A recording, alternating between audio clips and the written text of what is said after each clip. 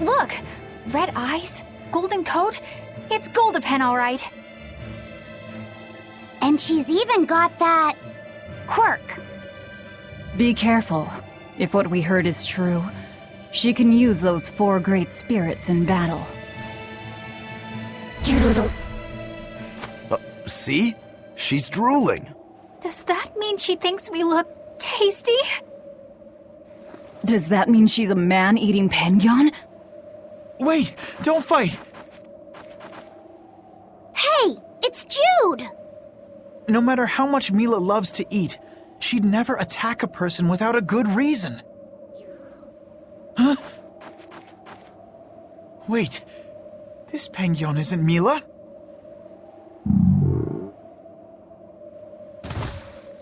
Are you all right? When I got your message, I ran all the way here without stopping to eat or drink. That's enough. When will you people learn to leave this penguin alone? Hunting for food, I could understand. But I won't allow you to take this creature's life on some flimsy notion of bad omens. If you want the penguins, you'll have to fight me first! Who the hell are you? I'm Mila Maxwell, and I'm the protector of penguins!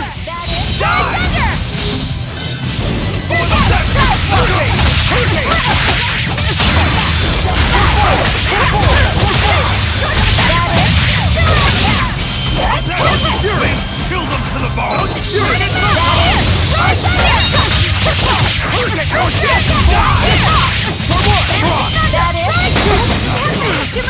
How could I be so weak?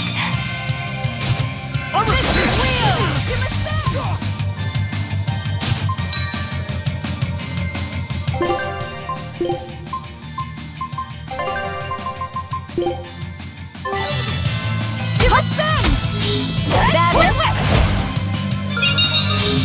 Force through them! That is... Give us spin! Now. Dark despair, kindle a beat! Let's go! That is...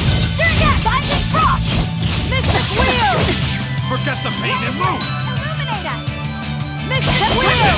Give us spin! Twin Whip! Forget the pain and move! Now.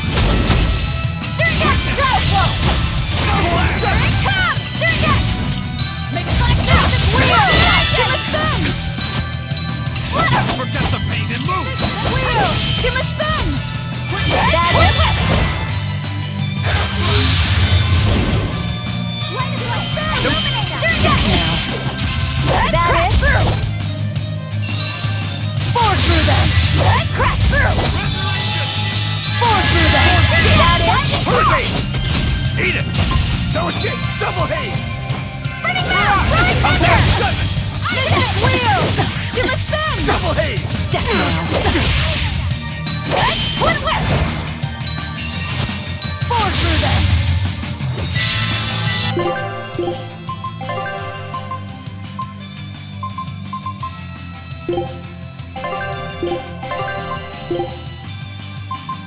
Yes!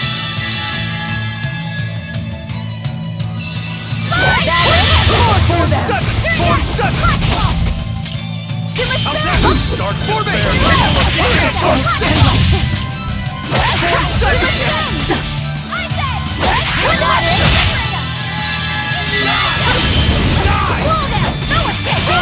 Binding spin! Mystic Wheel! Give us spin! That is... Mystic Wheel! Give us spin! Kill them to the bone! Binding spin! Mystic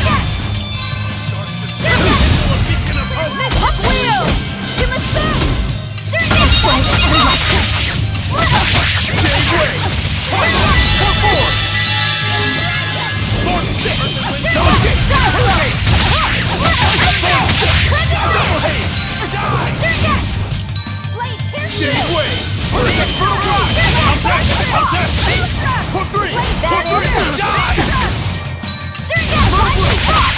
Double hit!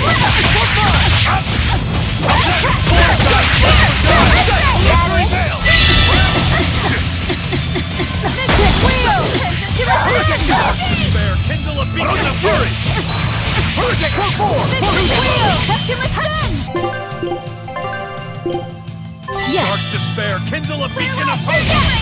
Double haze! Double haze! It's a And like Dig way! Hurricane! Hurricane! Place the twins! Slice them! Air fire! Come on! Hurricane! Watch out!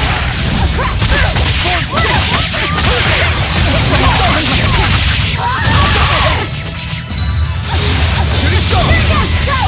Fury! See this?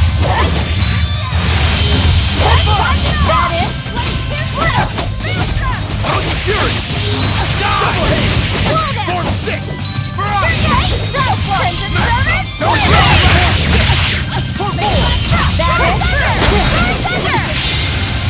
flame, sweep of water dancing through wind, be my glitter, my spirit, elements I call thee.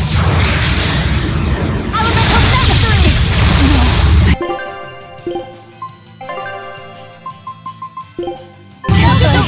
Double haze! Whirling assault! Light us ready to kill! Death now! Whirling assault! Turn Binding Frost! Mystic Wheel! Illusory Bay! Overdrive! Mystic Wheel! Whirling assault! Dark Despair! Mystic Wheel! Whirling assault! Turn That is true! No escape!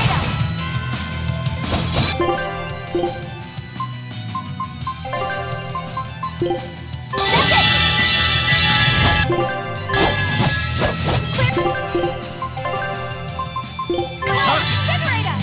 Mystic Wheel! Death now! Hurricane!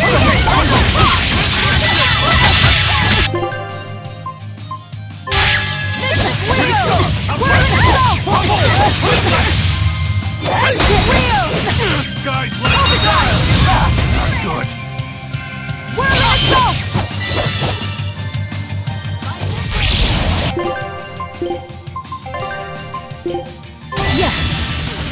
How's that? Die! Here! Whirling assault! Binding Frost! That is Double overdrive! Let's go! How's that? Jade Way! Hurricane! No escape! How's that? Hurricane!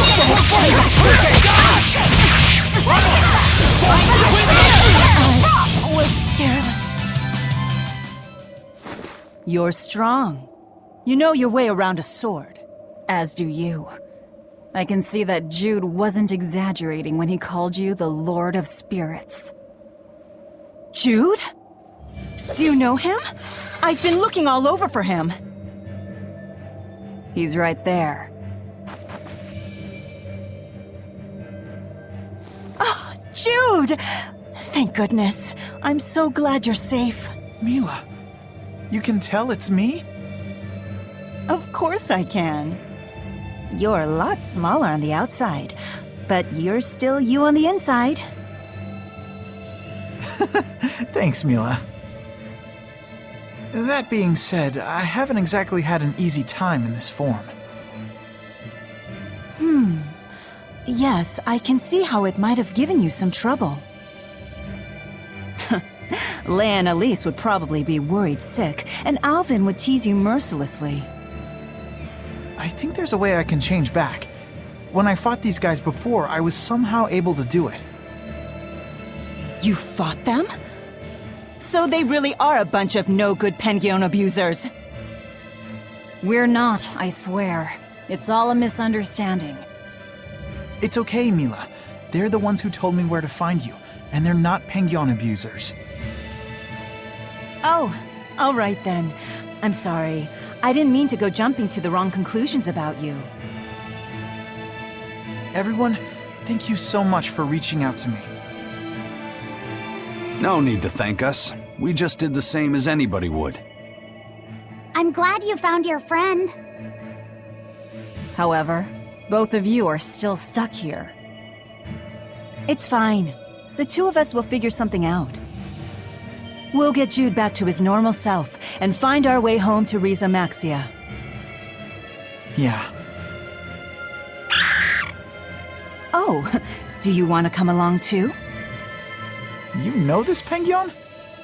Yeah, for some reason I've taken quite a liking to him.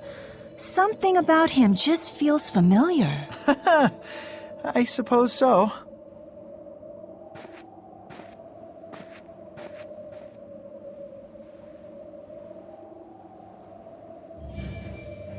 They're gone. Is it really okay to let them leave? What do you say, Eisen? Do you think Mila is connected to the Empyreans? No. Her arts felt fundamentally different from the ones we Malakim use. Agreed. I think I might actually believe they came from another world. In that case, we can let them be. Since she took down that exorcist, I don't think we need to worry about her joining forces with the Abbey. Yeah, but couldn't she still join our side? I wonder. I feel like she might be a bit out of our league. I don't know. I think you two have more in common than you'd care to admit. We should leave them be. Besides, if they came with us, Eleanor might try to eat Jude. I would not!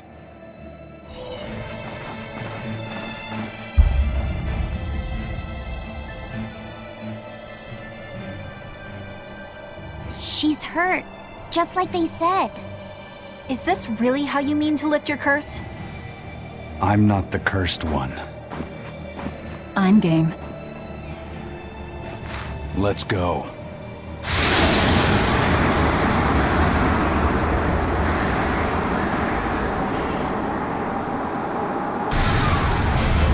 I told you, that ain't happening on my watch.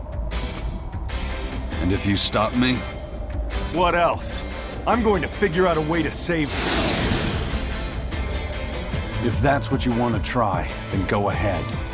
But know that I'm not going to stop. You know, I just don't get it. How could a guy like Ifrit be friends with someone so hell-bent on senseless killing? Sometimes, to kill someone is to save them. Who the hell is going to be saved by being killed? There's not one damn person in the whole world! No matter what happens, you can't give up on living. That's my creed. Well then. Guess we're doing this. What? Why does it have to come to this? You both want to save the same person! Sometimes, you just have to fight these things out. Yeah.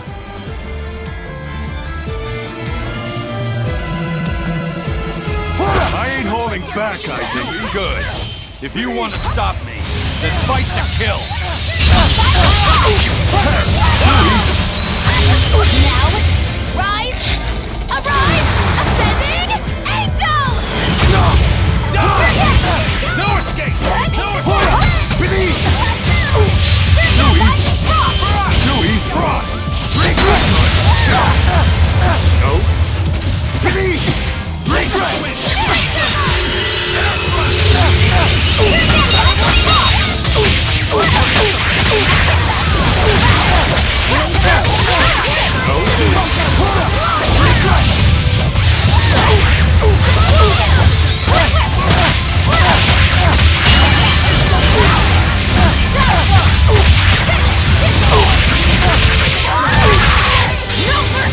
Wounds that will be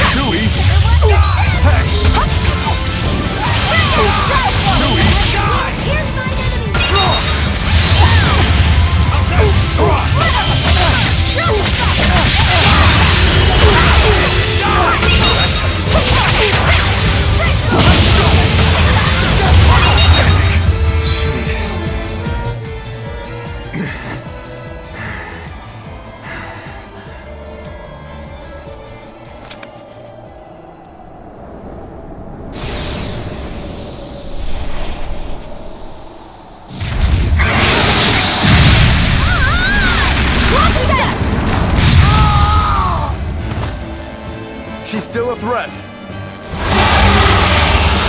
You got that right! Don't even try it!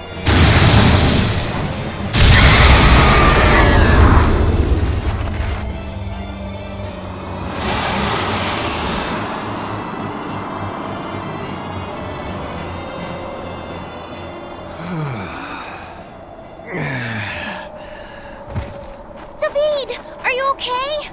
Yeah, I'm not dead yet, at least. Thank you for saving me. I should be thanking you.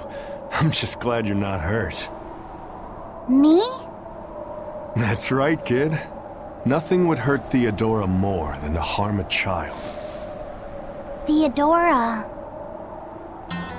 The thing is, even when a child's lost their parents, their family, even when despair fills their heart, if you hold their hand, they'll squeeze back. Those hands, frozen cold from fear and insecurity, will start to feel warmth again. That warmth, a tiny spark deep within, can rekindle their feeling of being alive, because they possess the determination to keep on living. That's why Theodora never turned her back or gave up on a child. She was more passionate about life than anyone I've ever known. And that's why you're protecting her. Just how long do you plan on cleaning up after that dragon? She's Theodora. Once a Moloch becomes a dragon, there's no turning back. And you think that gives you the right to kill her? You talk like you have such noble intentions, but you're not fooling anyone. You just want to lift your Reaper's curse. I'm not the one who's cursed. You're telling me there's some other Reaper out there? Don't answer a question with another question. Shut the hell up! You're all talk and no fight. You're a damn coward. That's all you are. In the future, if you try to lay even a finger on Theodora, well, there's going to be hell to pay. Give me hell if you like, but think about one thing first. Think about what she taught you about living, and consider what it really means to be alive.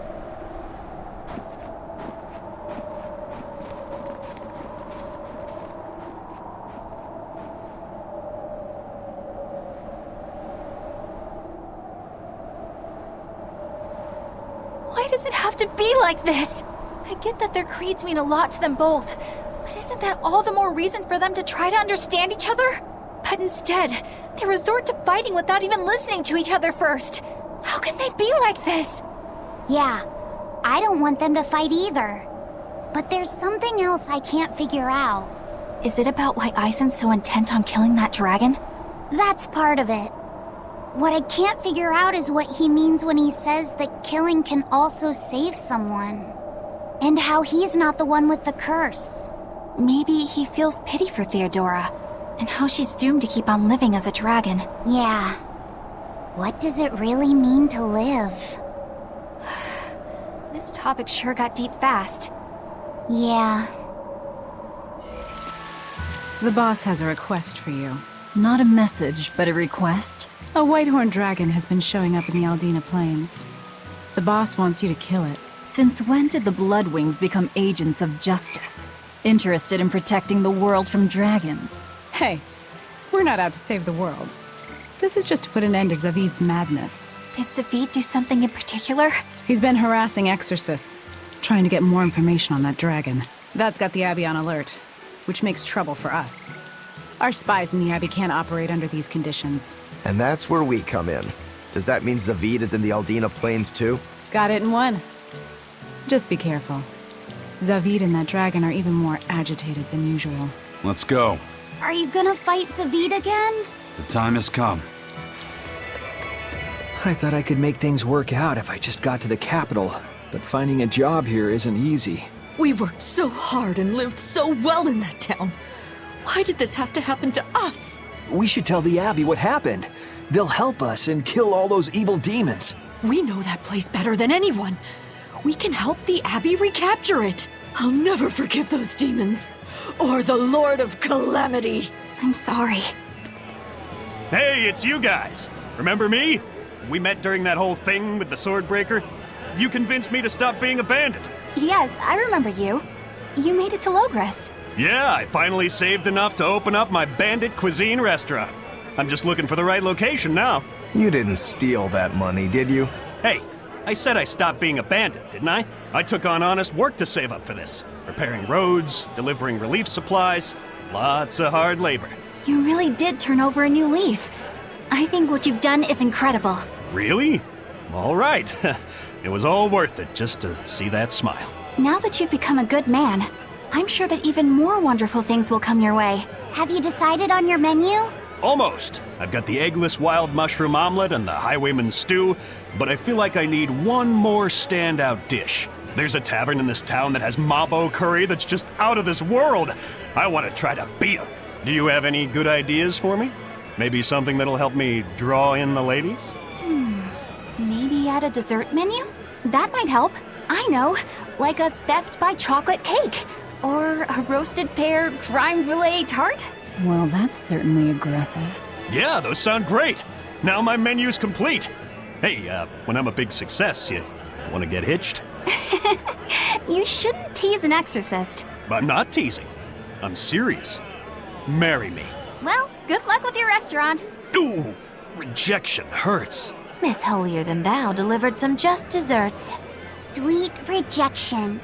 It'd make a good cake name. The taste of defeat is bittersweet. The Lord of Calamity has brought fear to the entire kingdom. Grim whisperings echo through the streets in every town. It's gloom and grief all around. So many people at church have lost someone close to them. But it is in the saddest times when smiles are most needed. Dark expressions cast dark shadows. Smile in the face of sadness. Now that's a real man.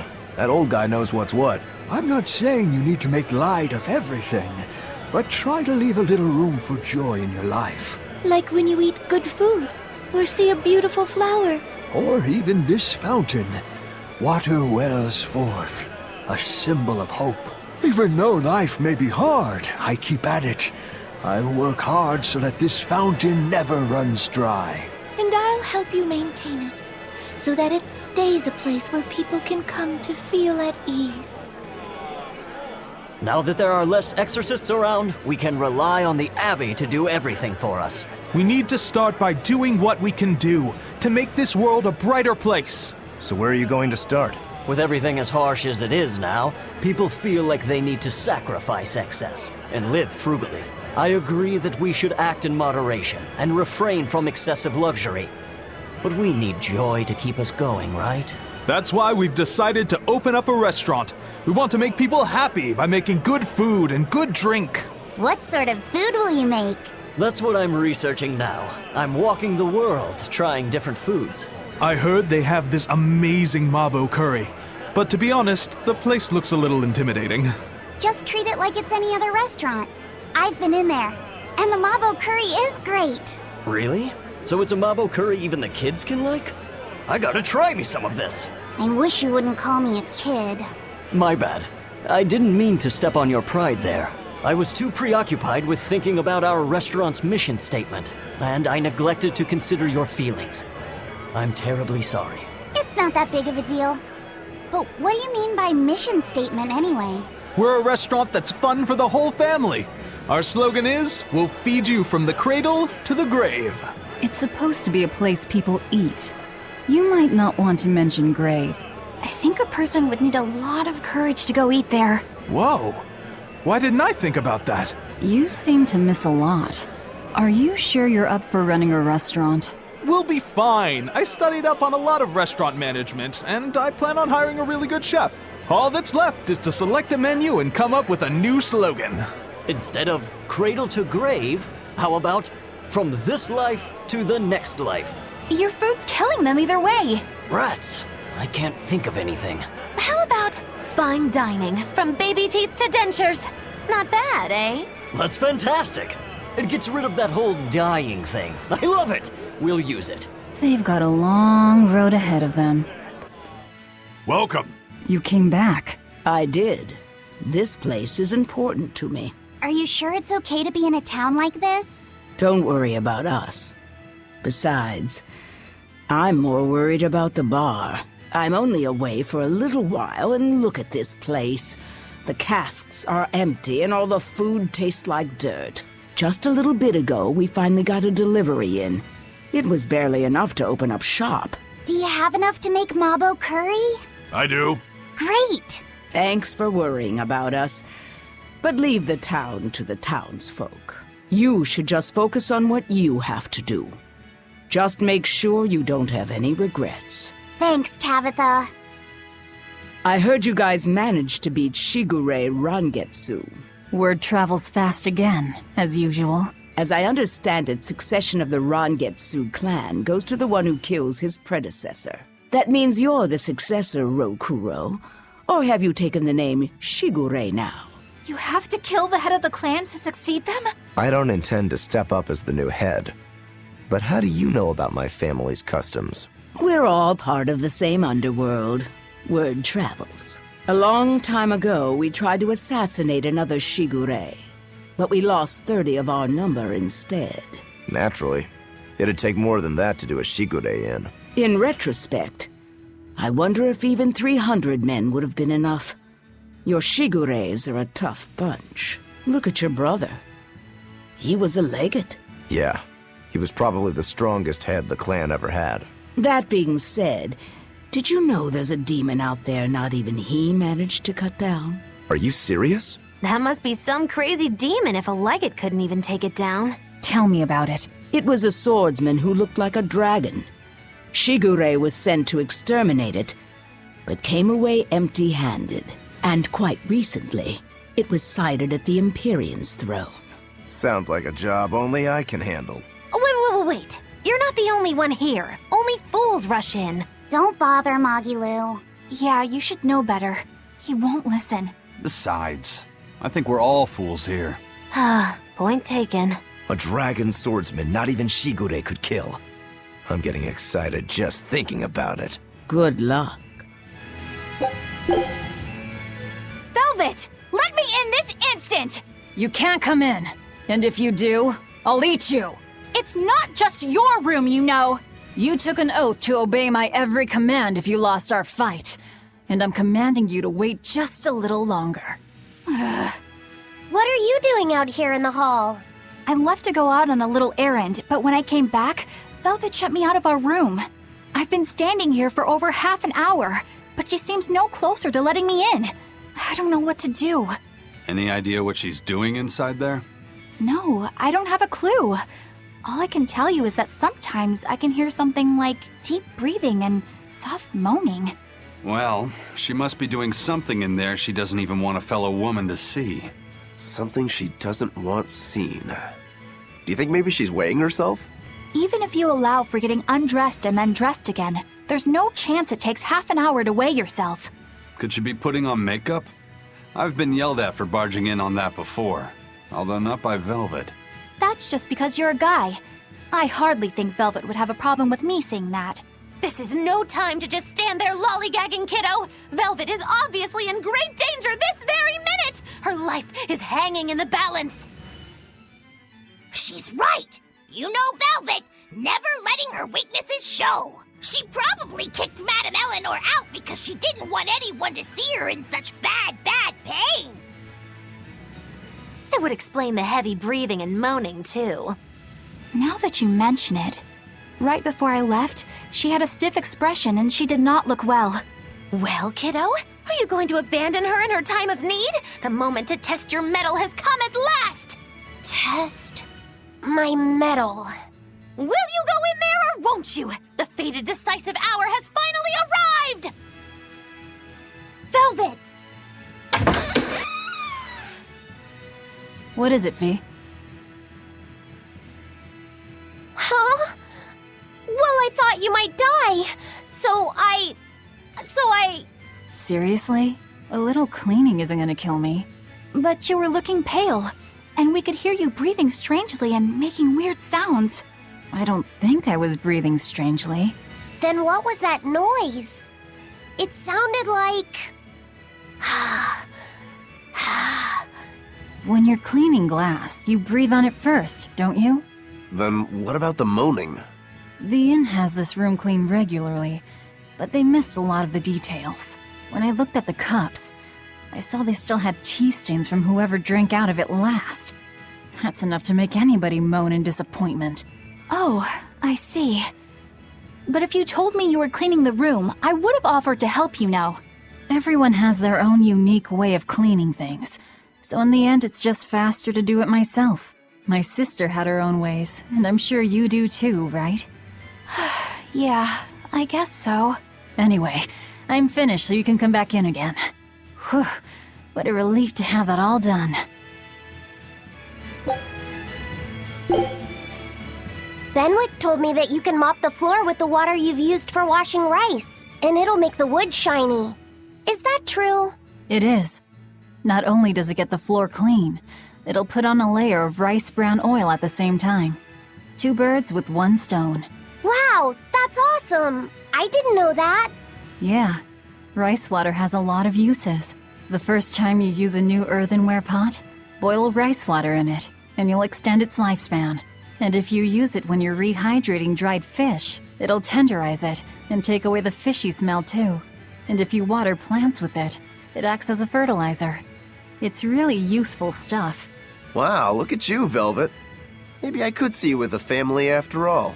You don't have to act so surprised. Still, I've never read that in any of my books before. How did you end up learning all that? I learned from Celica, who learned it from our mom. It's just been passed down across the family. Wow! What else did you learn from your sister growing up? Celica taught me everything our mom knew about cooking, from the basics to more advanced techniques. Speaking of which, rice water is really useful when cooking too. If you use it to boil radishes, it'll get rid of their bitter taste. When you use it to boil bamboo shoots or burdock roots, they'll soften and take on a nice white color.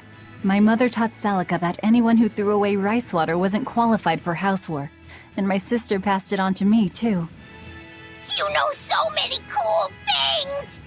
When I needed to make when you need to make a child eat their vegetables, it'll go over better if you can cook them tender and not so bitter.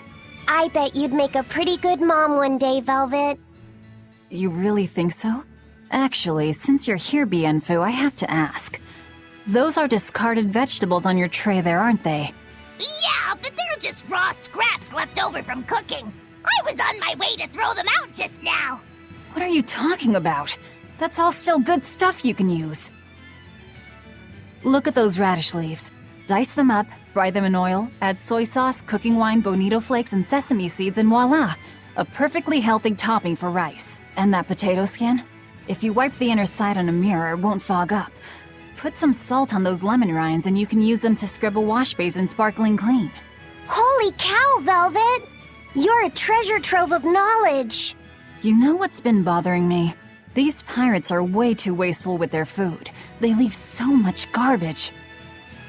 You might be getting a little carried away here. Yeah, I think you've made the jump from potential mom to bothersome in-law.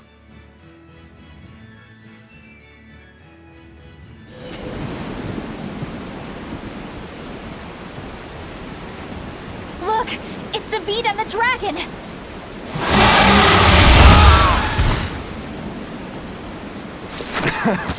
This takes me back. I remember the first time I tried to talk to you. You smacked me pretty good then, too.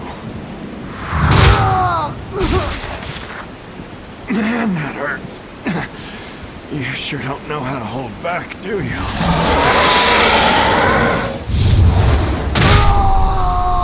Zavid! Eyes in white! Just watch. What? So, you're just waiting for me to die so you can help yourself to her heart. Is that it? Sorry, but that's not happening. I'm not dying here, and I won't let you kill her. I'll decide what I do, Zavid.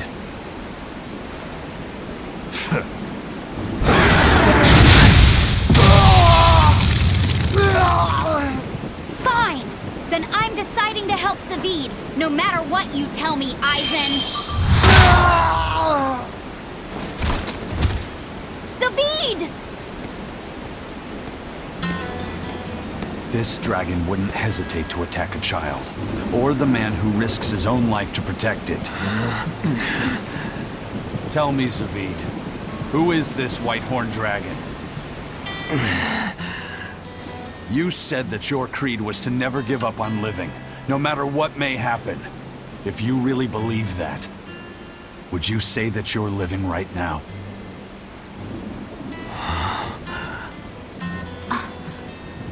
Because to me, you don't look like someone truly living. The hell are you saying? I understand now. Eisen really isn't the one who's cursed. By killing Theodora, he's actually saving... It's time to lift this curse.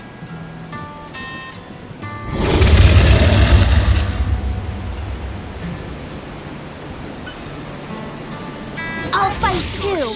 To save Zavid and Theodora! Watch out for the malevolent, sloppy set. You too, Eisen. Ready to die? Think you can dodge? Just try! Perfect mayhem! Element of creation! Punch Remy! Trouble! Spin take that! Ready! Freeze and burn! Or is it just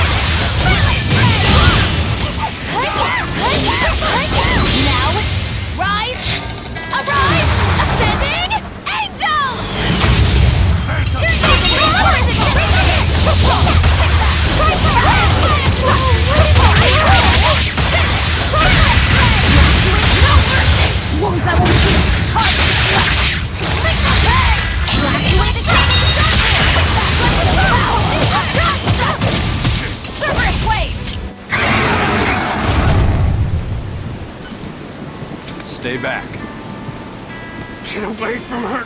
If you kill her, if you kill Theodora, I'll never forgive you, Eisen! I know.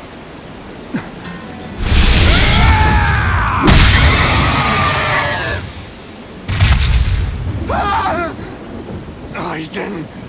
How could you?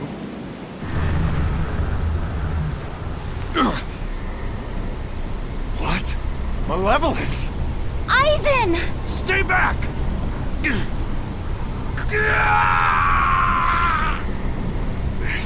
This is...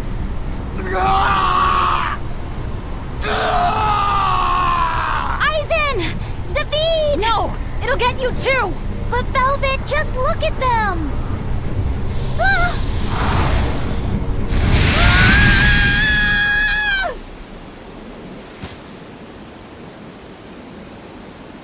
It's that fire again. Amazing it can extinguish that much malevolence. But the dragon... Please, turn back to normal! I can do it! With this flame! David! It's over. But...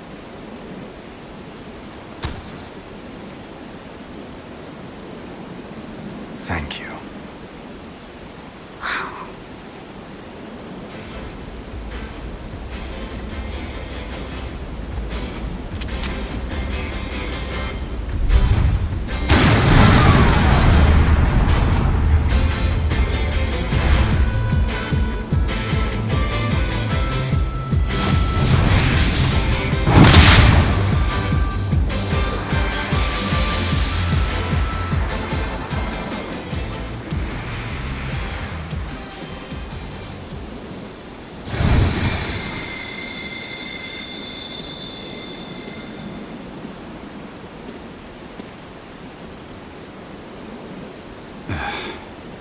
Why didn't you break your Reaper's curse? What? Did you want me to eat its heart? Don't answer a question with another question. The Reaper's curse is mine to bear alone. The danger of becoming a dragon, however, is a curse upon all Malachim. All that malevolence. It's going to take its toll on you, too. Yeah, I can already feel it starting. It won't be long before I wind up like her. You'll have to leave your pirate buddies before things turn ugly. I'm the first mate on Ifrid's ship. So, to be honest, it's probably just as well. I'd rather end up a dragon than have this curse hijack my ship and my life anymore.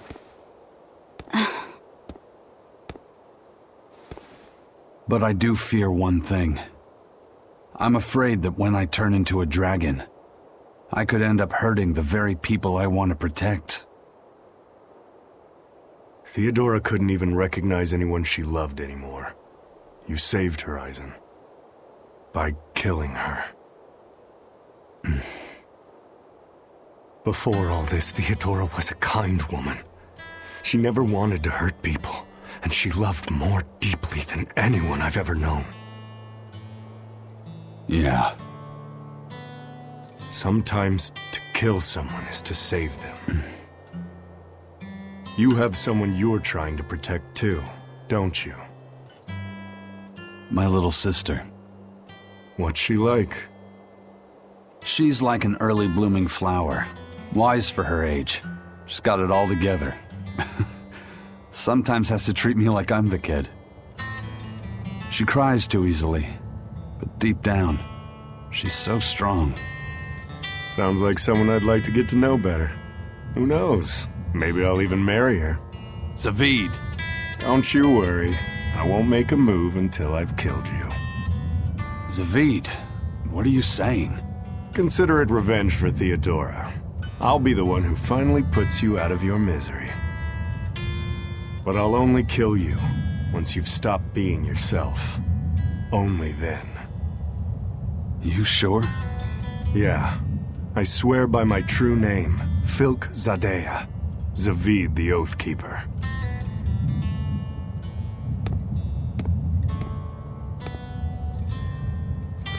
Ufemu Wexu. That's my true name. I'll remember it.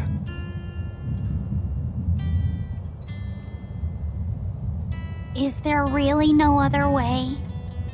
There must be something besides turning into a dragon or getting yourself killed, right? In the end, what matters isn't whether we get killed or not. It's whether we can take control over the direction of our own lives.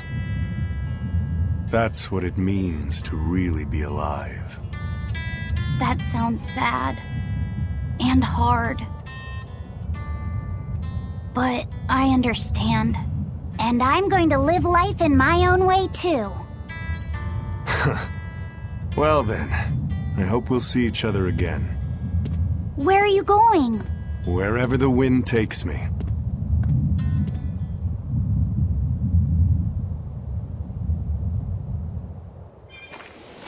At last, the Nordal set is complete! Hooray! Go us!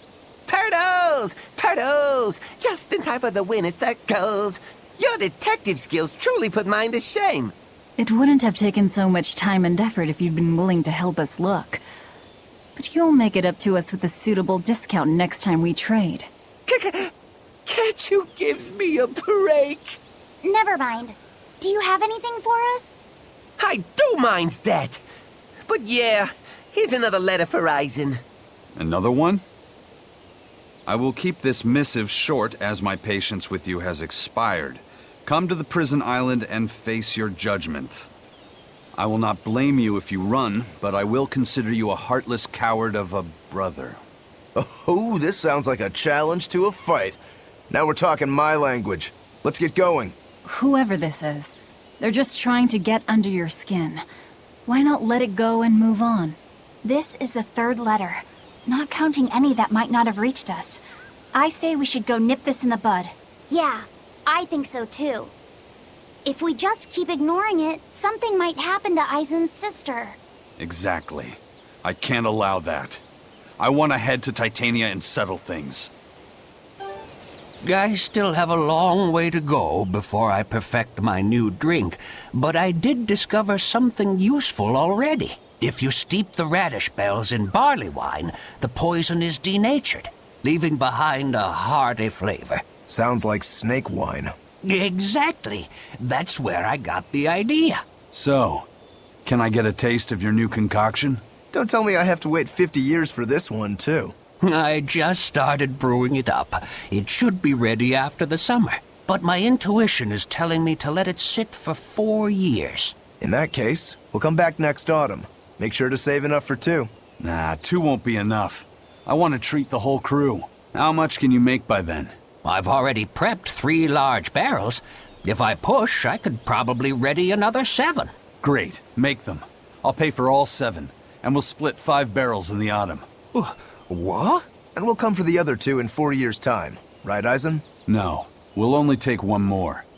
The last one is yours to sell as the town's specialty. Oh, thank you. I'll make sure it's delicious. Looking forward to it.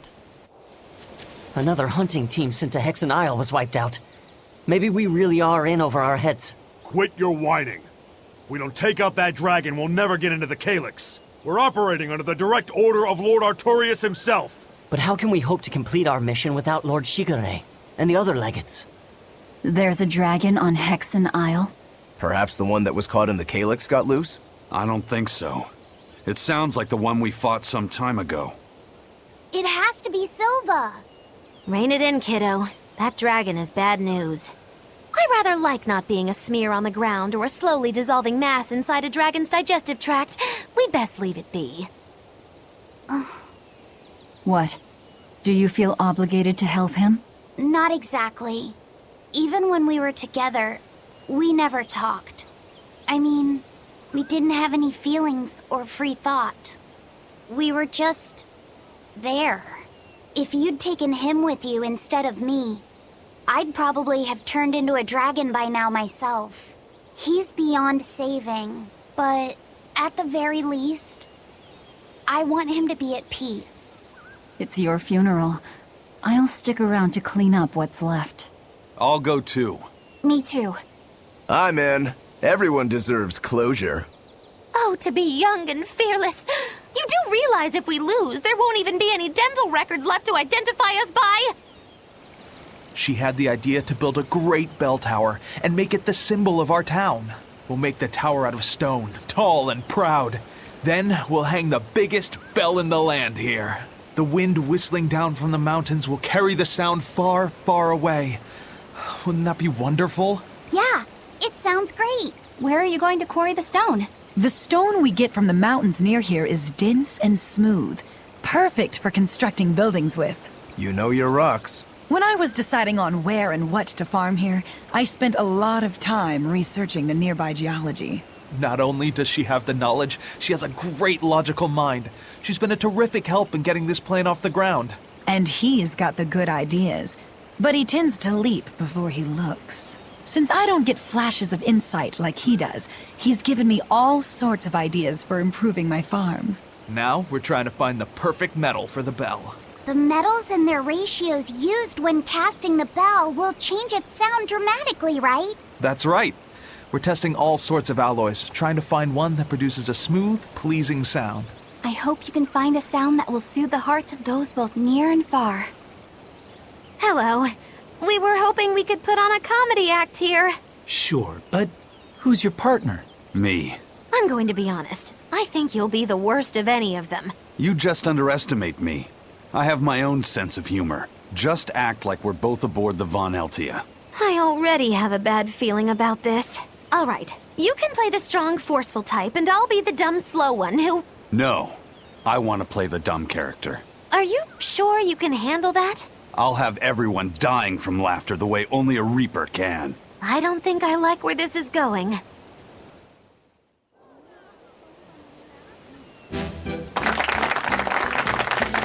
Hi there! We're your friendly comedy duo, Death by Laughter! Magic Kazam! Huh? He just stole my line! Thank you all for coming here to see us today. Now, when you think of Rakugo, you of course think of classic characters like Hatsuan, Kuma-san, Oya-san, and there's the neighborhood retiree, and Yotaro the fool who... Whoa, hold it! What are you rambling on about? Does it matter? I'm just trying to get a feel for the audience. Every comedian does it.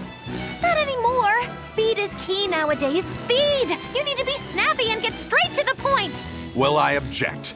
Comedy that forgets the old classics has no future. What's old is tired. Comedy is always evolving. It has to. You must be some new wave type then. Did you just click your tongue at me? No.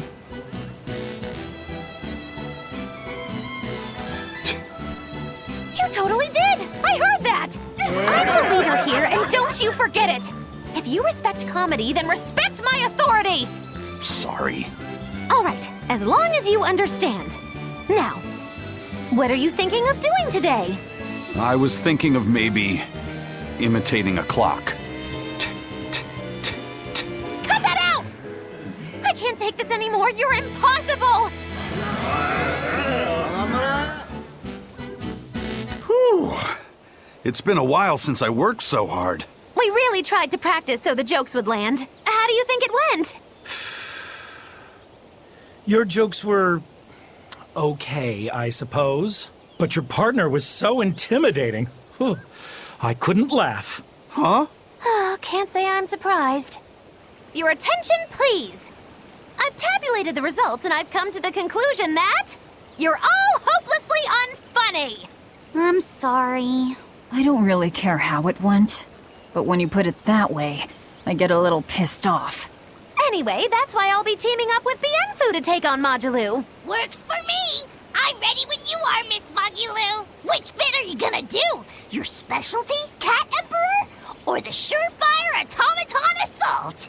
Neither. We need brute force to win, so I'm going with Elysian Thunder! Which means that when things are at their peak, we're gonna hit the audience with lots of thunder, right? Right!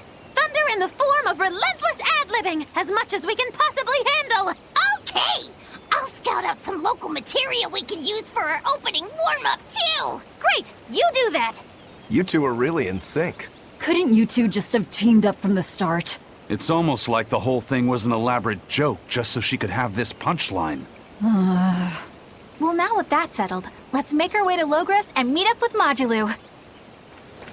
Every time this time of year comes around, I can't help but think back on that terrible accident. Can you tell us about it? This was all quite a long time ago, but a carriage transporting suspects to a heresy trial fell down a ravine. I was the one who first found them, and let me tell you, it was a nasty sight. Oh, right. I remember hearing about this. Well, these were people who'd made a killing running dodgy shows, so their luck might have just caught up with them. Did anybody survive?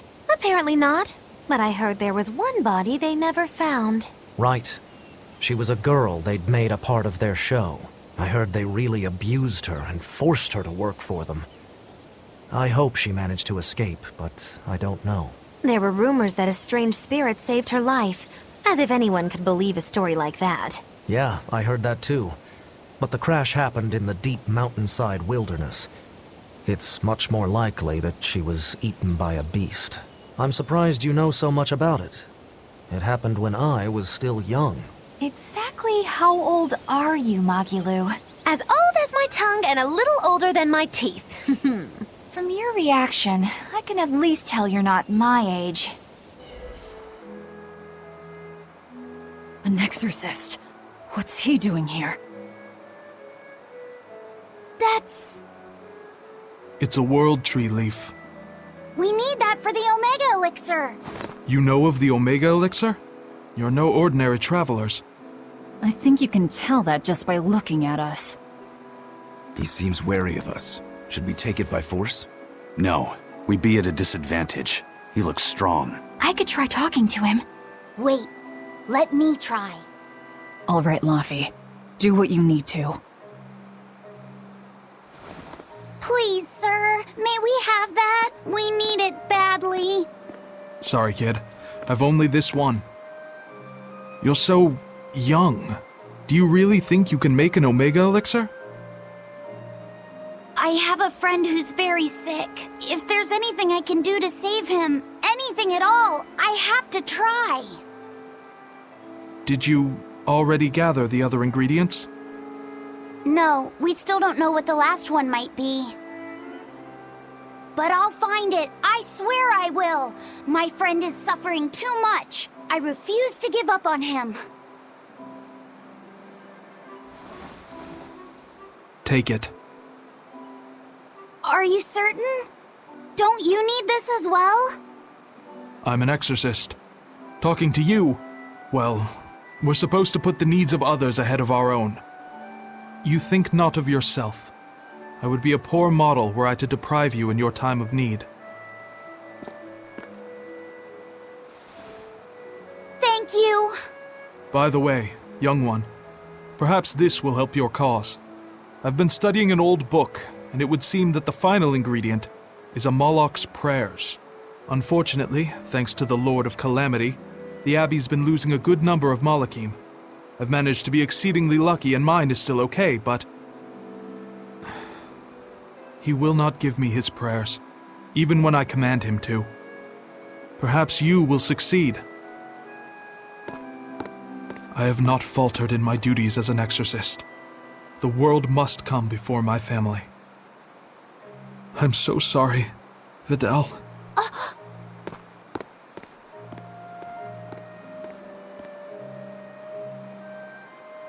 Now that we know what the last ingredient is, there's just one thing left to do. Hey! I think that might have been Vidal's dad. Well, now that you mention it, Vidal did say that his dad was an exorcist. If he was the one who borrowed the book from Vidal's mother, that would explain how he got here. Damn though, that's cold. Doesn't that mean he was willing to give up on his son? How could he place more value in the Abbey's teachings than on his own son's life? I think he made the rational decision. Remember, he felt that there was no way he could get the last ingredient for himself, so... Yeah, okay, sure, logic. Kids ain't logical. How do you think Fidel would have taken this? I'm sure he'd be terribly hurt. Look at it like this. That guy clearly went to a lot of trouble to decipher the book. He would have faced considerable dangers just to get here. Exorcists can't save the whole world. They have to live their lives conflicted like the rest of us. If everyone lived as selfishly as me, the world would be a wasteland. Velvet. I don't disagree, but he knew what he was doing. Am I dreaming this? Is Velvet actually defending an exorcist? Pinch me! I'm only stating the truth. Anyway, if we'd fought, it would have been to the death. Good thing this ended peacefully. Fee, I can't tell you what's right in this situation, but if Vidal does die, the sadness will be numbing. I can promise you that. Yeah, but I think even in sadness, hope can spring to life. As long as you keep living. Anyway, we've got everything we need. Let's get back to Vidal's house and make the Omega Elixir. That exorcist said the last ingredient was a Moloch's prayers. That's all it is? We're in good shape then. We've got Laphicet and Aizen and Bienfu. One of you can surely squeeze out a prayer or two, yeah? Showtime, Modulou! Come out and face me, preferably unprepared! Modulou isn't doing any shows right now. Why not? Oh, did she get scared when she heard that Bienfu and I were teaming up? No. Modulou and her teacher had a big fight. From what I've heard, it sounds like she's run away from home. Do you know what happened? She just kept going on about how she wanted a break from practicing. So, she's young. She probably just wants to go out and have some fun. Preposterous! If she takes even one day off, it takes 3 to get her back in form. Even so, shouldn't you at least hear her out? All I've done is hear her out. She mentioned something about wanting to go to the Zamal Grotto, but I wouldn't have any... Did you say Zamal Grotto? That place is a nest of vicious demons. What? Vicious demons, you say? If Modulou really went there, then victory could end up being mine by default. This isn't a joking matter. We have to go look for Modulou. My precious Lulu.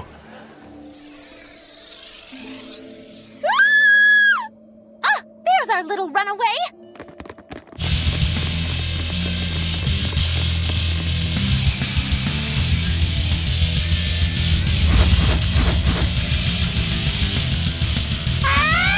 Everyone's pinning their hopes on you, Modulou. Don't worry, Mommylou's here to help!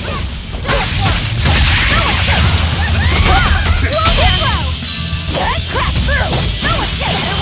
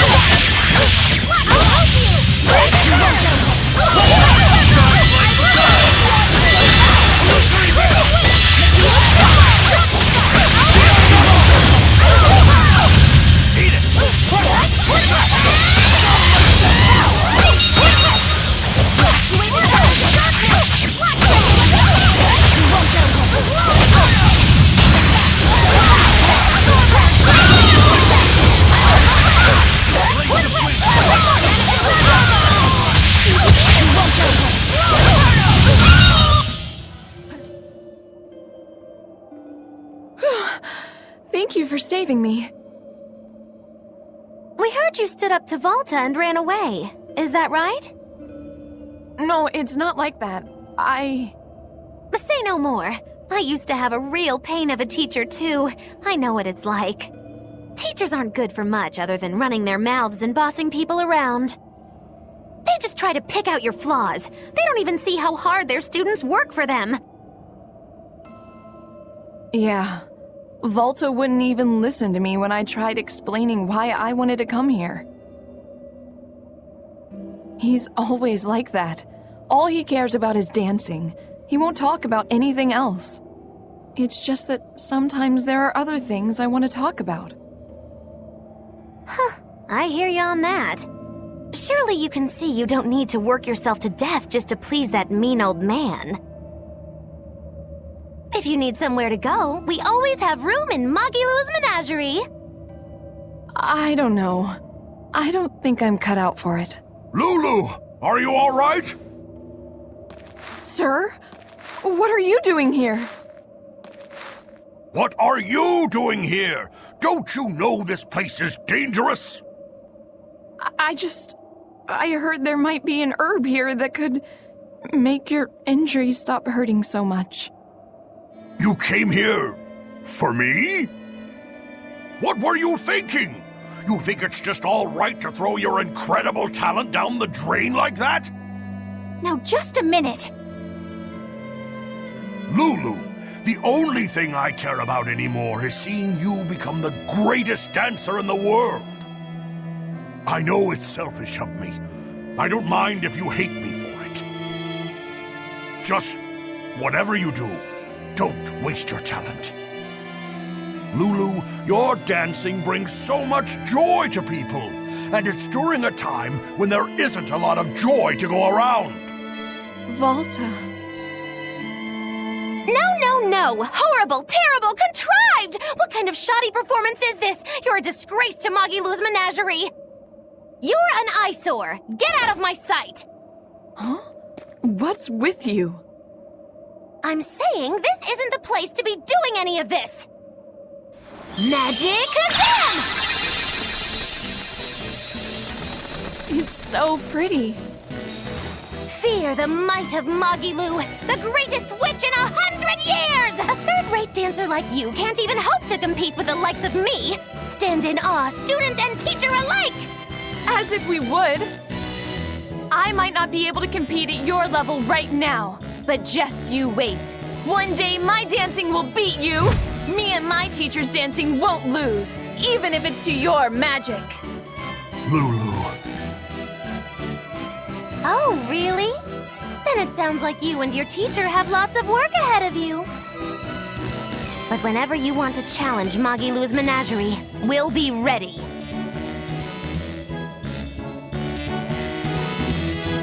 Thank you, Magilou. Huh? For what? I mean, for spurring Magilou on. Color me surprised. Well, I don't know if I'd say that. Who can say? It's anybody's guess what Magilou and Volta do from here on out. Very true. She could be crushed under the weight of his expectations. She could simply reach her limit and lose hope. Neither teacher or student could abandon the other.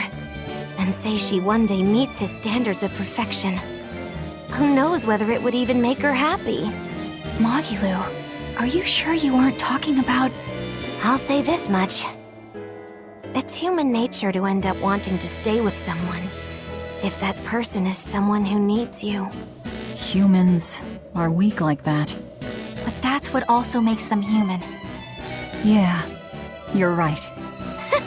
Look at me. I don't even have a punchline for this one. Yeah, are you sure you're not running a fever? It's all right. It's a nice change of pace.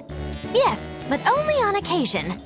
Miss Magilou, what's gonna happen to all that material I practiced for our act? Nothing, obviously. Yeah! There's your punchline.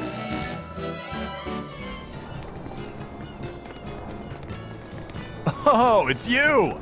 Thank you for everything you've done. Has Savid been by since last time? Yeah, actually, he finally dropped by here the other day. Ah, it was great.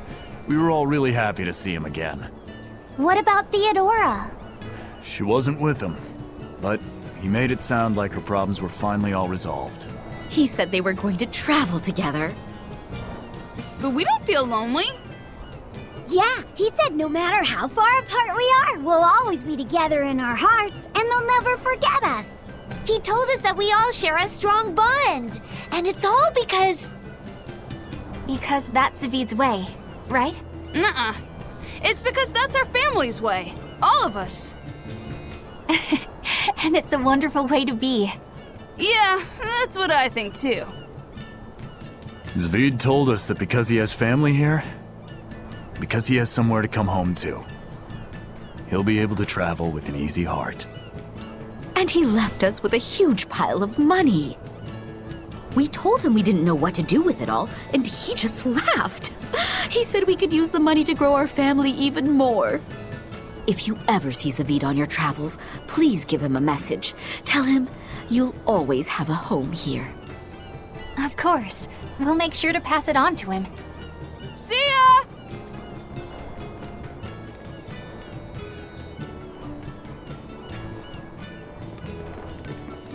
We got orders from headquarters. They want us to boost security for the transport unit. But the transport's got more than enough as it is. A few days back, a Gald convoy got raided. They lost everything, down to the last coin. Thankfully, no one was killed, but the raid was such a clean job, HQ thinks it must have been the work of a pro. The demons already have us stretched thin enough, and now we have to deal with bandits on top of that?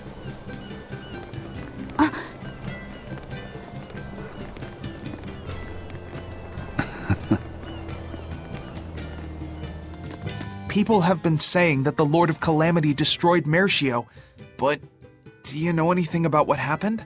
Well, Mercio wasn't destroyed. It was more like taken over. All the people were driven out. How are other towns holding up? Well, there are more demons around than before. I'd say people are getting nervous. Is the demon blight really spreading?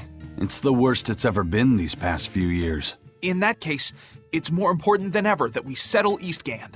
Eastgand has had the least trouble with the demon blight.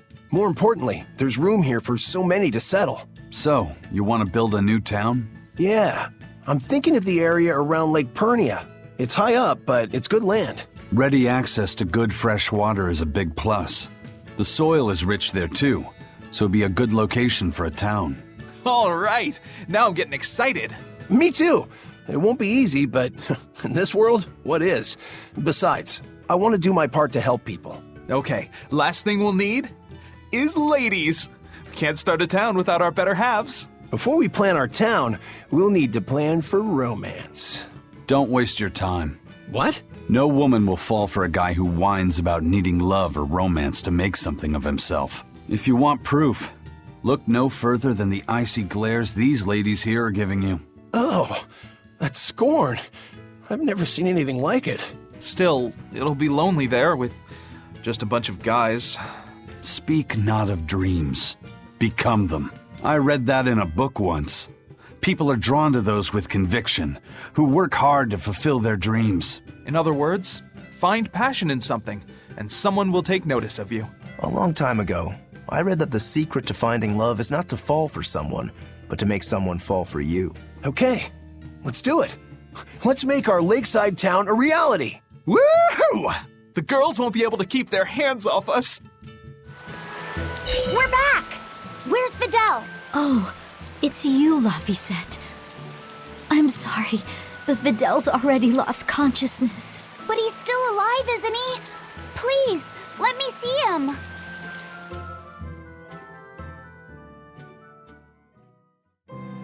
Videl, it's me, Lavisette. We have all of the ingredients for the Omega Elixir. I'll prove that your translations were correct, Videl. Just wait. Lavisette. He's awake! No, he's just mumbling. That's all he's been saying this whole time. I'm sorry. Sorry, Lavisette. I'm sorry I told you to go away. I really wanted to talk to you more. It's fine, really. That doesn't matter now. You're my friend. There's so much of the world you still need to see. You have to get better, so we can go on adventures together, okay? Huh? Is that... It's the Omega Elixir. So, it wasn't really Amalek's prayers. It was their tears.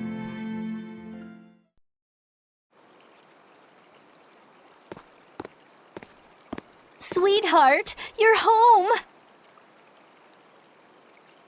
I am. But I have no right to be here at this point. I chose to do my duty as an exorcist over the welfare of my own dear family. I won't ask for forgiveness. This isn't something that can be forgiven. Dad? Fidel, are you feeling okay? He's fine. A generous friend worked hard to prepare the Omega Elixir for him.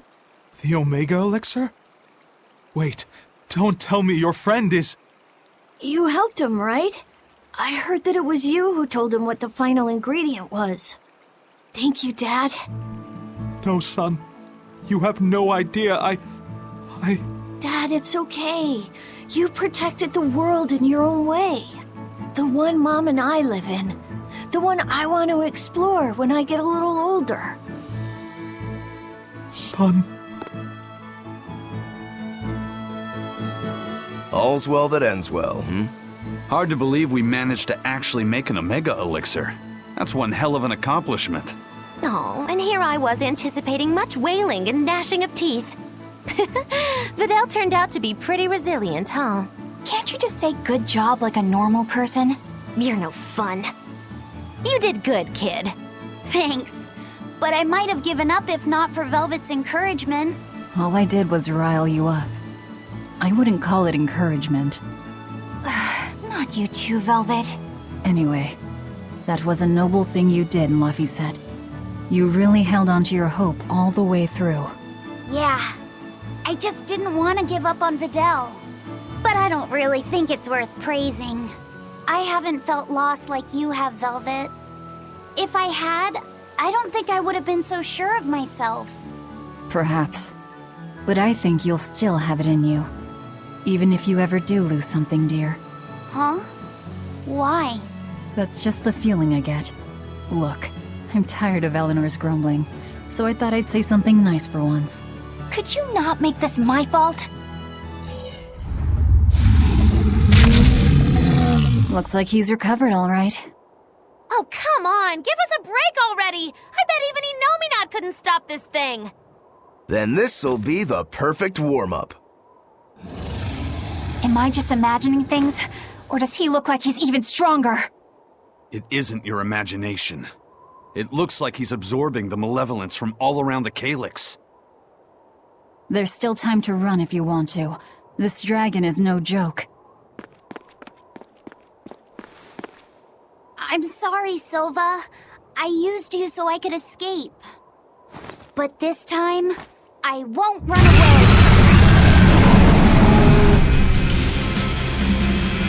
You're going down, Silva! No tricks! Just a straight-up battle!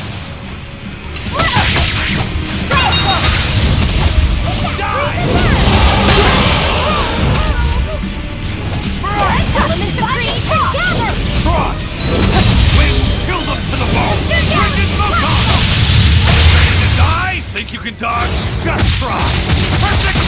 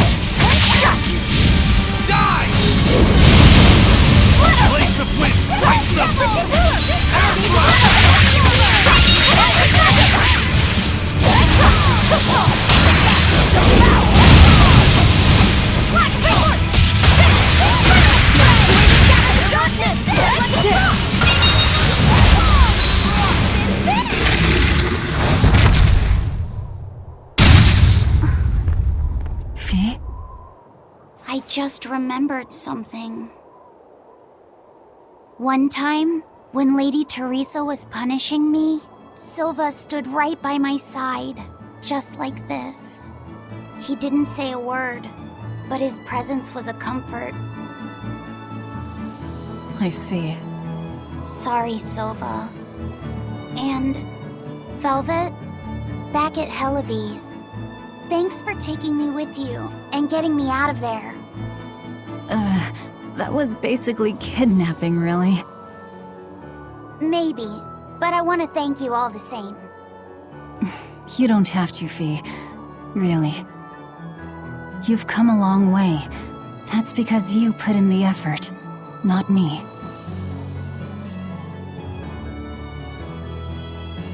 The sensation. Is the calyx still functional? Well, seems we're done here. I wouldn't be so sure about that if I were you. What do you mean? The calyx is a series of ancient ruins unearthed and brought back to life by Melchior.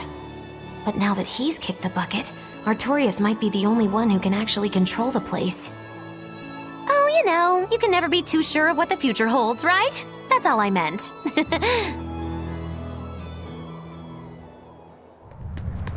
I don't see any exorcists, at least.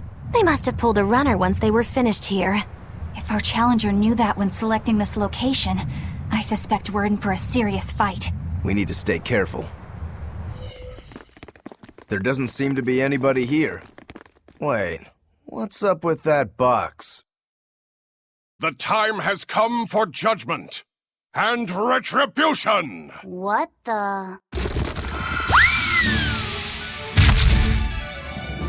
Did a Nordal just come out of that box? Who are you? Very well. You ought to know the name of he who consigned you to the flames of hell. Wait. You were that Norman, right? Phoenix or whatever? Ha! No wonder those letters were so full of empty threats and blustery nonsense. Bien! This is bad. The self-styled strongest Norman of all Norman is the mastermind behind all of this! Self-styled? I am the man among men, the strongest Norman of all Norman. I am Phoenix. Yeah, we've covered that already. So you're the one who wrote all those letters. What's your bone with me? I merely seek to right wrongs. I recently came into possession of a letter from a sister pouring her heart out to her brother. I traced the letter back to its sender, and one day paid her a surreptitious visit. There, I found a sweet, innocent girl. Surrounding her were presents from her brother, and mountains of letters she couldn't bring herself to send. Letters she couldn't send? Heartfelt letters for her older brother. When I read them, my manly tears fell over the same salty stains left by hers. What the hell is wrong with you? Who reads someone else's letter and then decides to break into their room? I acknowledge that I am partly in the wrong. But for all that is righteous, I cannot condone you. I do this for your sister, clasping her hands in well-worn gloves as she sends prayers for her brother's safety across the wide blue sea. Enough of this nonsense. What is it that you want? That is a question you should be asking of yourself. What do you mean? Just what is it that you're communicating with the superficial scrawlings and shoddy baubles you send her? He's trying to atone... Don't be absurd! Which is the real you? The considerate brother who worries for his sister? Or the man who consorts with low-life scum and pirates? Why can you not at least be honest with her, pirate? She is your sister. Why can you not tell her of the life you've chosen to lead? Do you think her too weak-willed to forgive your decision? Is that what your beloved sister is to you? I don't have to take this from you! Fine then. Show me your power! You asked for it! Then it's settled. If I win, you will go visit your sister immediately. But if I lose, I will obey your every command.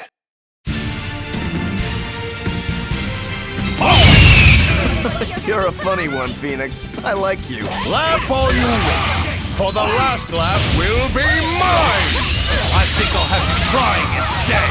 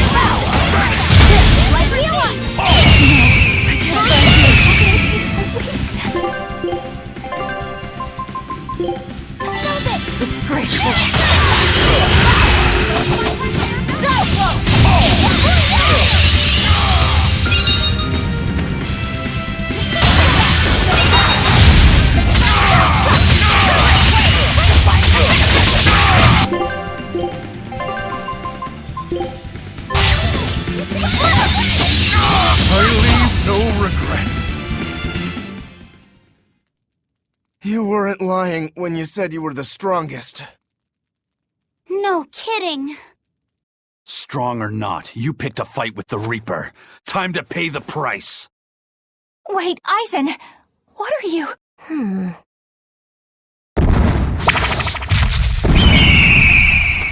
I thought so. That's why you're called the Phoenix, isn't it? Your blessing has the exact opposite effect as my curse.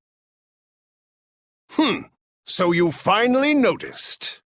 So, if Phoenix has that kind of power, then couldn't he protect your sister?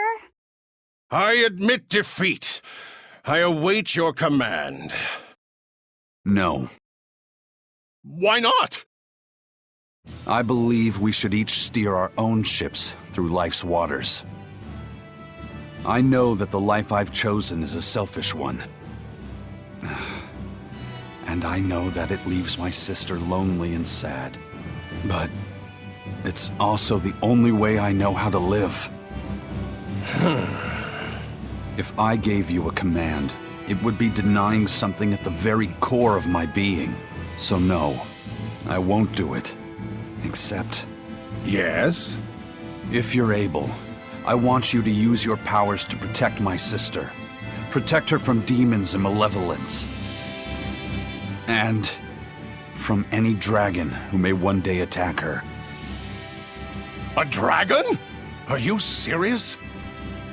This isn't an order. It's just a request. Well then, I accept your request as your friend. But in return, I have something to ask of you. Yeah? I want you to write her another letter. But this time, no hiding what you're truly thinking. I'll wait as long as it takes for you to write it. No need. What? I've been carrying this for so long, I'm afraid it's kind of crushed. My friend, I swear on my honor that this letter will reach your sister, and I promise I will get her to smile once more. After all, I'm the Phoenix. With me, life rises anew from the ashes. Thanks. I'm counting on you. Then it is time I'm on my way. Come, turtles! At your service! Ho! I'll deliver this package myself, even if it costs me my life! Farewell, friend! That Phoenix, what a guy. He doesn't back down even when he's lost. I guess. But I liked what he had to say. See? I knew something good would come from this. Yeah. I guess I learned something today. Never give up before you try. Phoenix is finally gone! It's okay for you to come out now, Grimoire. He's so stuffy, as always, that he made me sweat, and I was even hiding. Now that I think about it, neither of you showed your faces when Phoenix was here, did you? Why wouldn't you two want to see a fellow Norman? I guess that asks for an explanation. All right, I think I can tell you now anyway. Broadly speaking, Norman fall into two different categories. Dog Norman and Cat Norman.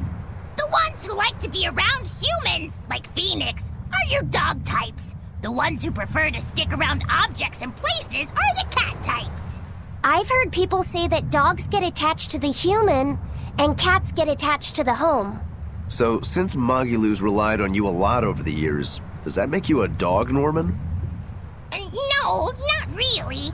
My powers actually work with Miss Magilou's guardians, not Miss Magilou herself. That makes me a cat type.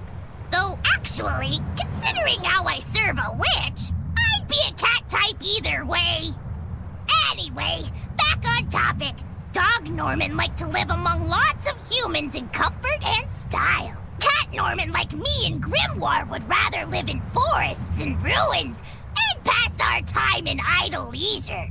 Some, ourselves included, don't conform with expectations, instead choosing to live as we please alongside humans. What does this have to do with wanting to avoid Phoenix? There's a gap between us that can't be bridged. Like the difference between sky blue and sea blue. Come on, aren't sky blue and sea blue basically the same color? Maybe to your untrained eye, but to those who care, there's a perceptible difference in hue, slight though it might be. Whatever it is that separates them is impossible to overcome. I didn't realize it could be such a big deal. Let me ask you guys this. Are pudding and custard the same? No, definitely not. If I ordered one, I wouldn't want to be served the other. Those still sound more or less the same to me, too. What if I said it was like the difference between sherbet and sorbet? Oh, yeah, there is a difference there. Although I usually can't remember which is which. So, like the difference between a hoagie and a sub sandwich? But those two are the same. Anyway, you get the point now, surely. We've long had our differences, and they put us in perpetual conflict. But what good does that do? Actually, on that note, is Eisen's sister going to be okay with Phoenix around? That much I wouldn't worry about. He can be obnoxiously brash and talks a lot of nonsense sometimes. But if nothing else, Phoenix has a strong sense of responsibility. Rest assured, she's in good hands.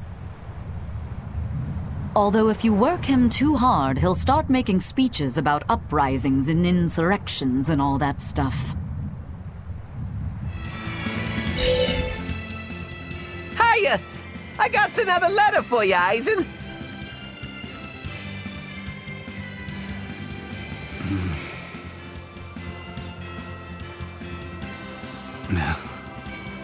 Hey, are you okay? What does it say?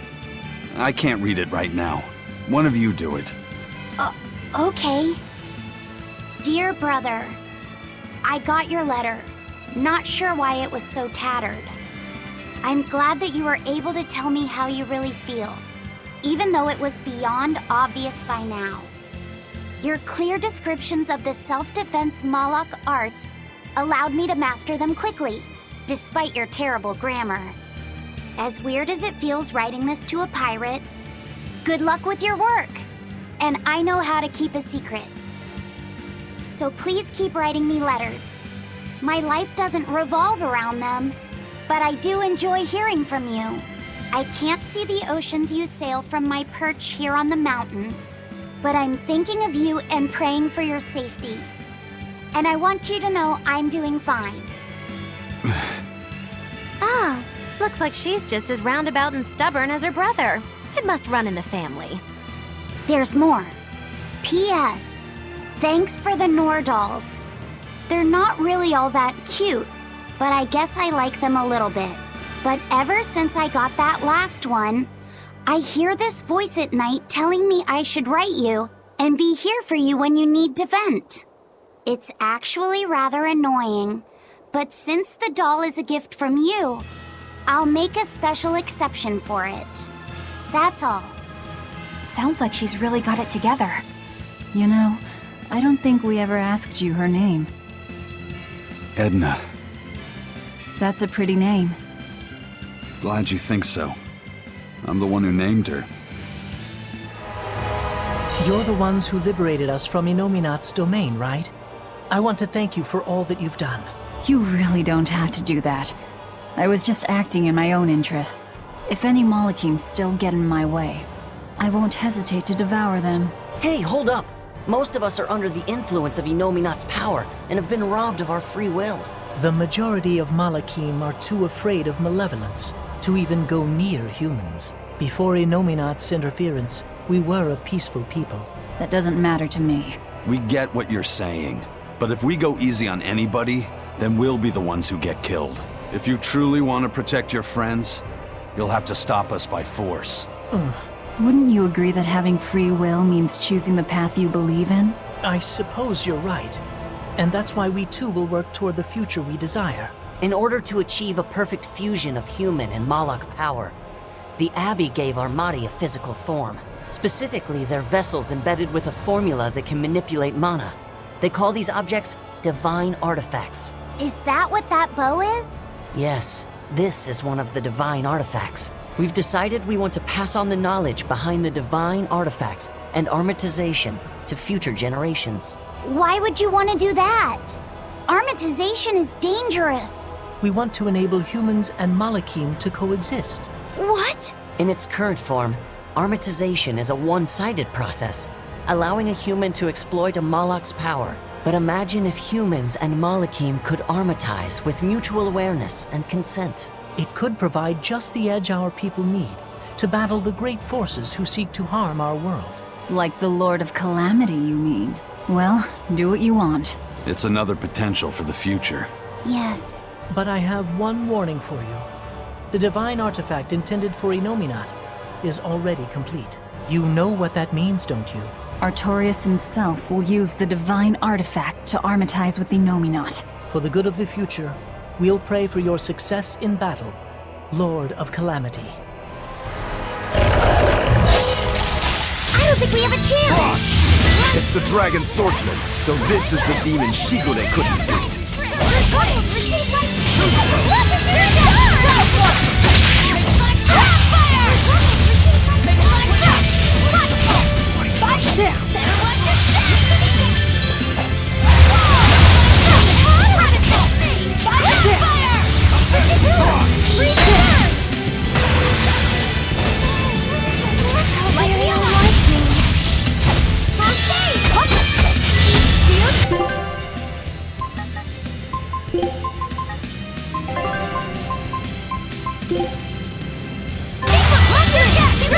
Technique. Is that the Rangetsu style? I get it. It all makes sense now.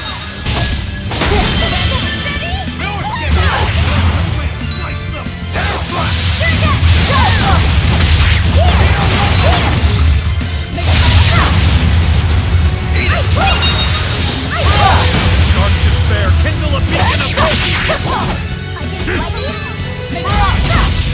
Phantoms, rip them apart! Die!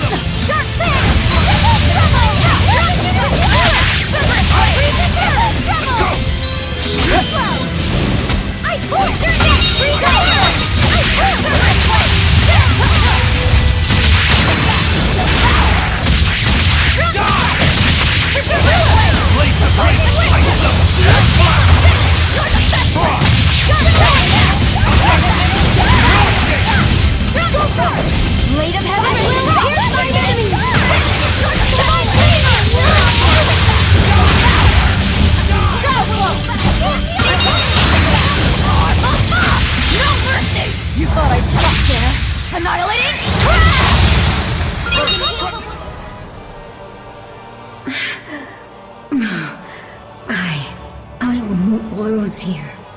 Not to anyone but Shigure. Wait, she's a woman? It's okay. My brother died by my hand. I see. Well done, Rokuro. Did she just say... Yeah. You see, this dragon swordsman was a previous Shigure. And my mother. I see. So, the previous Shigure was a woman. You knowingly killed your own mother? Why? That's just how it goes in my clan. My mother slew my grandfather to take the name Shigure, and my brother did the same to her. It's an endless cycle. But she should be dead. How did she become a demon? No, this was a Moloch. One that was halfway to becoming a dragon by the looks of it. So what then? She was reincarnated as a Moloch? But she still got to keep all her human memories somehow. It all seems a little too convenient, doesn't it? Maybe her feelings were just that strong. Or perhaps... Does it really matter? She fought like a real member of the Rangetsu clan would. And that sword belonged to my mother. Do you think Tabitha knew about this? If she did, she sure played us for damn fools. We're going to need to have a chat with her. So your fateful encounter was a success? It was. You knew who the dragon swordsman really was, didn't you? Did you use us for your personal revenge? No. That loss we suffered those 20-odd years ago was entirely on us bloodwings. Hell, that Shigure was so good she managed to fight our people off while holding a newborn with one hand. Newborn? Would that have been Rokuro? I always thought the Rangetsu weren't ones for being sentimental. I was so surprised. I asked her why she did it. She had blood all over her face, but she looked at me with this very soft smile and said, "This precious child has the potential to cut me down and go on to be the strongest swordsman. It's my duty to protect him." I see. The name will be passed down no longer. But at least that wish I could fulfill. I owe you one, Tabitha. And I you. That's one long-standing worry that I can now let go. Are you sure you're okay with this, Rokuro? The Shigure, my mother, was a strict person. When I was a kid, she was always scolding me for something. But for the very first time in my life, she actually praised me. That felt really good to hear. Rokuro. And I also learned why Shigure hadn't been able to carry out his mission. It's not that he couldn't kill her, he just chose not to. To take the life of one's own parent, that is an experience you don't need to have more than once. Even as an exorcist and a demon. Yeah. At least that's what I think. Hello, white turtles. How's business? Not great. Not great at all. Thanks to certain somebodies, my balances have all gone haywires. Serves me right for counting my turtles before they hatched. That sounds awful, I guess. Don't feel bad. Not like it's got anything to do with us. Certainly not. That's why today's your lucky day, 'cause I'm throwing another big sales. Come on, guys, you're being too mean to him. He's done so much to help us throughout our journey, hasn't he? Yeah, I guess.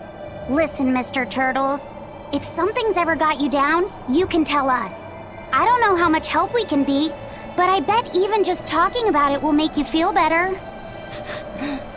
I can't tell you how nice it feels to hear such kind words at a time like this. Sure, fine.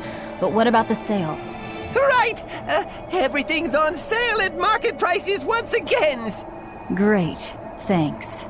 Fee, give the nice turtles the smile he wants so much. Thanks for everything, Mr. Turtles. No, thank yous! Well, hello there. I heard you woke the four Empyreans.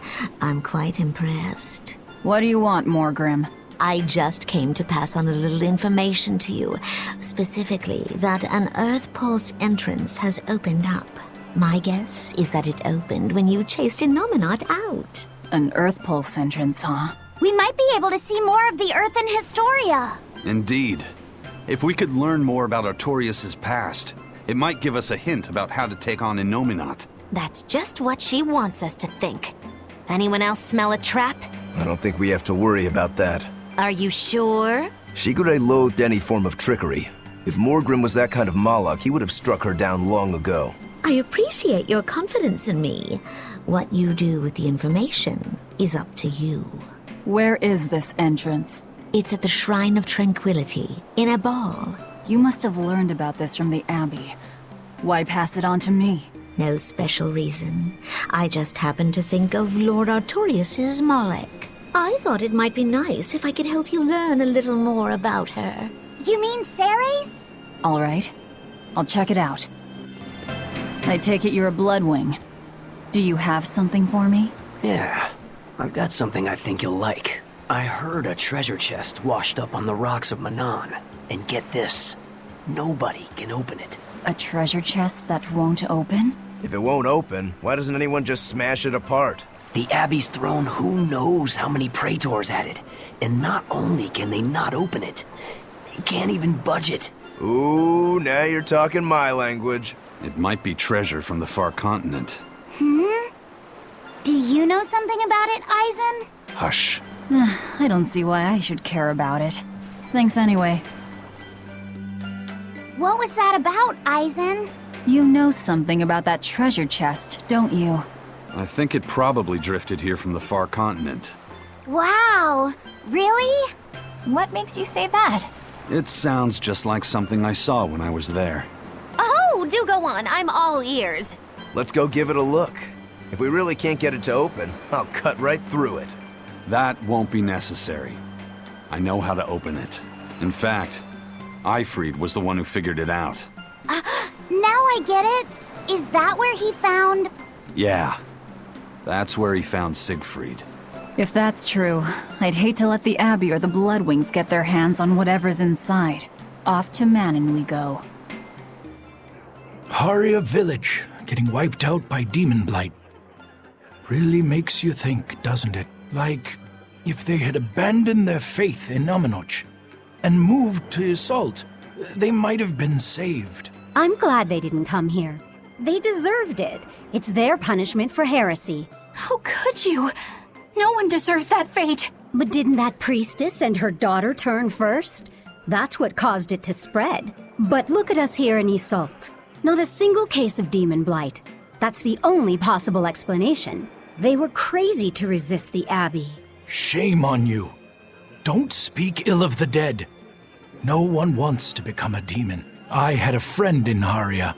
She was a good person. Whether she believed in Aminoch or Innominat, she was a person just like us. Our islands were her home. Perhaps I have no right to say anything here, but please, don't ever lose that kind heart of yours. That's the best way you can honor the memory of Haria's people. I won't. I'll go there soon with an offering of flowers. I moved here from Assault. I couldn't just abandon Aminoch's temple. But the Abbey and Innominat are important to me too. It's not like I'm rebelling against them. I just think that these traditions and beliefs are part of our island's heritage. We have to honor them. I think that's wonderful. But aren't you worried about the demons? I asked the exorcists in Assault for help. They said they couldn't station anyone here immediately, but they would send frequent patrols. That's pretty tolerant, coming from the people who banned Aminoch worship in the first place. Those who served under Lady Teresa have a strong sense of justice. They'll protect everyone, regardless of belief. No one has heard from Lady Teresa for some time now, but her people are trying to carry on her ideals. Is that the treasure chest from the far continent?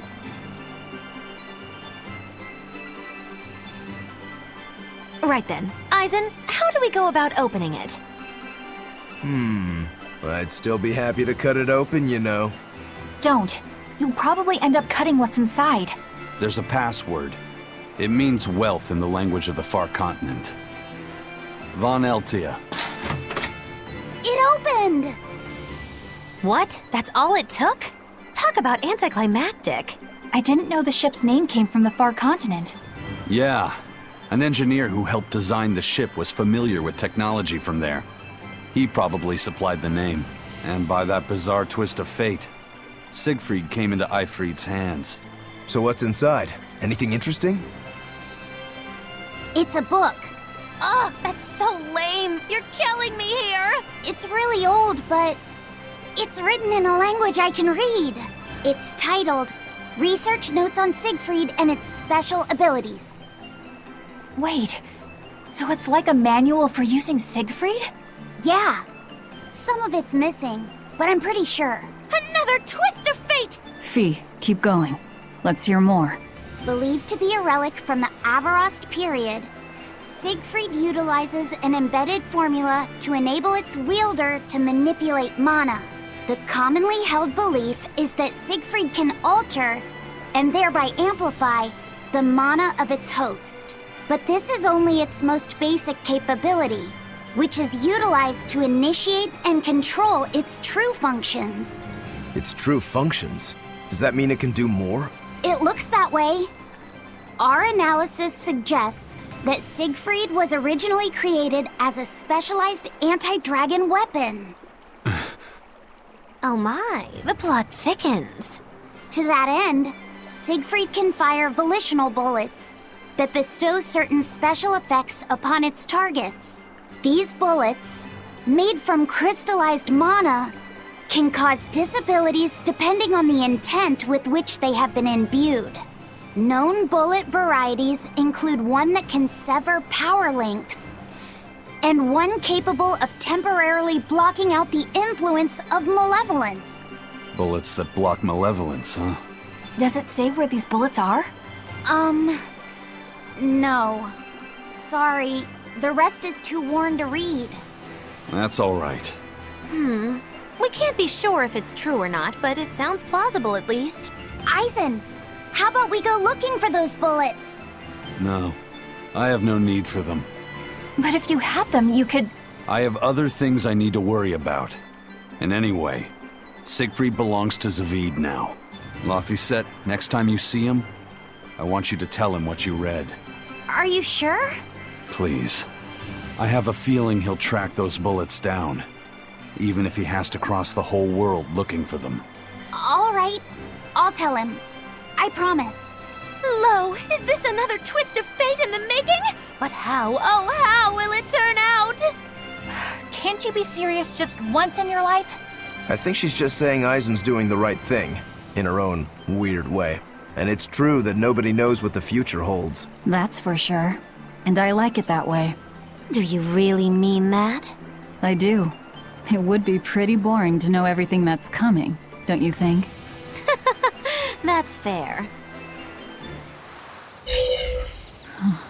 Velvet, is everything okay? Don't worry. I'm all right. I was just thinking of something that Celica liked to do whenever we passed a gravestone. What was it? I have a secret to tell you, she'd say. Then she'd hand me a flower and add, take it to the grave. What does that even mean? That's just a bad pun. Exactly. Celica loved her puns. Nico's dogs are so cowardly that when a stranger comes by, they don't bark. They hide up on the woof. Hey, that's pretty good. Ugh, feel like someone just broke my funny bone. I always told her to stop with all the bad jokes. I thought they were so lame. But now that she's gone, I miss them. Every day with Celica was bright, filled with joy. I realize that now. She'd be happy to hear that. You know, it sounds like Celica and Magilu had a lot in common.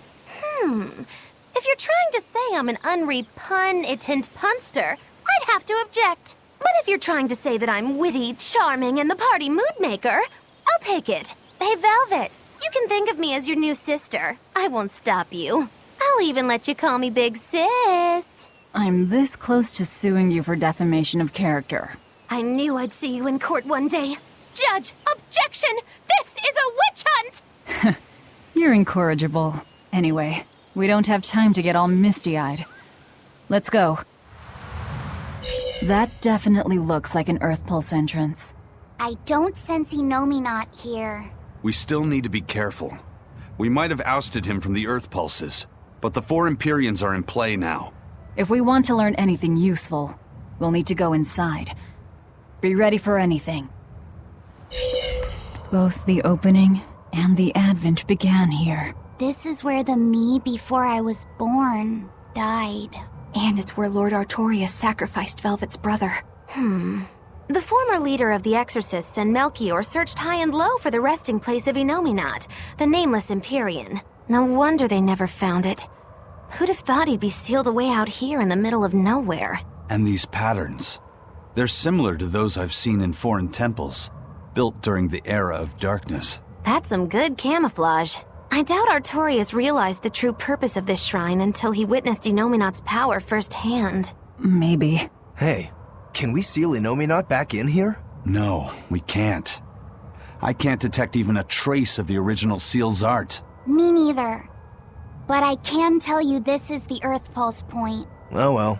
If a cat's already out of the bag, it won't go back in. Believe me, I've tried. Even if there was a way to seal him here again, I wouldn't do it. I want to settle things with Inominat my way.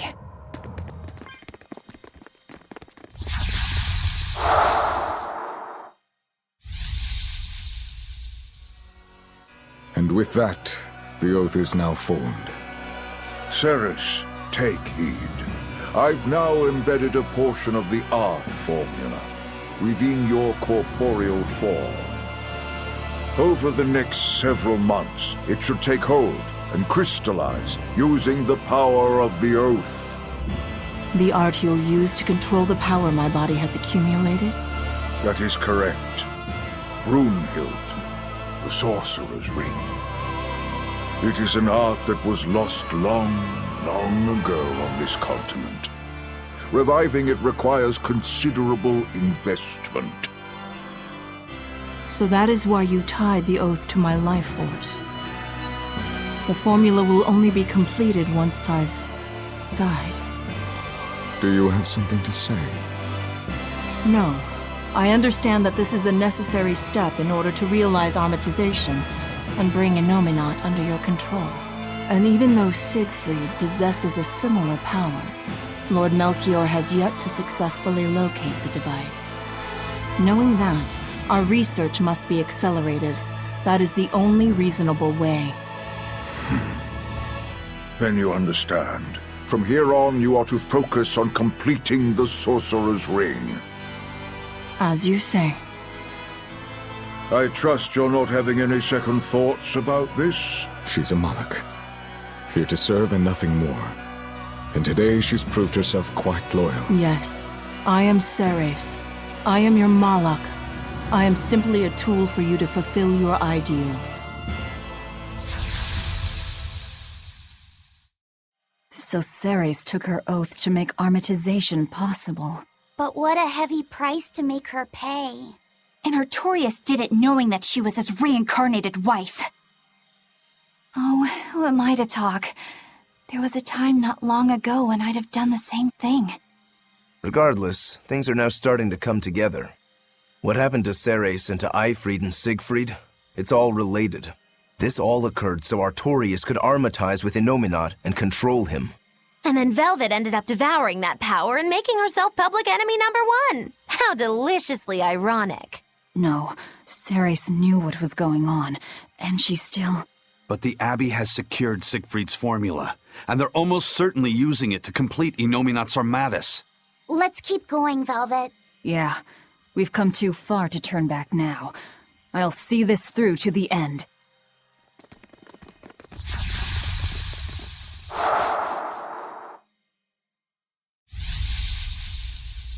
It's been a full century since Midgand reunited the fractured land. In that time, we've enjoyed a blissful era of peace and prosperity. But the world has also seen its faith and moral purity slowly decay, only to be supplanted by deep, profound sin. Things have gotten so bad that nobody has even realized that the four Empyreans now slumber. I'm entirely certain that demons will only become ever more rampant, and yet I'm powerless to stop it.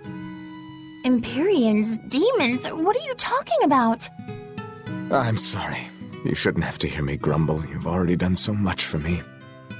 It's fine, really. You've seen so much of the world. Things that I never even knew existed. Yes. I've seen mountains spew flame, and lands covered in ice. I've crossed stormy seas, and ravines deeper than the eye can see. That's so amazing. Weren't you ever frightened? Of course. We are nothing in the face of nature. It takes so little for a person to lose their life out in the wilds. But in spite of the terror, those seas, the mountains, the forests, the deserts, they're absolutely breathtaking. And even in the harshest of climes, people still find a way to live there and carve out something resembling a home. I think I understand you now. How do you mean? I can tell you really love this world. Not just that, but all the people who live in it, too. The world and its people. Do you really think so? I'm sure of it. Just remember that you're one of those people too, you know? You really should try to take care of yourself a little more. I can't do anything right. How could I possibly learn to like myself? I believe in you, Arthur. I mean, my family and I are already quite fond of you just the way you are, no matter your faults. Thank you, Celica.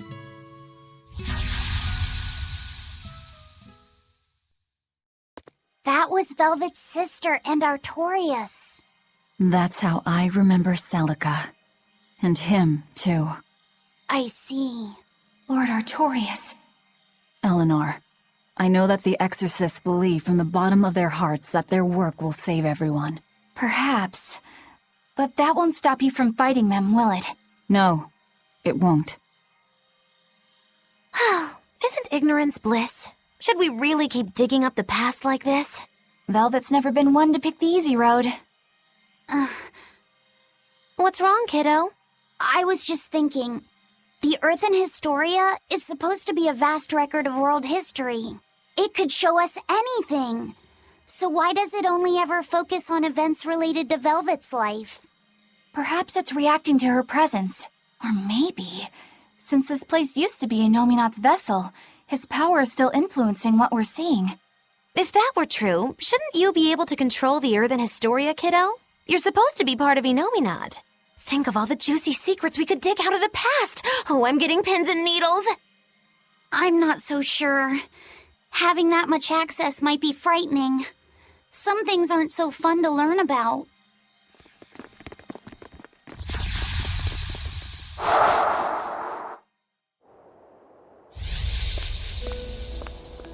I hear that you've finally gotten your assignment. Have they given you a name yet? Malak number 2. That isn't your name. Huh? You don't remember anything, do you? But of course you don't. You died before you were even born. But my memories, they came back. And these memories, they torment me. I can never replace them, and I can't undo them. I don't really understand. You don't have to. Just know that I was happier before my memories and free will reawakened. If I had one wish, I'd wish that you stay the way you are. You're going? I'm about to free someone who can kill the strongest Empyrean and the head exorcist. I suppose you could call it revenge. Against myself and against my past. Goodbye. Please, Find it in your heart to forgive your mother when she failed to protect you.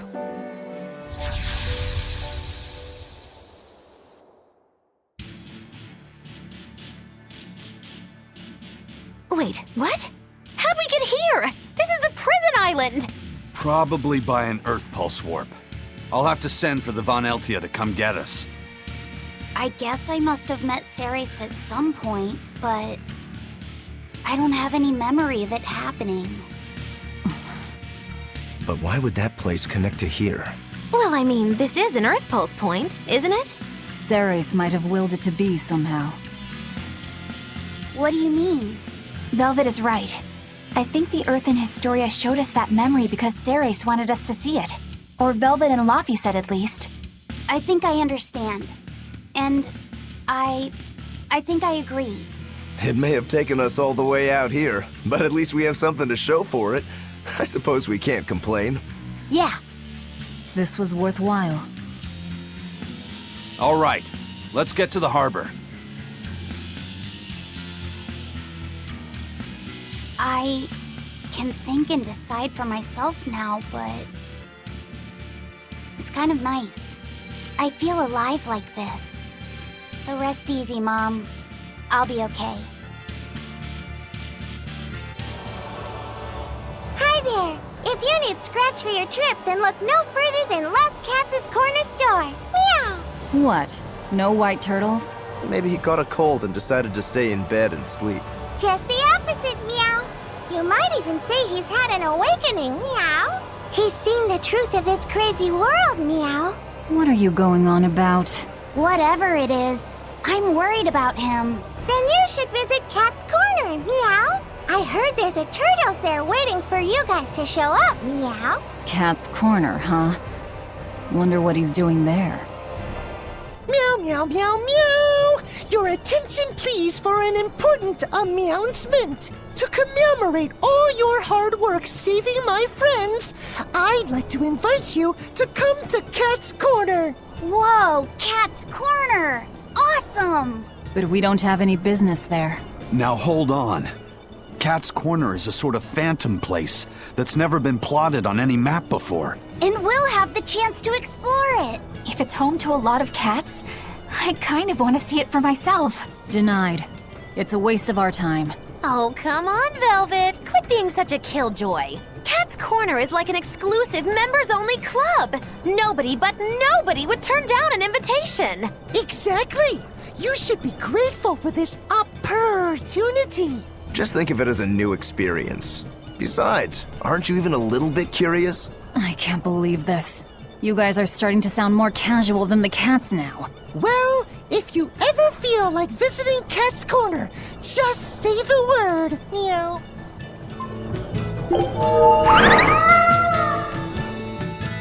Wow, so this is Cat's Corner. I'd never have guessed a place like this existed. What an adorable little hamlet. You can feel your motivation to get stuff done just floating away. And look at all the cats! It's so peaceful here. Kinda makes me want to sit down for a big feast. Look, over there. Is that the cat's pajamas? I've heard stories. Oh no! Velvet, don't tell me you're... Are you allergic to cats? That's why I didn't want to come here. Are you gonna be okay, Velvet? Of course, it's not... The Paw Pro Wrestling BNA World Catnip Cup Heavyweight title match is tonight, Meow! The rules are simple. The contestants need each other with their paws. The first to make a sound loses, or meows out. So, is there like a countdown or something? Yep. A purr count starts when one fighter starts purring. Purr for 3 seconds and you're out, Meow. Are there any illegal moves? Grabbing the back of the neck and nibbling are both forbidden and incur heavy penalties. It sounds like a lot of fun. I'd love to try it myself. There's going to be an Anything Goes division in the next Agarte Cup.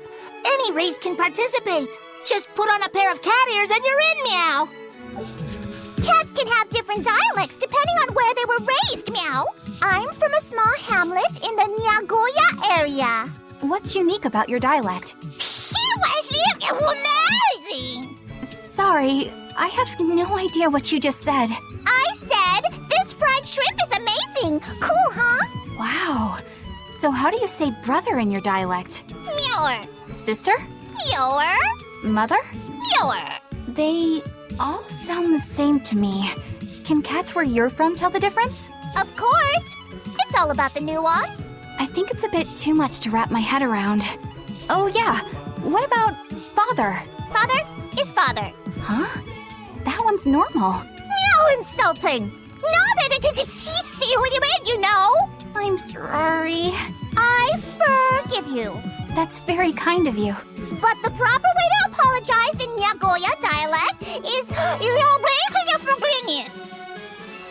I've got fervor for adventure. I travel the world to reclaim hidden treasures, meow. Doesn't that just make you a cat burglar? Big words coming from a pirate, meow. You guys pilfer and pillage anything you can get your paws on. You prattle on about how romantic your life on the sea is, but you're just a bunch of ruffians. I'm sorry. Good. As long as you know where we stand, meow. I've got my own ship, and wait till you hear what I named it. It'll make your whiskers spin. I call her Von Meowtia of my youth. Toidles in the house. What's that song? Toidus. Everyone loves them Toidles. It's called The Hymn of Toidles. It's an old family song. A real blast from the past. It's a cursed song. One meant to put chills down your spines. But it's almost a waste to sing to use, pipsqueaks. What? I don't understand a word you're saying. You will soon enough. Trust me. You like how nice and dark this shell is? Hold on, are you white turtles? You've turned down a dark path. A path that yous all sent me down? We did? Yeah! And now I'm gonna cook you a new one! Cook him a new one? Why? And not just Laphicet. I'm gonna cook yous a new one too, sister! And Rokiro and Aizen and Magalu, you guys are getting cooked too! I'm up to my shell in debts! And it's all because of yous guys and your discounts! I'm so into Reds, I got sold off to be made into turtle soup! They were dressing me up with spices and everything, planning to make a whole feast out of me! I still don't understand a word you're saying. I want it all's back. I want the good old days when I was young and now my heart and shell, they's all gone dark as the soy sauce I was marinated in. Yes, now I am Dark Toidles. Because of yous, my old life is gone forevers. What? Behold the salty soy darkness that stews within my heart! I can't believe he actually turned black. That must have been quite the soy sauce. It was! Soon, you'll all end up this way too! I'm going to boil and stew you all! Every last one of you! Now, rise! Arise! Ascending angels!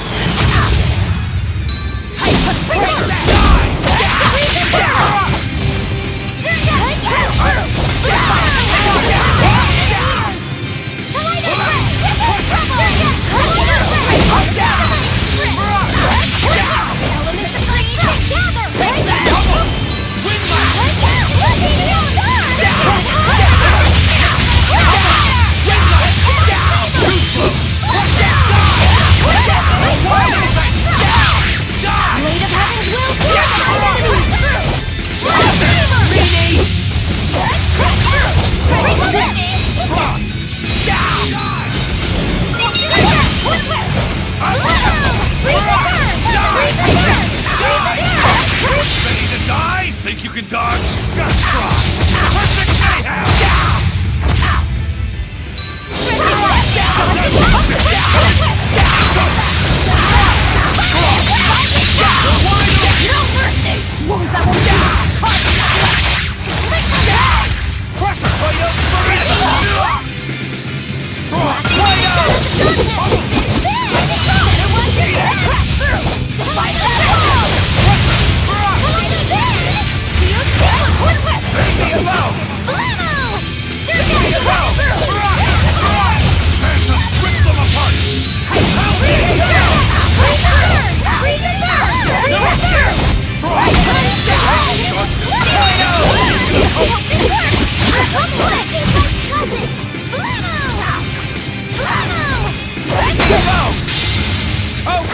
7,000 bitches! Ah! Butterfly! Sophie! Louder! This is my final fury! I can't die here.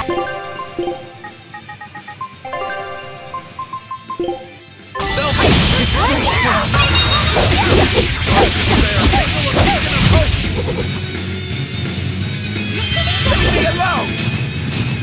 Take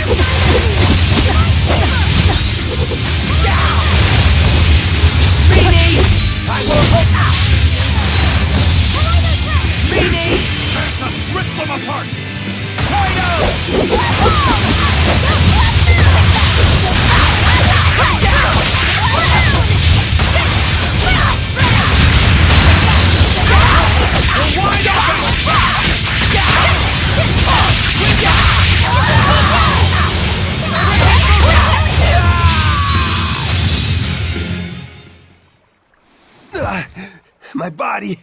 It feels salty yet sweet. This is it, then. Careful, Velvet. If you eat too much salt all at once, your blood pressure will go through the roof. Truly, he's not a very appetizing color. Though he does remind me of those noodles from Eastgand. I wasn't actually going to eat him. Although we do like our flavors thick in Eastgand. You guys just don't get it, do you? The flavor's packed in, but I'm still low in sodium. And with plenty of omega-3s, I'm good for your skin, too. More pride than sense. It's not like I wants to tell yous all this, but I've been marinated so much. I's got no life ahead of me but to become the best stews anyone's ever tasted. Velvet, don't make the guy cry. How is any of this my fault? Simmer down, Meow. Don't worry, Dark Turtles. You're not cooked yet, Meow. As long as you don't lose hope, a better tomorrow is sure to come along, Meow. Your words are too kind. It's like more salt on my wounds. Oh, it sounds like what you need is the cat's pajamas, Meow. Cat's pajamas? It's a fun place to unwind, have a few drinks with friends, and cleanse the soul of all life's problems, Meow. Can it really cleanse any soul? Even one as dark from soys as mine? Where there's a will, there's a way. It's not a matter of can or can't, Meow. The cat's pajamas is where go-getters can get together. And grown-ups only. You have to be 2,000 to enter, Meow. Ah, that's no good. I's just a 999-year-old juvenile. Ah, with turtles, nobody can tell the difference anyway, Meow. Don't sweat the small stuff. That's the key to getting the most out of cat's pajamas and really life as a whole. Meow. Take that to heart, and you can tell everyone you've got the inner wisdom of a 9,999-year-old. Meow. You know, I think I'm starting to feel ready to take on the world again, like I used to. I'll give this cat's pajamas a shot and see if it can cleanse my soul. Sounds great, Meow. Allow me to show you around, Dark Turtles. We'll get you set up with all sorts of nice drinks, Meow. So, what is the cat's pajamas? Well, Eleanor? I haven't the slightest idea. It sounds like a good time. We should go and check it out. Let's not. That's not a path worth going down. After all that, I still have no idea what the point was. Maybe there wasn't one to begin with. Oh no. I think today's events hold some significance. Just what'll become of that turtle's heart after the cleansing, though, is hard to say. I think I'm finally getting the hang of cooking without testing the taste.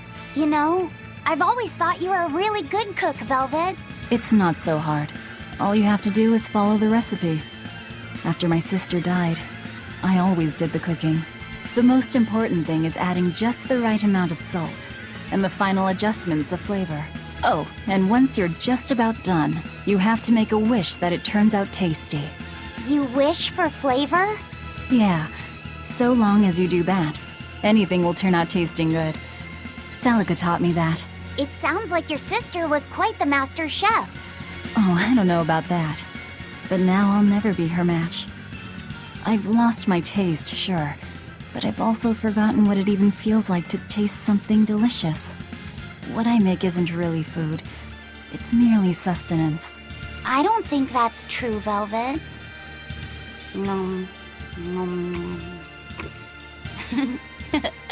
This is great. You're a fine chef, Velvet. I just remembered something my sister said. She always wished for our food to taste good, because she wanted to see us happy when we ate it. Oh? And she said I ate like a pig, too. I don't think you do. It's a good thing. You should eat a lot, too, so you can grow up big and strong. Yes, I think I've just about nailed the look and texture of how she used to make it. Oh, did you make a quiche, Velvet? Laffy said? Perfect timing. Would you give this a taste for me? Sure, I can do that.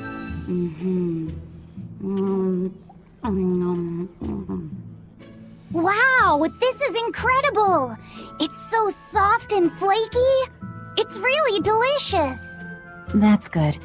I don't know if it tastes the way Celica used to make it, but I'm glad to hear that it turned out okay. Now I have to go see the dogs. You mean Orthy and Russ? Yeah. There's something I need to take care of. Like what? Eleanor, are you feeling okay? Why do you ask? You always seem to enjoy eating, but today you looked like you were struggling a little bit. Really? Well, I'm not sick or anything. I actually feel even better than normal. If you say so. Wait, do you just not like quiches? No, I like them just fine. Velvet makes some great ones, doesn't she? It's amazing when you consider she can't taste them. I've got it. You hate spinach, don't you? I suppose there's no point in denying it. And here I thought you people would eat anything. I know a lot of people don't like carrots or bell peppers, but spinach? That's a new one to me. You think so? It's quite bitter and it's got that smell. Kind of grassy or something medicinal, or... I didn't know you were so picky. Actually, now that I think about it, you had some trouble with the solitoma, too. It's actually because of the solitoma. I used to love spinach when I was little, but now it just reminds me of... solitoma. I've had to take solitoma before too, but it had the opposite effect on me. Now spinach tastes sweet by comparison. So much for the serious, mature woman. Looks like even you have some child left in you. But don't let it get to you. Being a fussy eater is just another way of life.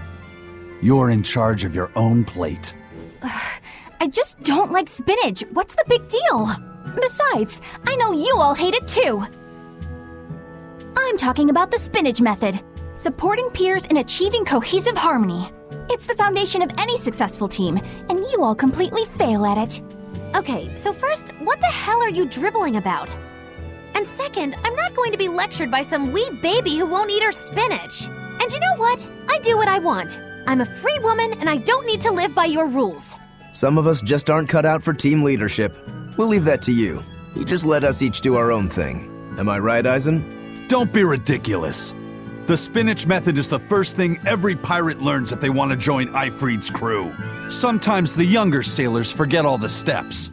I was just running a refresher lecture on it last night. Eleanor's on the money here. By the way, Eisen, I'm still waiting on your latest report. I haven't heard anything from you in a while now. Oh, I was gonna get to that, tomorrow. I've had it up to here! All right, you three, sit down and listen. Did you not hear me? Sit down and listen! I don't need to live by your rules. Some of us just aren't cut out for it. I'll do it tomorrow. You might as well be toddlers. Our enemy is formidable and well organized. Some might even say we'd be crazy to take them on. Surely even you three can recognize that any small lapses in cohesion could bring total disaster upon us. How did we get from spinach to a lecture on team building?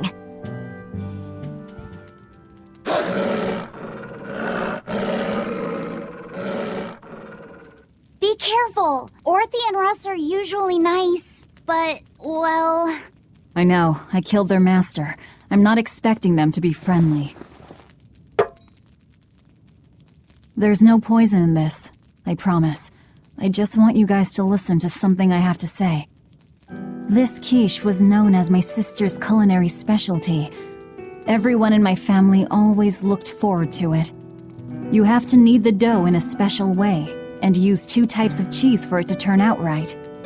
The trick to making sure that it's perfect is carefully balancing the eggs and cream, and making sure to remove any moisture from the fillings. Why are you telling them all this? I promised Nico that I would teach her the recipe one day.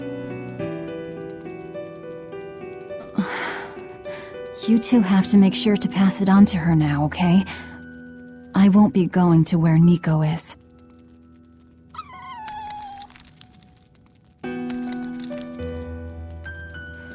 Velvet. Please, don't say anything.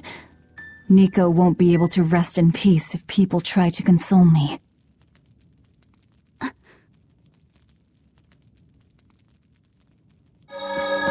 Wow, Kamoana. I see you've taught Orthy and Russ a lot of tricks. That ain't easy by any stretch. Great job. Yeah, all my hard work is playing off. Paying off, you mean? I guess so, huh? What all have you taught them? What's normal? Shake and sit and fetch, right? When I tell them to shake, they shake each other's paws. When I tell them to sit, Orthy lies down and then Russ sits on top of him like he's a chair. Wow, with those skills, you could probably become the best trainer in all of Midgand. I can't take such a challenge lightly, you know. Bienfu would be nowhere without all the training I put him through. I won't have some newbie stealing my thunder. Well, I don't plan on losing to you either. I think I smell a challenge brewing. What else have you taught them, Kamoana?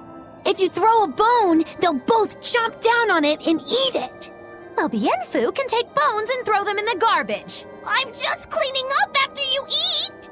I tell them to say sorry, and Orthy puts his paw on my lap and looks all sad, while Russ tries to comfort him.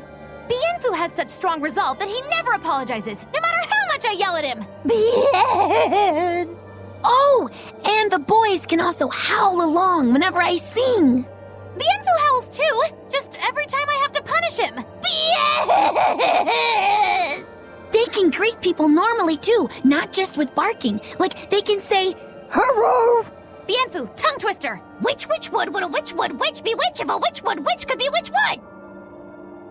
She sells sea spells on the seashore. The spells she sells are surely sea spells. So if she sells spells on the seashore, I'm sure she sells seashore spells. Keep going. The six sorceress is six she. Ah, bien! Ow, ow, ow! I bit my tongue. You almost made it. How could you mess up at the end? That's the easiest part of the whole thing. I'm sorry, Miss Mugulu. I got careless at the end. Just please, don't leave me. Ow. We can have that discussion later. Anyway, Kamoana, what do you think? That's pretty quality training, wouldn't you say? I think you need to work on loving and trusting each other. That's what training's about.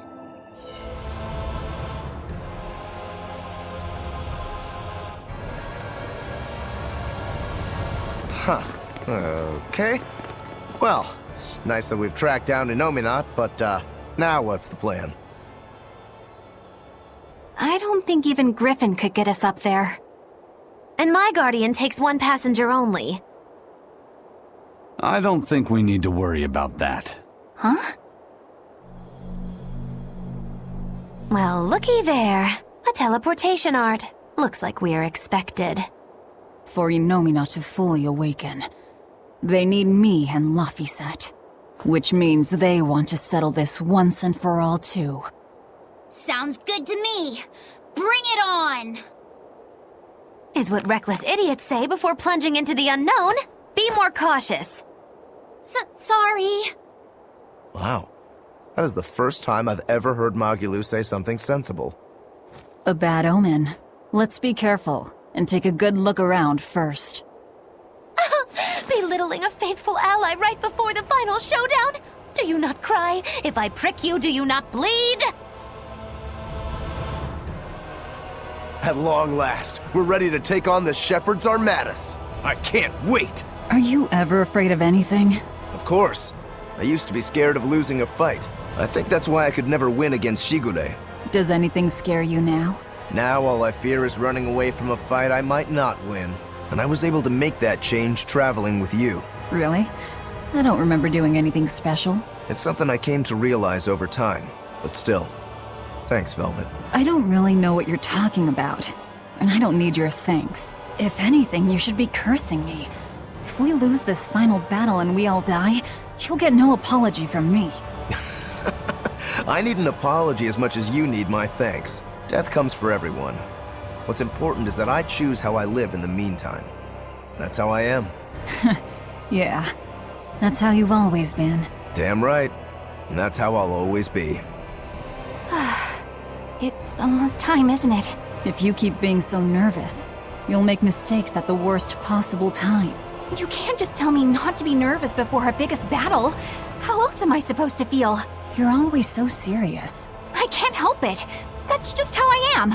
Yeah, you never change. I have so changed. I was once the Abbey's loyal exorcist, and now I'm about to take on the Shepherd himself. And an Empyrean. That isn't what I meant. I know. I just needed to say my piece. After all, I'm an awfully serious woman. We're lucky to have you, Eleanor. I'm not sure it's right for the Lord of Calamity to be showing gratitude to an exorcist. Hey, what good is being the Lord of Calamity if I can't speak my mind? If you want to run, now's the time. Are you kidding? I've never felt so alive! You know, when we first met, I never would have expected you to stick around this long. Nor would I. It's a funny old world, isn't it? Not one time in 100 do things turn out how you think they will. We push on through the trials and tribulations of each and every day. We suffer through hardships and failure. We lose the ones we love. And then we die. Do you think we were born into this world to suffer? What I do know is that if success was guaranteed, we'd never get anything done. Uncertainty is what spurs us onward. Forward we move, if only by one step at a time, towards somewhere different than here. Through sadness and anger and joy alike. Life is all about that journey. Are you feeling okay, Mogulu? You're actually giving me sound advice for once. Life's not all horribleness. We shouldn't be so quick to lay down and die. Aizen, how are you holding up? I'm fine. Why the sudden interest? Aren't you feeling any effects from all the malevolence? What? Is that what has you worried? It's a valid concern. I can't let it bother me. I've got more important reasons to stick around. You've resigned yourself to becoming a dragon one day, haven't you? Yeah. I've long since come to terms with my fate. Whether it comes 100 years from now, or mere moments. You might even turn during our fight with the Shepherd. I might. And if that happens? You do what you have to, Velvet. I know there's nothing you guys can't handle. Right. And we will get it done. I promise you. Then you have nothing to worry about. Go in swinging, and the rest will sort itself out. I'm glad we were able to join forces with you and Ifrit's pirates. You and I are just two ships who happen to share the same course. Then I'll thank the seas and the wind for carrying the Reaper into our path. Hey, Fee. There's something I need to talk to you about. Yes? You can tell me anything. It's about your... Why does your hair always stick up like that? What? Are you properly drying your hair after you take a bath? You'll catch a cold if you don't. I am. I swear. It just always comes out like this. If you're sure. I mean, it's kind of cute. So I guess it's not a problem. I don't really want to be called cute. Then you look handsome with it. I think it suits you. That's a little better, I think.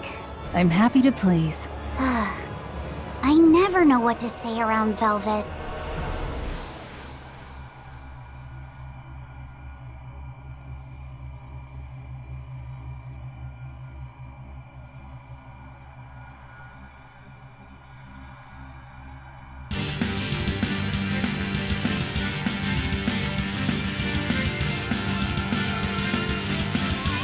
No exorcists here, it looks like. But a whole lot of Malakim. These Malakim are the sublords who have pacts directly with Innominat. Be careful. He's likely given them a share of his power. In other words, trouble. Not at all. We'll just whip out our knives and carve a path. Our path now leads to the Empyrean Innominat and Artorias. What a strange feeling. Yeah, it's not every day you make an enemy of the entire world and head out to cut down a god. That is certainly true. But what surprises me more is the passion that fills me. Yeah, you're leaps and bounds more stubborn and willful than any of us. I'll take that as a compliment. If you weren't, I don't think you'd have been able to make a pact with Laphicet. It's because of you, Eleanor, that I've been able to take this voyage around the world. You have my thanks. I also wish to offer my thanks. And look at you, kiddo. Despite the unfortunate company you've chosen to keep, you've managed to grow into a fine young man. Good on you. It's true, isn't it? It kind of makes me want to give myself a pat on the back. You said it, kid. Velvet gave me a name, and Eleanor became my vessel. Aizen and Rokuro taught me how to live, and Magilu provided lots of surprises and laughs. All of that made me who I am now, and I'm glad for it. What about me? Didn't I do something for you? Grimm taught me the ancient tongue, and Bienfu didn't do much. Yeah, you're mean! I'm kidding. Bienfu taught me to never be discouraged, I think. Laphicet, you're so kind! Well, well. Seems the enemy's hate for us has galvanized our spirits. We don't know what's ahead. Stay sharp, everyone. Yeah.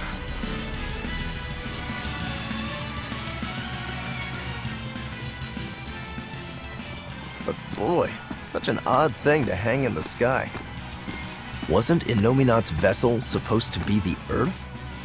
Well, stereotypically at least, gods tend to have a penchant for high places. Gods and other things. And other things? You mean birds? I'm talking about people like you. Birds. Birds fly because they must. Laffy said that a long time ago. That must be the answer Artorias was looking for. And yet, is it my answer? Oh. Wow. Look at how high up we are, and how round the world is. So, the world is round. How did you not know that already? The horizon at sea has always been curved like this. Right. That's why you always see the masthead of an approaching ship first when it comes over the horizon. Give you to a sight like this and you're still unimpressed. And you're gawking at the sights in our enemy's lair. The energy's in this place. Yes, it's just as I'd expected. What is? I know what this temple is made of. It's crystallized energy drawn and condensed from the Earth Pulse by Innominat himself. To put it another way, this place is the Empyrean Innominat's body. You mean, we just dove straight into Innominat's belly? If you knew that, then why? I warned you, didn't I? Now quit making such a racket in the enemy's lair. You're right. Actually, it's not that different from the Earth Pulse when you think about it. Besides, if we want to defeat Innominat, then coming in here is our only option, no matter how tremendous his power. If we can destroy his heart, he can be killed. Yep, but in this case, the heart is Innominat's true body and Shepherd Artorias himself. We might be the ones who get destroyed. This is not news, Magilu. It's too late to get scared now. Hey Magilu, I just remembered something. You still haven't given me that 100 gold you owe me. I have no earthly idea what this 100 gold is that you're talking about. Don't play dumb with me. It's 100 gold. Pay up. Ooh, cold as ever. I think I saw icicles coming out of your mouth. I risked my life accompanying you on your quest for revenge, and now you want me to give you 100 gold on top of that? Well, I've had enough of this treatment. I'm going home. Okay then. So long. You're not even trying to stop me! Surely you can appreciate that a feisty fighter such as myself is indispensable to your efforts to take down Innominat, yes? But I'm not heartless. There's still time to make amends. I can ignore these transgressions under the right conditions. Okay. If either of us gets swallowed up by Innominat, the other one has to pay her 100 gold. You lost me there. We're betting 100 gold on who gets eaten by Innominat. If you win, your debt will be wiped clean. You can't complain about that. Oh, I can complain, believe me. Bringing up this 100 gold that I'm not even obligated to pay, hiding your kindness behind your cold words, and I'm just getting started complaining. Do you think I wouldn't notice this attempt to take advantage of an emotional witch to manipulate me into helping you defeat Innominat? Magilu, I'm putting down 100 bajillion gold! That's how much you'll owe me if you make it out alive. You have 3 seconds to back out. 3, 2, 1... 0! That's on for real now. I'll have to stick around for my money. I guess I have no choice but to help defeat Inominat and Artorias and to bring you back in one piece. you always have to have it your way, don't you? That's not what you should be saying. I think you meant to say, thank you, Magilu, my best friend. Yeah, sure. Thank you, Magilu, my best friend. But so we're clear, I'm staying alive on my own terms, not just because you told me to. And you say I'm the one who always has to have it my way. But think twice before trying to put one over on the great witch Magilu, she who delivers retribution and comeuppances! If I cared, that is, which I don't. Do you really think we'll be able to win? I'd like to just tell you not to worry about it, but I know that can't be helped. In my mind, too much worry can make you lose battles you should be able to win. I wish I knew how to be like you. I mean, except for turning into a demon. It's just about keeping your mind calm, isn't it? Me, I try to think about what I'm gonna do after a big fight. Like, what I'm gonna have to eat, or what I'm gonna read next. Anything like that. All right then, let me ask. What do you plan on doing when this battle is all over? You've already beaten Lord Shigure. Once Lord Artorias and Inominat are out of the picture, there'll be no better sword fighter in the whole world. What exactly will you set your sights on next in life? First of all, I still have a ways to go before I'm truly better than Shigure. What? But you've already beat him. Only by fighting with 3 blades. If we had matched Greatsword against Greatsword, I wouldn't have been on his level. Besides, it's a big world. The next great opponent could be out there anywhere. You really are a man of unassailable conviction, Rokuro. That's just because I'm a demon. What about you? What'll your next move be? I want to keep doing whatever I can to help people. Not as an exorcist, but as another human being. Just to give you a fair warning. If you ever attack humans like other demons do, I won't hesitate to take you down. Oh yeah? I'm pretty tough, you know. Don't worry about me. When we win this battle, I'll have the confidence I need to become even stronger. Then I guess you've answered your initial question. Yeah, let's go. We have a fight to win. Damn straight! Even after we defeat Inominat, you'll still be able to see me normally, right, Aizen? Yeah. We spiritual beings like Malakim and demons will still be aware of each other like before. But nearly every human will stop seeing us, just like Magilu said. Does that make you sad? Doesn't it make you sad? I mean, Benwick and the other pirates won't be able to see you anymore. It doesn't matter whether they can see me or not. They already know that I'll always be right there with them. When I go back to being a ghost to them, I'll be sure to make their voyages very interesting. Oh yeah! Back before they could see you, they thought you were a ghost haunting their ship. Yeah, it'll be just like old times again. So, your life will go on, alongside the pirates and their ship, even if they can't see you? But our eventual parting is inevitable. That's something we can never escape as Malakim, for we live far longer than any human. Parting is always hard. If you don't want that pain, the only way to avoid it is to shun all contact with humans. Some Malakim never leave our heavenly realm, where the conflicts of foolish men are but distant rumble, hardly felt or heard. But to me, humans are an inspiration, living to their fullest with the limited time they have. Yeah. Not that Malakim are immortal either. We have our own ends to face, myself included. I don't know if that day will come in 500 years or 1,000, or even tomorrow. So I choose to live here with them, moment by moment, giving it everything I've got. Benwick and the other pirates know how you feel. That's why you won't be sad when they can no longer see you. Yeah, I believe that's true. But It's okay to feel lost. Let yourself wander for a while. But whatever you end up choosing, Decide it for yourself. In the end, that's all that matters. Yeah. Okay. I can feel him. Innominat is just up ahead.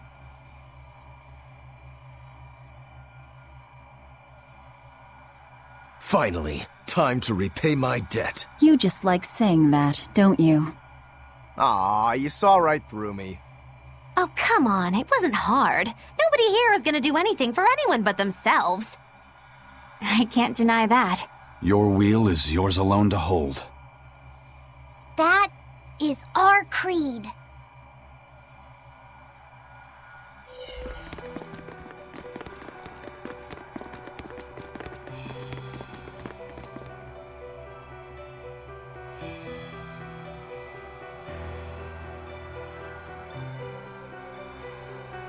Sorry to keep you waiting, gentle shepherd. The Lord of Calamity and friends are here to see you. I can't wait to strike down the world's greatest swordsman. You picked a fight with the Ifree pirate crew. Now we're here to finish it. Lord Artorias, I follow my own will now, and I'm going to stop you. In my sword lie the hopes of mankind, the potential for a perfect world.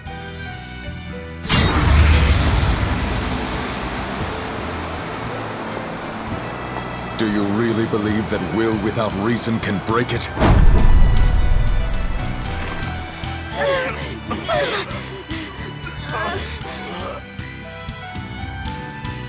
Your sword is strong!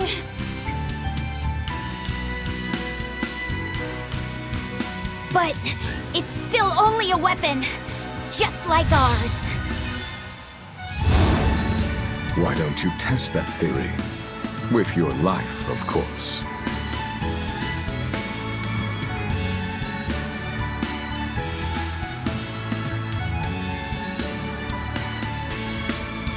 Ever since you hit me, I've had this really annoying feeling in my chest.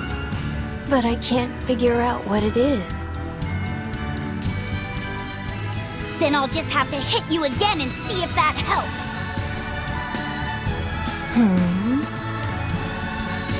I'm sure I'll feel better after I eat you.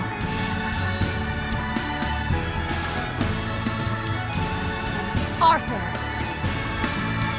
I finally have an answer to your question. Why do you think that birds fly?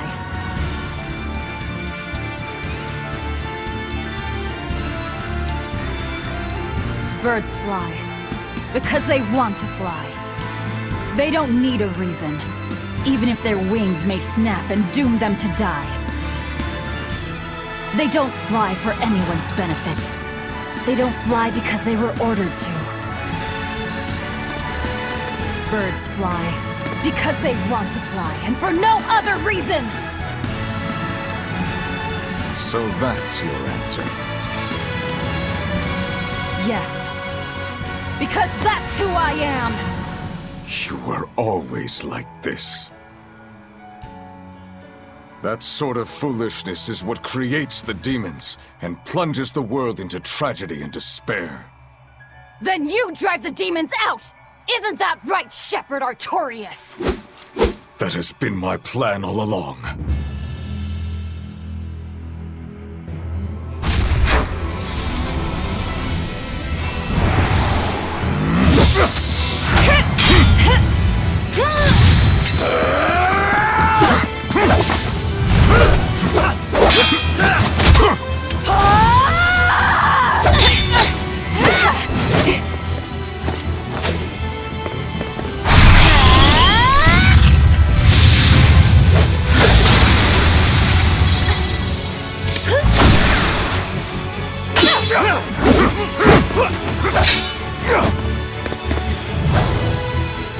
If you want to kill us, you'd better finish the job! Because if you don't,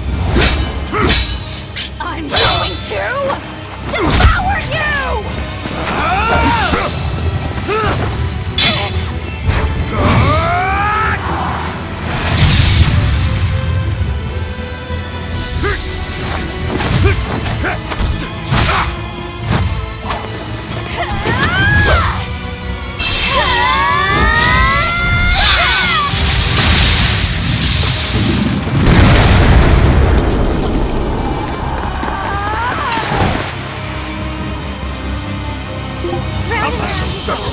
time!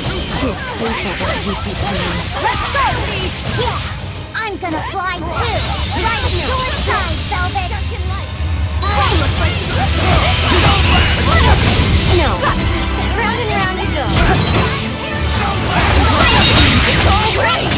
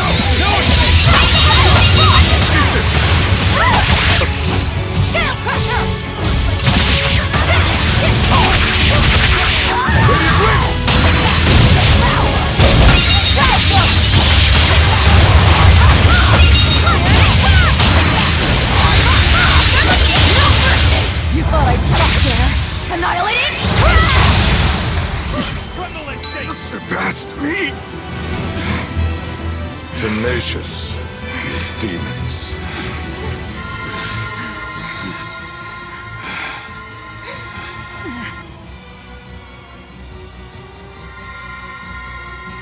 He's the reason, right there.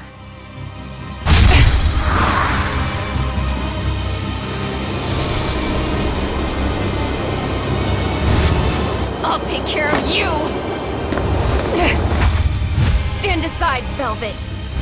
Not happening!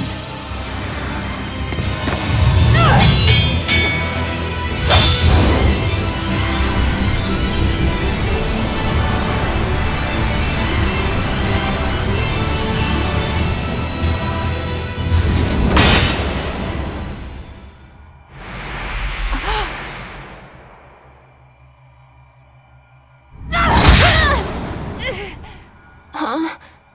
Velvet. Why do you have my comb? That was the comb that Laffy gave me. Not you, Inominat. Of course. I'm Inominat, now reborn. And you're the Lord of Calamity. Oh, Artorias. I'm hungry. My stomach is empty. My chest is empty. My body is empty too. It hurts. It hurts so much. It looks like we won't be able to harvest despair by eating you anymore. Well then. Birds must fly, because they possess strong wings. Mankind must be suppressed, because it possesses great sin. Malevolence, tragedy, war, anger, tears, even love must all be suppressed. With the grace of my beating wings, I will grant humanity the tranquility it deserves. Inominat, come, devour my despair.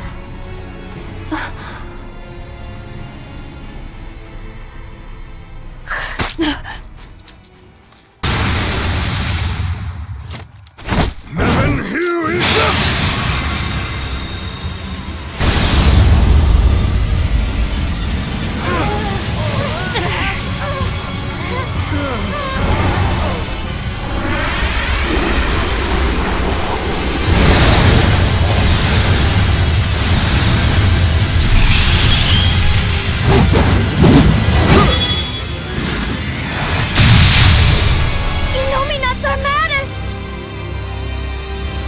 Now, with the full might of my Armadas, I shall suppress all creation! Artorias was filled with this much despair? Was he holding it in check this whole time? One mistake. We would have become a demon. Such is the power of Artorias' determination. But also proof of his true nature. We can't lose to him now! We'll never lose to despair! Flames of Fury!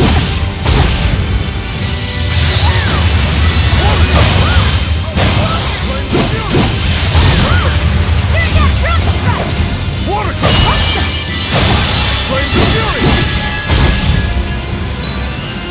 Water Flames of Fury!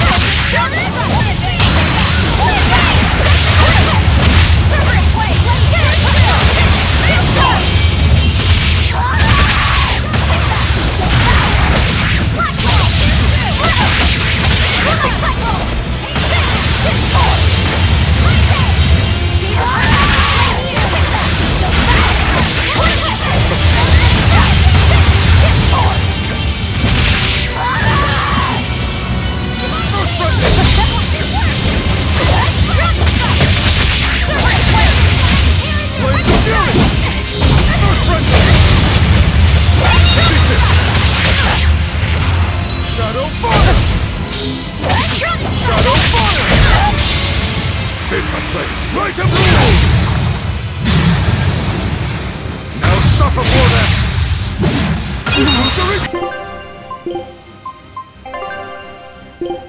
Hands are here!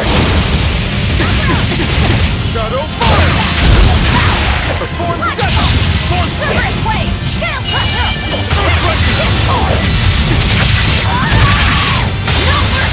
Wounds that will shoot! Winds of despair! Form 7! Winds of despair!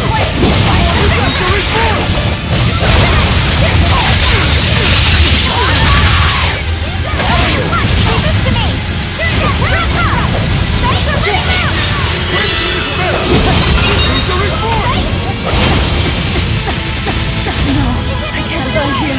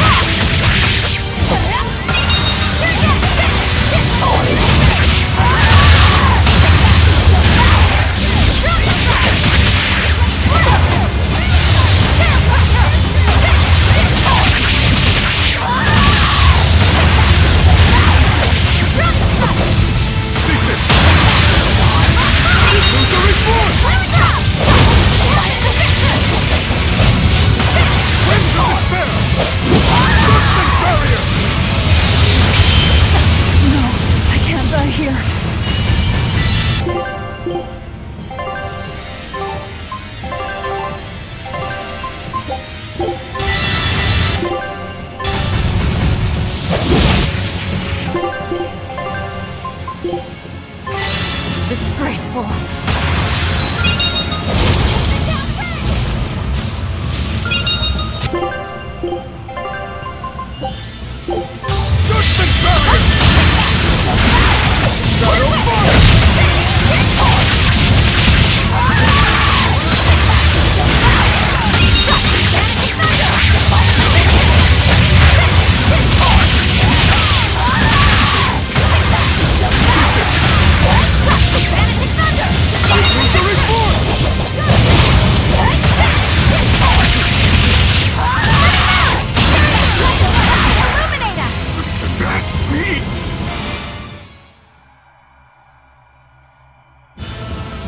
You've grown strong.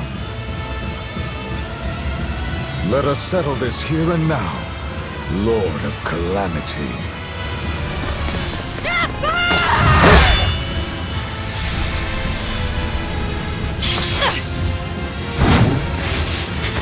I swear! We'll finish this!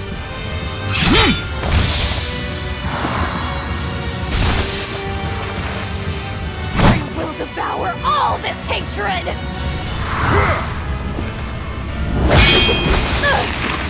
Not done yet! Stop struggling!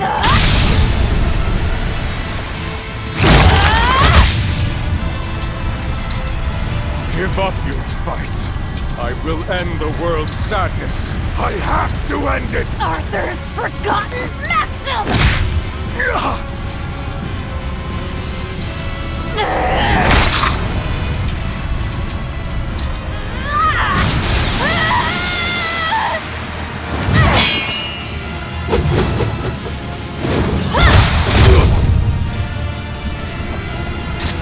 Don't despair! No matter what! Spoken like a true hero. It's what you told me once, long ago. On the day of the opening.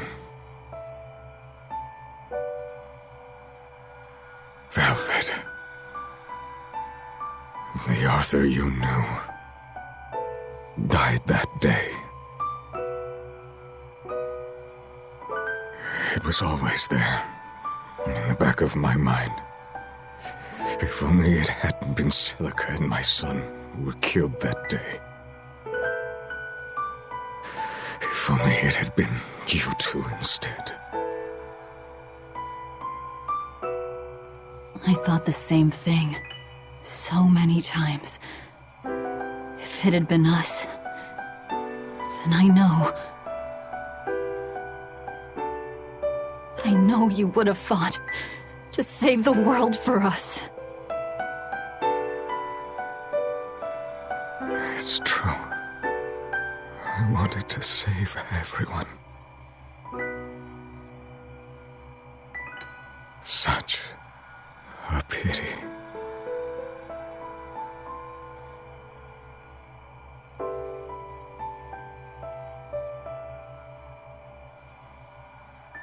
Goodbye. It's over. I'm hungry. I'm hungry. Hungry. I'm hungry. I'm hungry. No, it's not over yet. I'm hungry. I'm so hungry!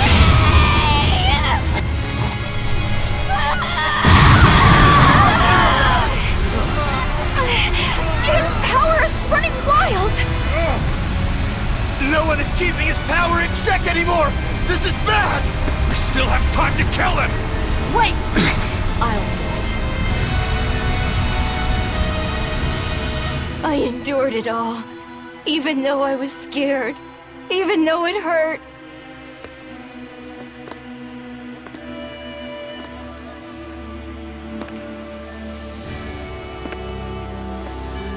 I know. I drank that gross medicine. I stopped myself from doing what I wanted to do, eating what I wanted to eat. I tried so hard. Why won't you give me this? I hate you! I hate you, Velvet! Laphicet, you tried really hard. But you don't have to fight anymore.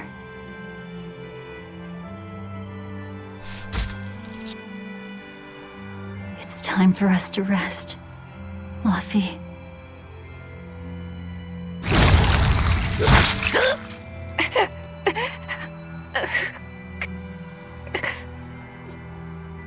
Velvet.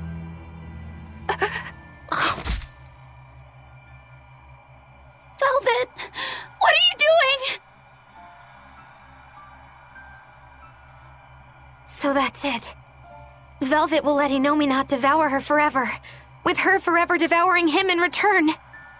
She will seal him while keeping him alive. An infinite contradiction. A perpetual cycle of destruction. Velvet, you can't! You and I are part of Innominat, V. If he dies, both of us will die too. I dug my own grave. But you... I don't care about myself! I'm not scared of dying as long as I'm with you!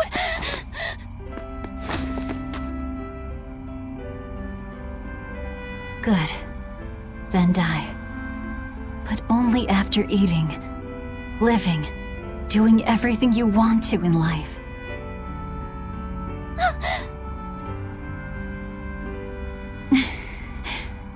I really am horrible, aren't I? Just a selfish failure of a human being. But despite all that, you still saved me. With your unwavering kindness and strength. I didn't do anything. Velvet, you were the one who...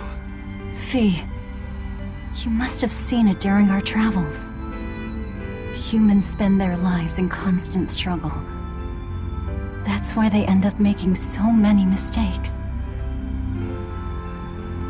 Even my poor brother. That's why I'm asking this of you. Please live. I was the cause of so much chaos and destruction. Help the world I ruined. Help people like me. Help the weak. This is my last selfish request. That's not fair! I'm truly sorry.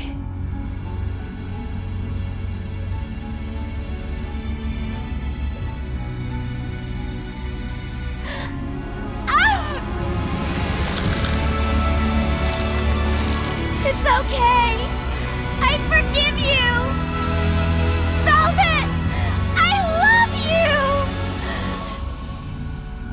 Thank you.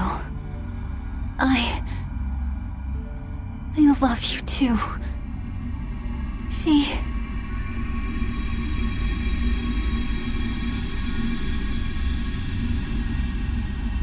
Huh?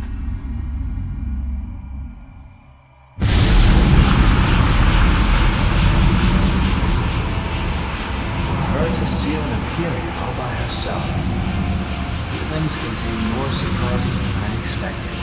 Relax. These are the 4 elemental Empyreans. Now you show up. Pretty irresponsible if you ask me. You were mistaken. Without Innominat, the balance of our power will crumble. The elements will clash in violence and ruin.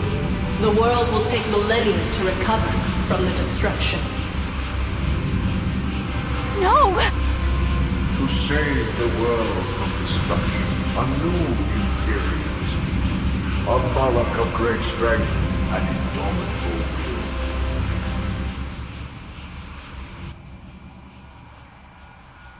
I'll do it. I'll be your new Empyrean. Hold on a second, Laphicet! You can't just— Let's hear him out. You are part of Innominat. You're not lacking in strength. But the question here is one of your intent. Just what do you wish for this world? What will you bring unto its denizens?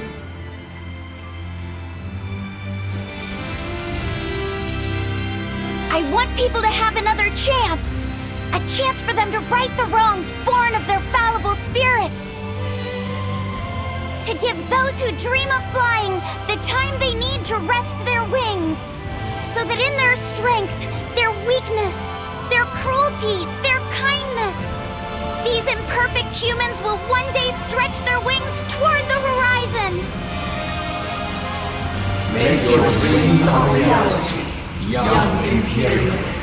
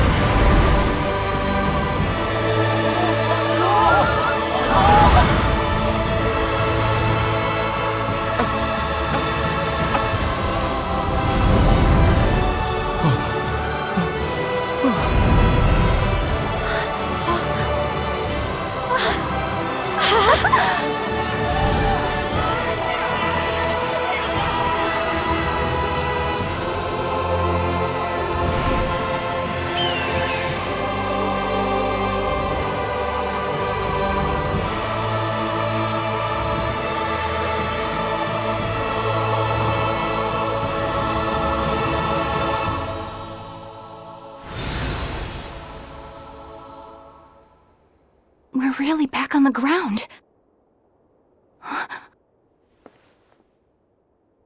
The Dragon of Light! Good grief. Velvet's recklessness rubbed off on him. Hasn't it, Laphicet?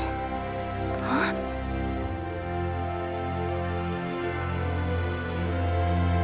Is that really Laphicet? But how? That is his Empyrean form. It's also proof of his determination. Like an oath? Yes. Do I frighten you now, Eleanor?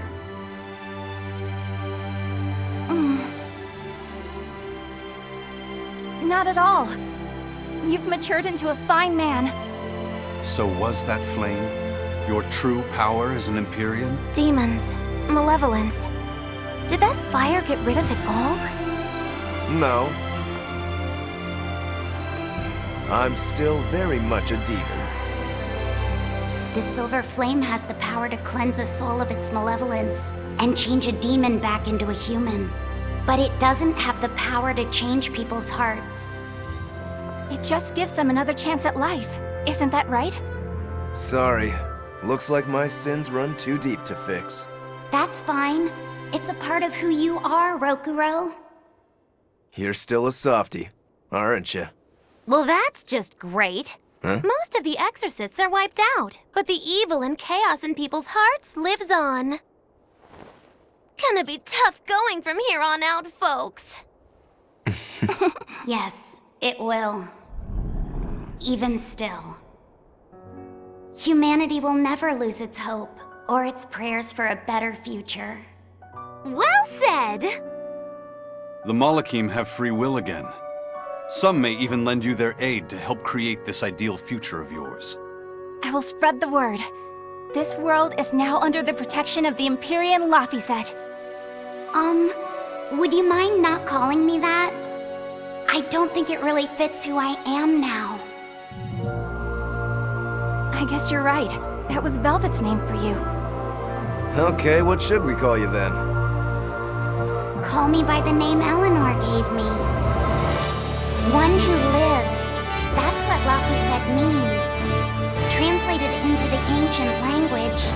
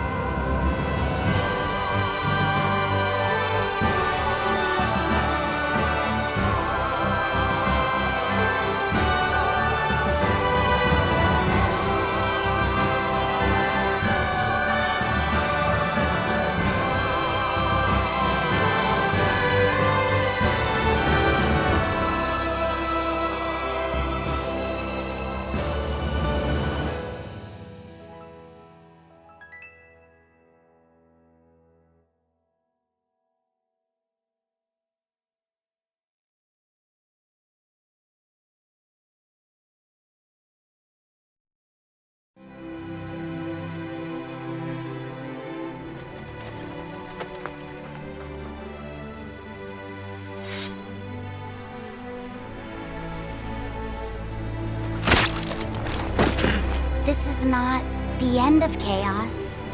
It is the beginning.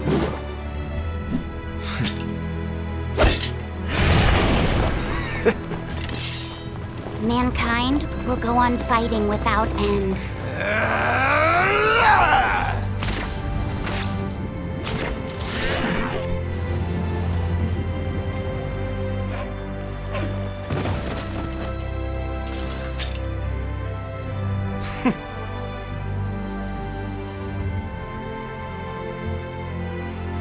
Just as they did.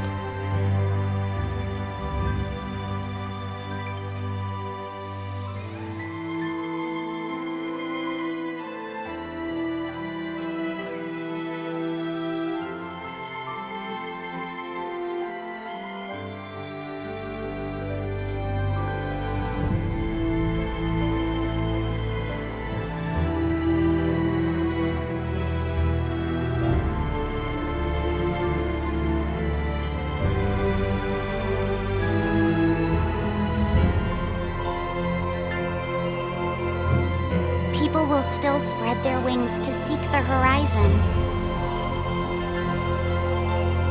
just as they did.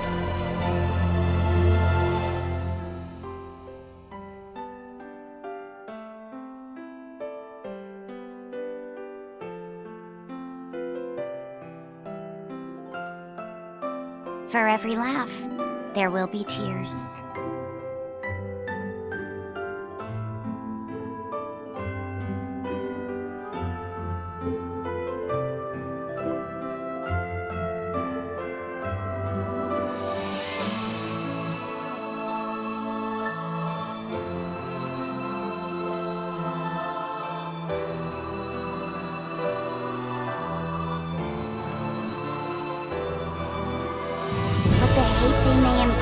Will be matched by love.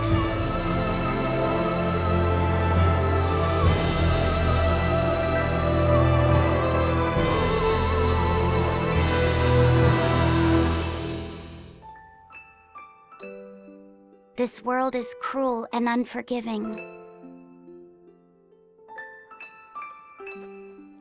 Hey, come on. Even the gods themselves don't know what the future will bring.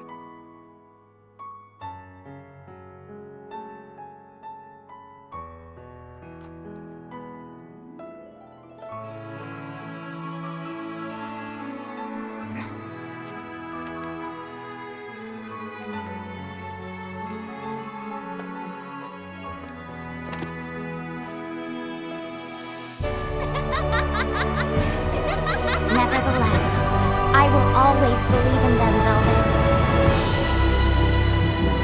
In humanity, both strong and weak. In humanity, both fearsome and kind. The day will finally come when your dream becomes reality. Until then, I will kindle a flame within me, burning strong and bright.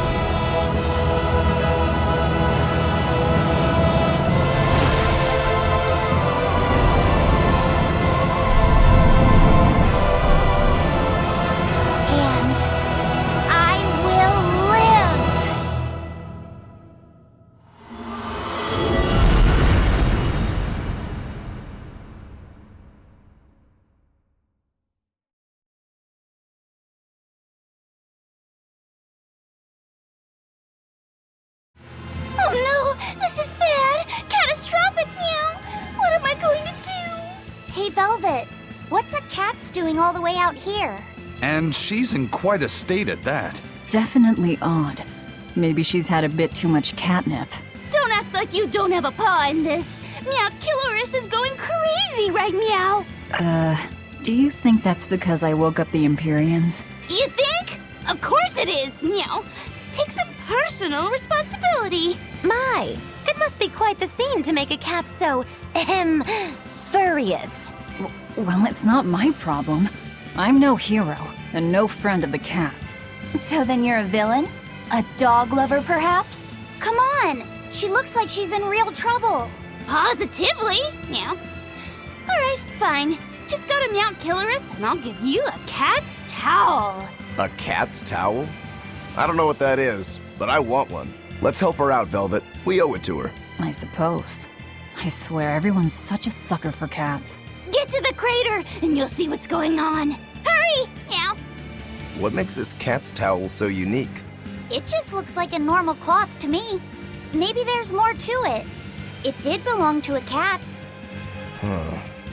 I cannot say why, but I have this sudden urge to leave everything else behind and wear only this towel. Please don't. Oh, if you insist. I guess even demons have some lines they shouldn't cross. Yes, definitely. That's enough, you two. Let's just start heading to Mount Killerhouse. Everyone knows that the scariest demons are found on Class 4 islands. Yes. The Abbey's made sure to spread the word so that people don't put themselves in danger. Yeah, and from what I know, the worst of the lot is a place called Boss Island. Boss Island? I don't think I've ever heard of it. I'd be surprised if you had. It's just a name we pirates gave it. All the biggest and baddest of demons come to that island to fight and kill each other. So that's why you call it Boss Island. I'm just glad they're killing each other off and leaving us alone. I bet it makes for quite the show, too. Maybe give it a name, like Ultimate Demon Fighting Championship or something. Oh, that's a great idea. It sounds so festive. I bet it'd be fun. Oh yes, you could even be the star of the whole show. There you'd be, standing alone against the nastiest critters around. I guarantee you'll have all of Midgand moved to tears. Eek! Forget about them. I'll be the one crying if I tried that. Poor Bienfu. Every time Magilu teases him, I feel like I could cry too. We've been to all of the Class 4 islands now. No matter how many monsters we beat up, they just keep coming! After years of neglect, malevolence has seeped into the very bones of those places. No matter how many times we hunt them, more come. Well, I can't complain. They make for good training. You look pretty happy, Eleanor. I am. When I think about how we've gone into places too dangerous for the Abbey and aided the public's safety, it makes me feel good. Sticking your neck out for the Abbey when it wouldn't do the same for you sounds like a fool's errand to me. I don't think so. There's a certain strength to be gained in doing things like that. Oh, woe and misfortune, meow. The harbinger of the end has come to Norman Island, meow. The harbinger of the end? What are you talking about? The harbinger of the end is said to deliver judgment upon the world, meow. If he judges us bad, he will destroy us all. If he judges us good, he'll grant a single wish, meow. That's rather binary. Sounds like a man of extremes. Not just extreme, but all-powerful, meow. Whatever you do, you'd better stay away from Norman Island. Okay, just stop. Stop telling us not to do things. Wow! I ain't seen people in forever. Not since Artorias and his bunch. You've met Artorias before? Met him? Boy, I tell you what, I've done way more than that. Once, we all went adventuring with Artorias and the king himself. If you can believe it. We traveled the world, purifying malevolence and spreading the blessings of Malakim. Wait, the king? Yes, ma'am. The one and only King Claudin, who ended the era of darkness. The Hero King? How could someone from the distant past be traveling with Artorias? Between you and me, little lady, he used an oath to live about another 300 years. Heck, he was even the former head of the Exorcists. King Claudin was the head of the Exorcists? He held that post for a real long time, but then he met Artorias, who was an orphan. The king couldn't have been happier. He found an earnest pupil, a perfect candidate for his successor. But then, things took a mighty sad turn for the worse.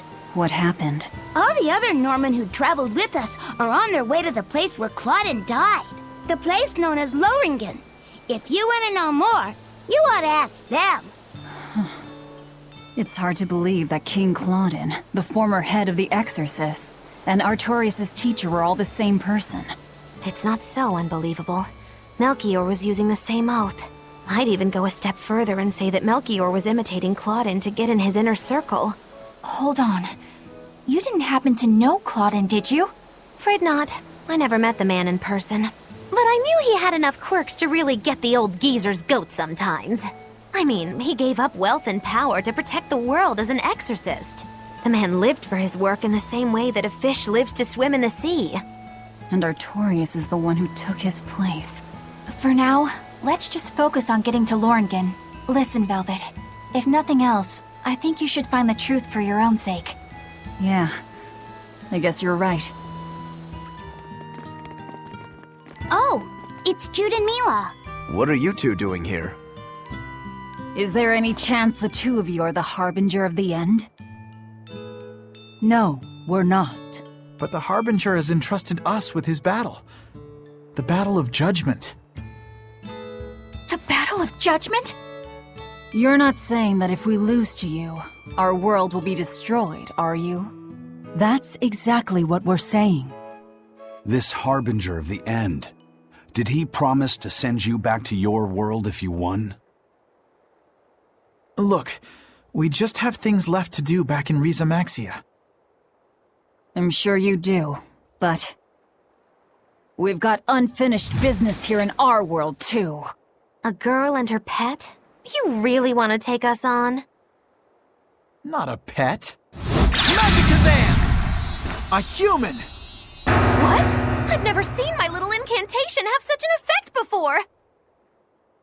Such is the power of the Harbinger of the End. Perhaps now you see the gravity of this battle. You'll have to give it everything you've got if you want to beat us. In place of the Harbinger of the End? Let the battle of judgment! Ready to die? Think you can dodge? Just try! Perfect mayhem!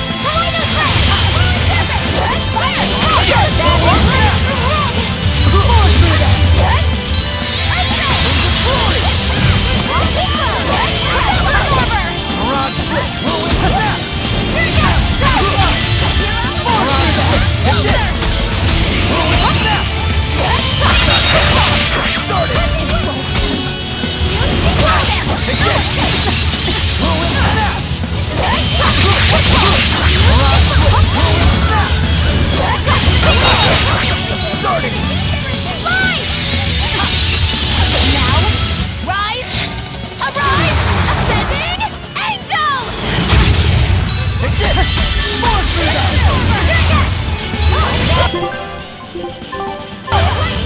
down! Make sure it's up! All good! Mirage Blitz!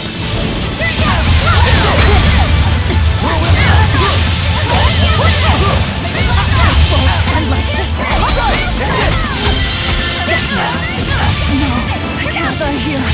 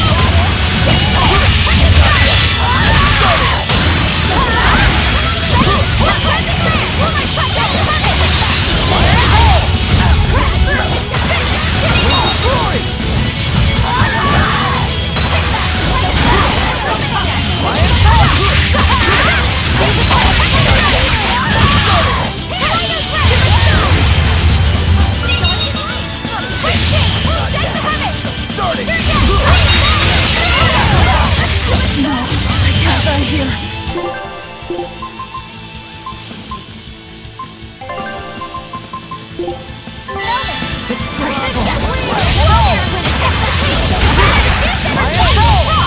it comes to pain, it's better to give than receive. Praise and service. That is. Cerberus way.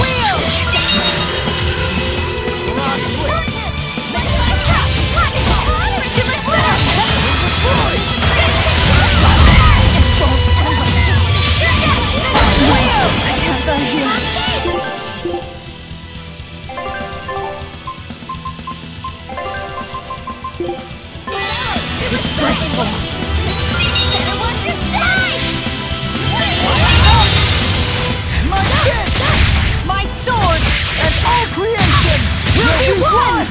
Tiger Blade!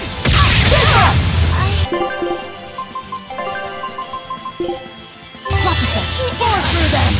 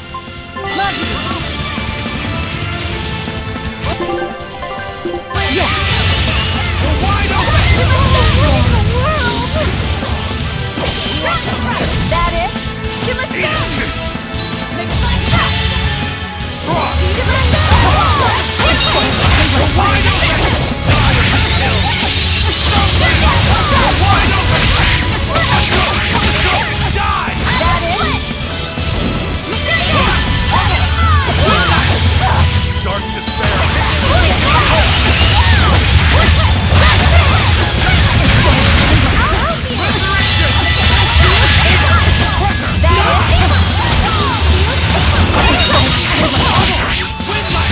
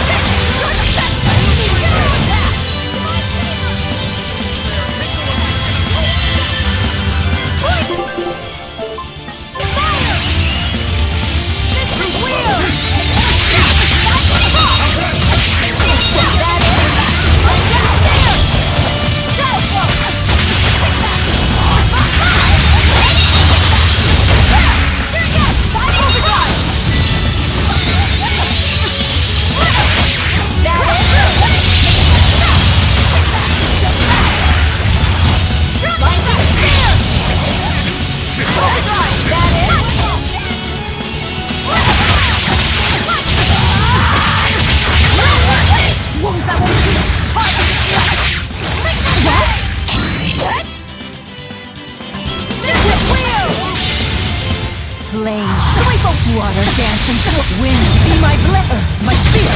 Elements, I call thee. Elemental mastery! I can't die here.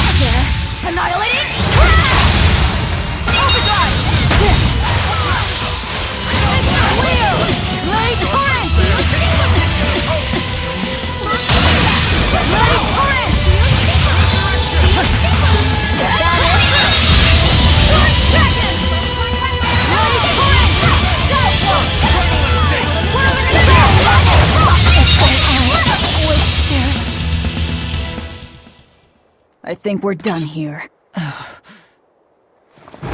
Mila! This fight is over. Victory goes to the woman there. I take it you're the harbinger of the end? Correct. I am the one who delivers judgment upon this world. As the victor, I shall grant you one wish. Whatever it be, speak it now.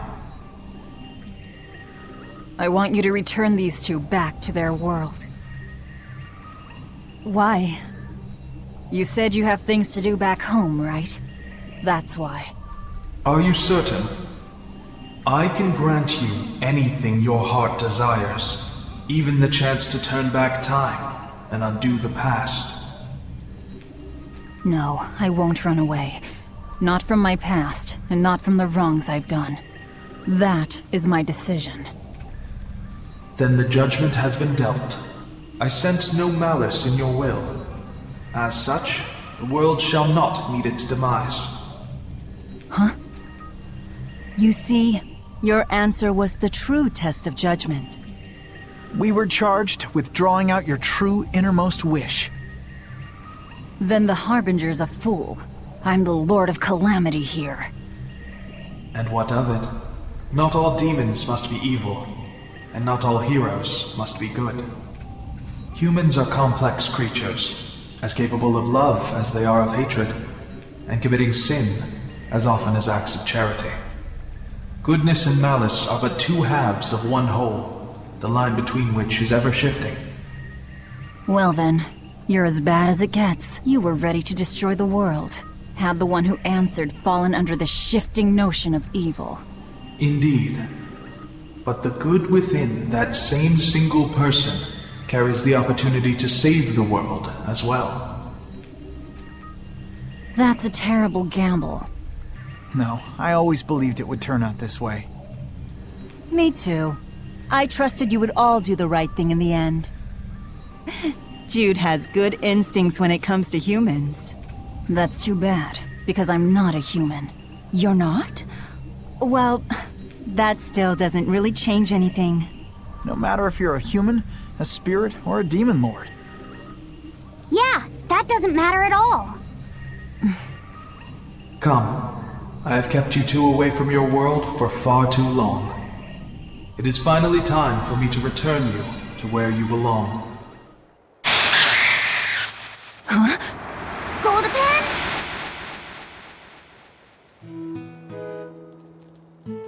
Was that Goldapen talking just now?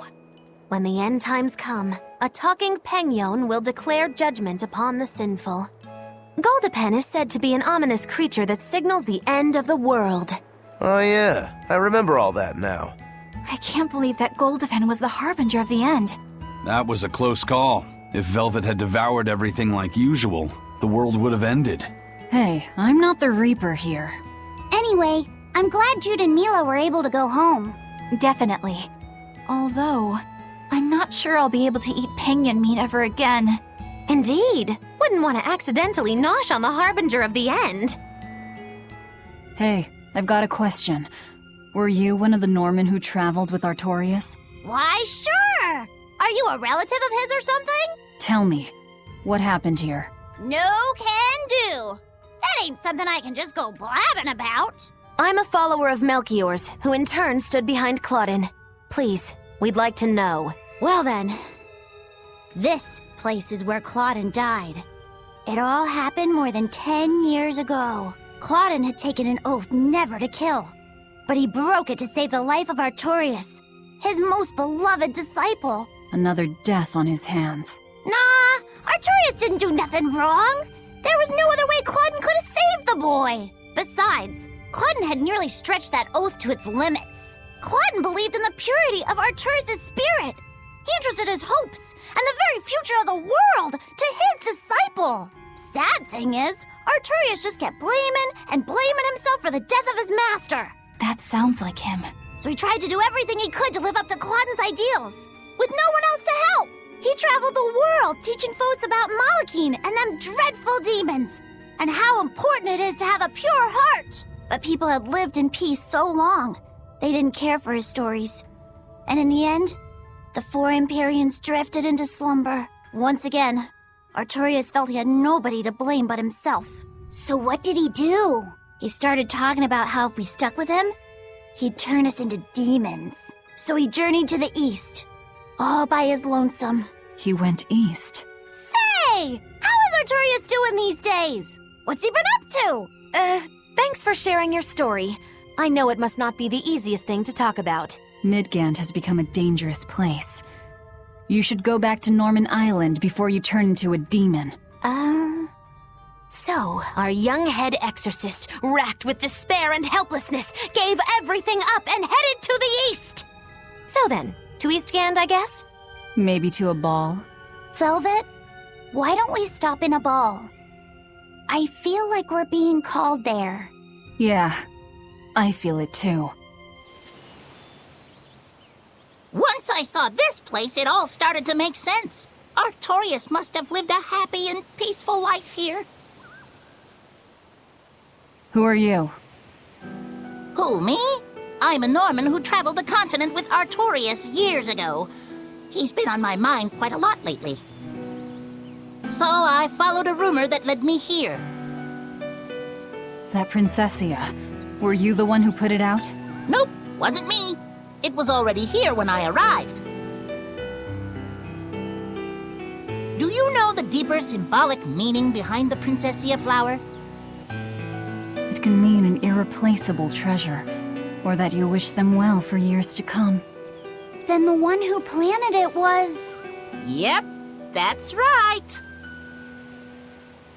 The person lying in this grave saved the life of a certain someone who had been worn down and broken by his mission. Thank you. The poor fellow. He was always so serious. So deadly, deadly serious. And he was practically always being strangled by his own conscience. So much so that he deluded himself into believing he needed to erase the emotions of the human race he so dearly loved. Please, if I may, somehow, some way, set the poor guy free. Oh, I intend to. But my version of setting him free might be a bit different from yours. Well, I'm still counting on you, Lord of Calamity. I think I understand Artorias' past now. Yeah. No matter who you are or how far up the chain you climb, life never entirely goes your way. You said it. As much as he claims to be a man of reason, he still managed to give in to sentiment enough to plant flowers here. Not only can he not protect the ones he loves, he can't even permit himself to be free. Indeed. But I think that's human nature, too. I suppose. But I'd also say he has an inner strength like no one else. He lost his master and his wife, and yet he overcame those failures to rise again as the shepherd. I get that. But it doesn't absolve his crimes. I have to settle the score with him. Yeah. I'll be with you until the very end, Velvet. Are you sure that's really something you want to say in front of your sister's gravesite? All the more reason. She should hear this. Is this an Earth Pulse? I sense something strange up ahead. I feel it too. It's something new. Let's proceed with caution. I don't think this is any ordinary Earth Pulse. Huh? Are we back at the volcano? I don't think so. Precisely correct. These are the heavenly steps. Yeah. The heavenly steps? It's a space where the world's secrets are tucked away. It's got an appalling power that draws in Malakim. My cat's friends couldn't resist and got pulled deep inside. So then you are Malakim. No, we're cats. Cats are just cats. They went in because they were curious. You know what they say about cats and curiosity. This place was sealed away until you opened it up. I'd say you share a good portion of the blame. Meow. If it was sealed before, there's probably a strong chance it was for a very good reason. No kidding. And it's bad news if it can attract Malakim. It's probably not something we should just ignore. What do you think, Velvet? Should we go and have a look? Please, my friends were reckless, but that's no reason to abandon them. Meow. Turn back. Who?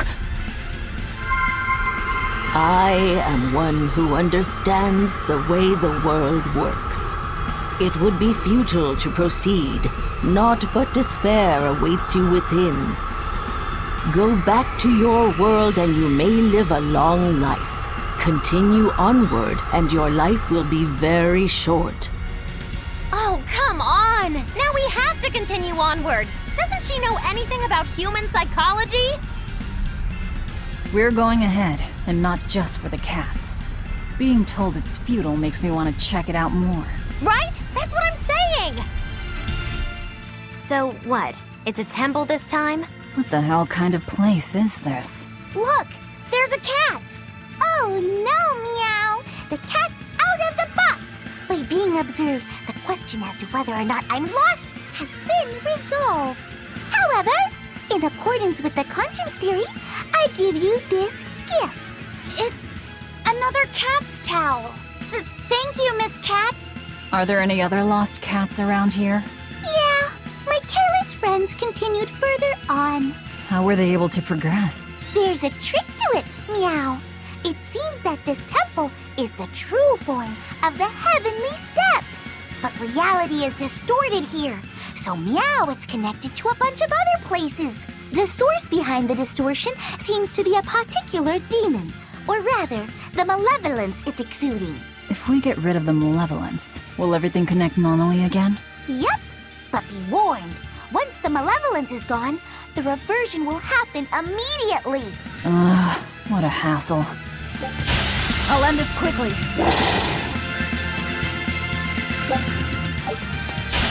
Guess it's time to fight back. I can fight too! I'll end this quickly.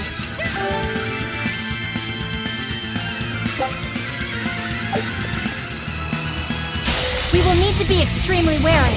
Excellent. We have a dragon to fight. Why are you so happy? It could very well kill us. You're worrying over nothing, Velvet. If you don't want to die here, then don't die here. Simple.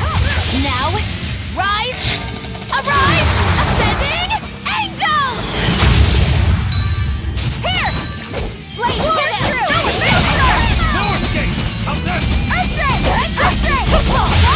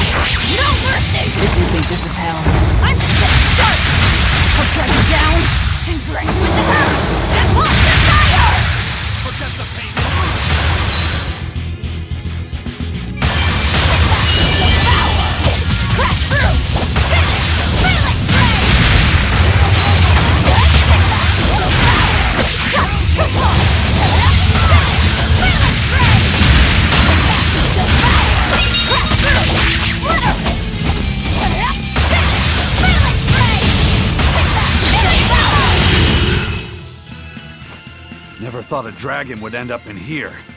This place is more dangerous than I'd imagined. Ah, but it's good for the soul, isn't it? The dragons have all come to this place in search of the gate. Not you again! What gate is this? It is the doorway to the heavens. Can you be any more cryptic? Don't even bother, Velvet. See? We're just going to have to keep moving if we want to find out. It's the way these things work. This better be worth our time.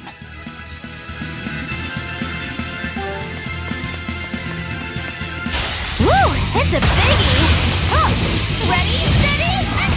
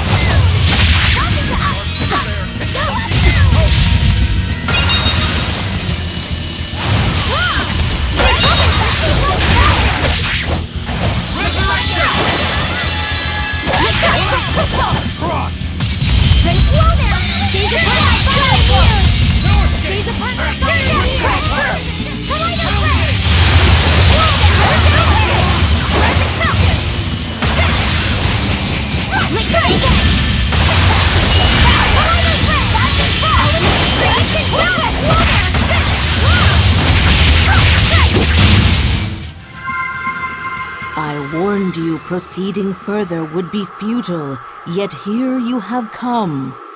It ain't like you're not egging us on, you know. I do not understand.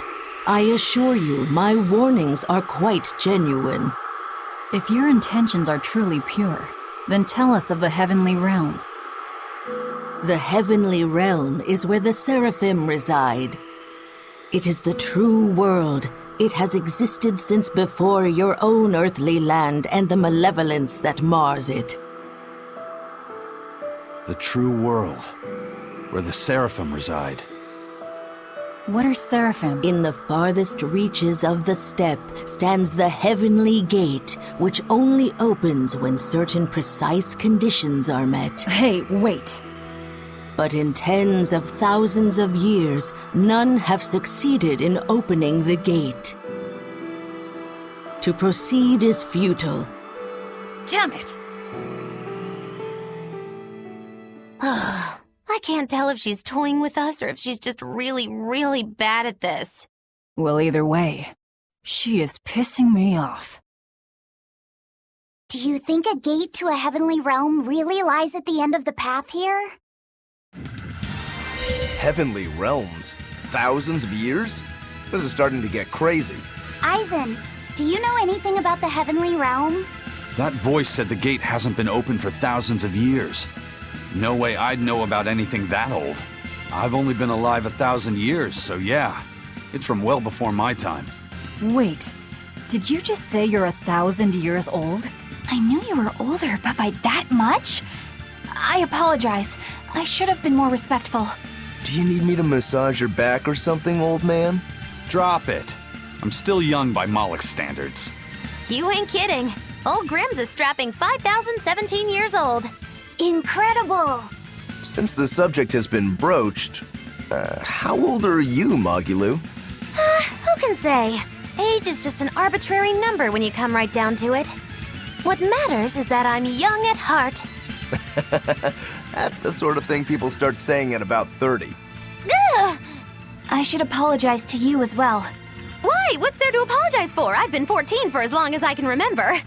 Whatever would we do without this inane banter? We've found you, cats! You better be a good little kitty now. Yes, of course. I'm eternally grateful that you've taken the trouble to find me. Meow. This isn't much, but I want you to have it as a token of my gratitude. Meow. My, such manners. Give it here. What is it? How much can I get for it on an open market? It's a cat's towel. Wow. Okay, so not much indeed. Wow, you've really come a long way, Meow. You know what they say, persistence pays off. I'm starting to feel like we shouldn't have worried about you cats. I almost forgot. I've got a meowsage for you all. It's from the one who understands the way the world operates. A message? Out with it. This is not the first time that Innominat has been revived. He is revived once every several thousand years and has subdued the world innumerable times. This is the root cause of the interruptions in human culture and history. It is also why Molochim and humans cannot be saved. Meow. That sounds like what Lord Melchior was saying. Maybe that glowing globe isn't quite as full of hot air as she seems. But who or what is she? I asked her myself, Meow, and all she said was, I once was a seraph. She was a seraph? Is she just toying with us? Either way, time to double down. I say we corner her and make her spill her guts. By the by, I haven't thanked you for finding me yet, Meow. It's a cat's towel for adult Molochim. So it's for me? Didn't see that one coming. Woo! It's a biggie! Cleansing lance! Flying thunder! Hair! Spiral! Hair! Flying thunder! Flying thunder!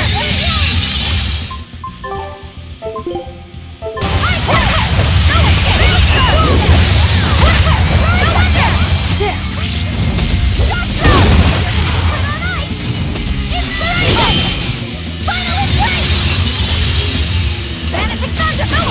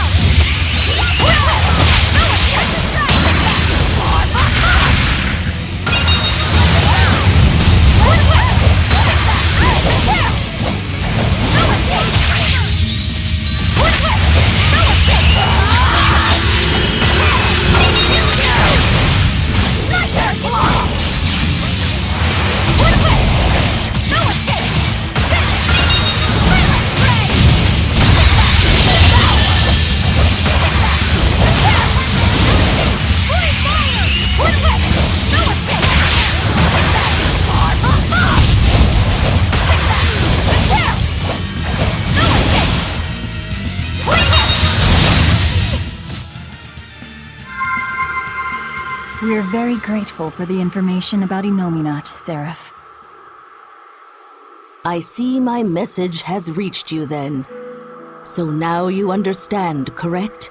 Innominat's suppression of your world is inevitable. To resist would be futile. Futile this, futile that. How can you be so sure? Are you controlling Innominat? Yes and no. Allow me to explain. Empyreans and Malachim once resided in the heavenly realm. At the time, they were known as Seraphim. Malachim and Seraphim are the same thing? Essentially, Malachim are merely Seraphim who descended from the heavenly realm. And the Prime Lords who ruled over them eventually came to be called Empyreans. So then, a Malach is one who serves the Empyreans. Got it. But the real name for them would be Seraphim. It's only natural that this knowledge has been lost to you. Tens of thousands of years have passed since we left the heavenly realm. Indeed, nearly all Malachim on the surface world are ignorant of the oath made all those years ago upon their ancestors' descent. Wait! What's this oath you're talking about? I guess we'll just have to keep going to find out. I found you, Meow! I think that's supposed to be my line. What's my reward? Probably a cat's towel, right? Again, my line. Alrighty, here's the cat's towel you've been waiting for, Meow. I should wrap you in this towel and swing you around for a while. You're strong, but I'm stronger.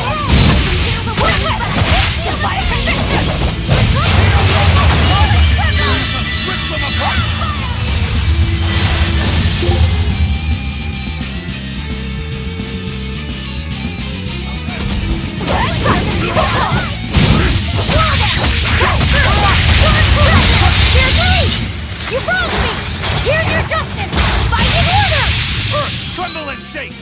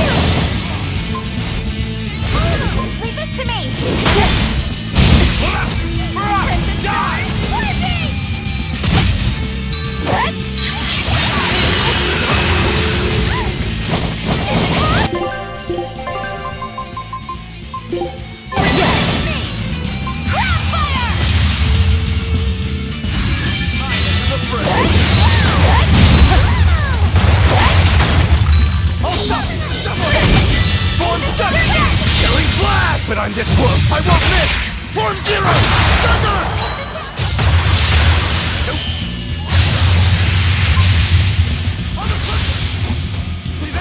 See this? Come on! Double hit! Oh, damn it! Kill them to the bone! Frigid Photon! One to left! No escape! Hail Rumble! See this? Hurricane! No escape! What? In the coast! How could I be so weak?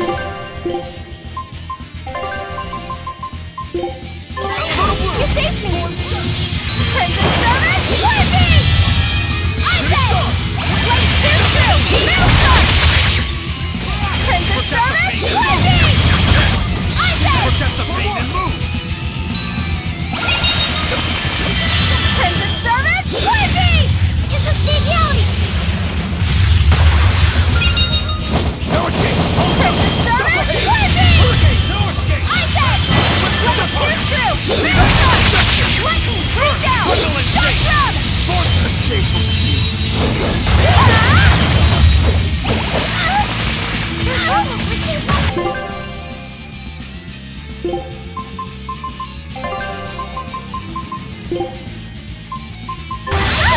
How could I be so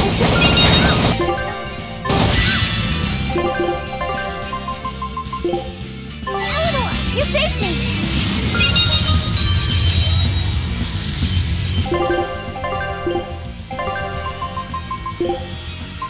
Buffalo! He's back to heaven! Freeze your down! Nice fight! Safe! Can't get up! Back to strike! Back to heaven! Oh! Back to heaven! Oh! Stop it! Enough waiting!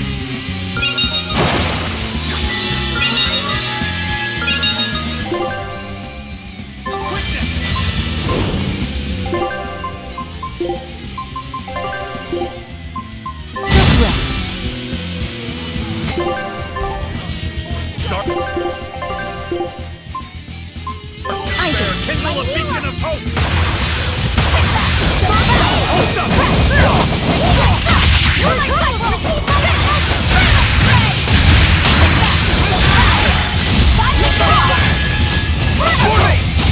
Shooting star! Defying conviction! Jade Way! No escape!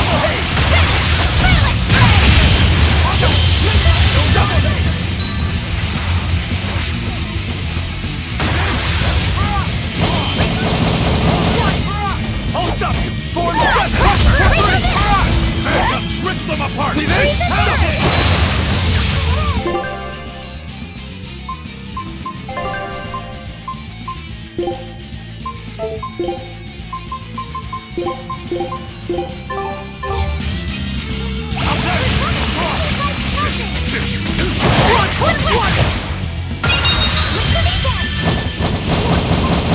Rending Slash, tear and mash! Protect the pain and move! Dark Fang!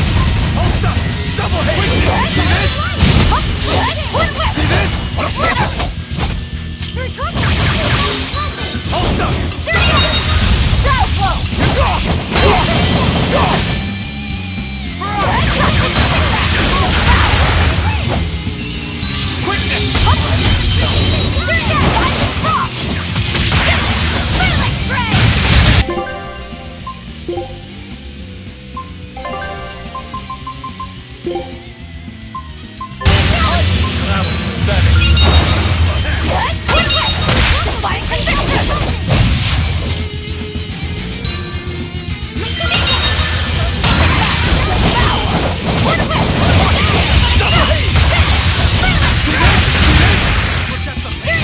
Shadow Flow!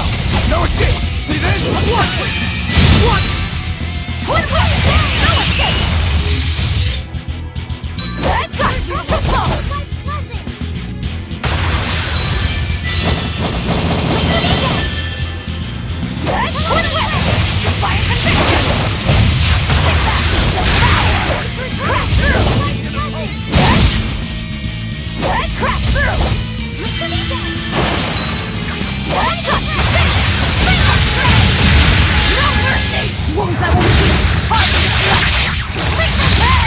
Forget the pain and move!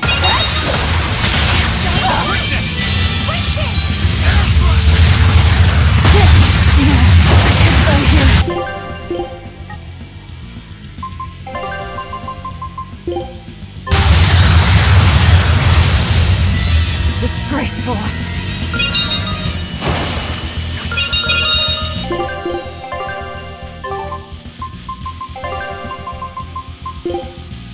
Shokura.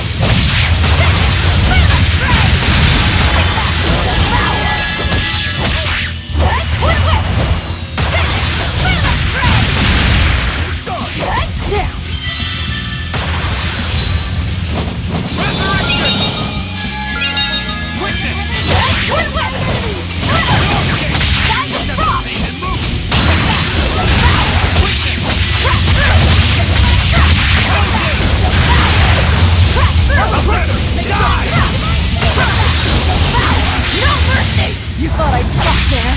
Annihilating crash!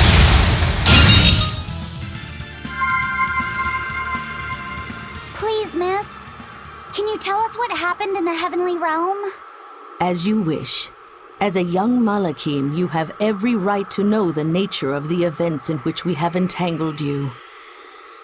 To the Seraphim, malevolence is as poison. The Earth Dwellers create malevolence and therefore pose a very real threat. Thus, the Seraphim decided to eradicate the surface world, humanity included. But that's insane!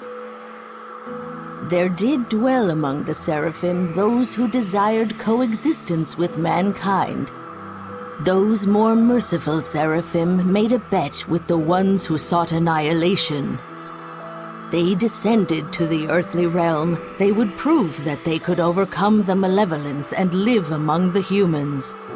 And those Seraphim became the Empyreans and the Malakim. Just so. And when their dream is realized, the heavenly gate will open, and humanity and Seraphim, the heavens and the earth, will be as one. And so, the pact was formed between our realms. But even after tens of thousands of years, that dream has not come to be. There was never any chance. In exchange for making the pact, the remaining Seraphim imposed a rule upon human and Malak. More a curse than a rule, truth told, it made coexistence impossible. From the beginning, the Seraphim decided to cast us and the humans aside and to destroy us together. It was all meaningless, futile. A rule and a curse imposed upon human and Malak. I'm pretty sure I see where this is going. Yeah, I think I get it.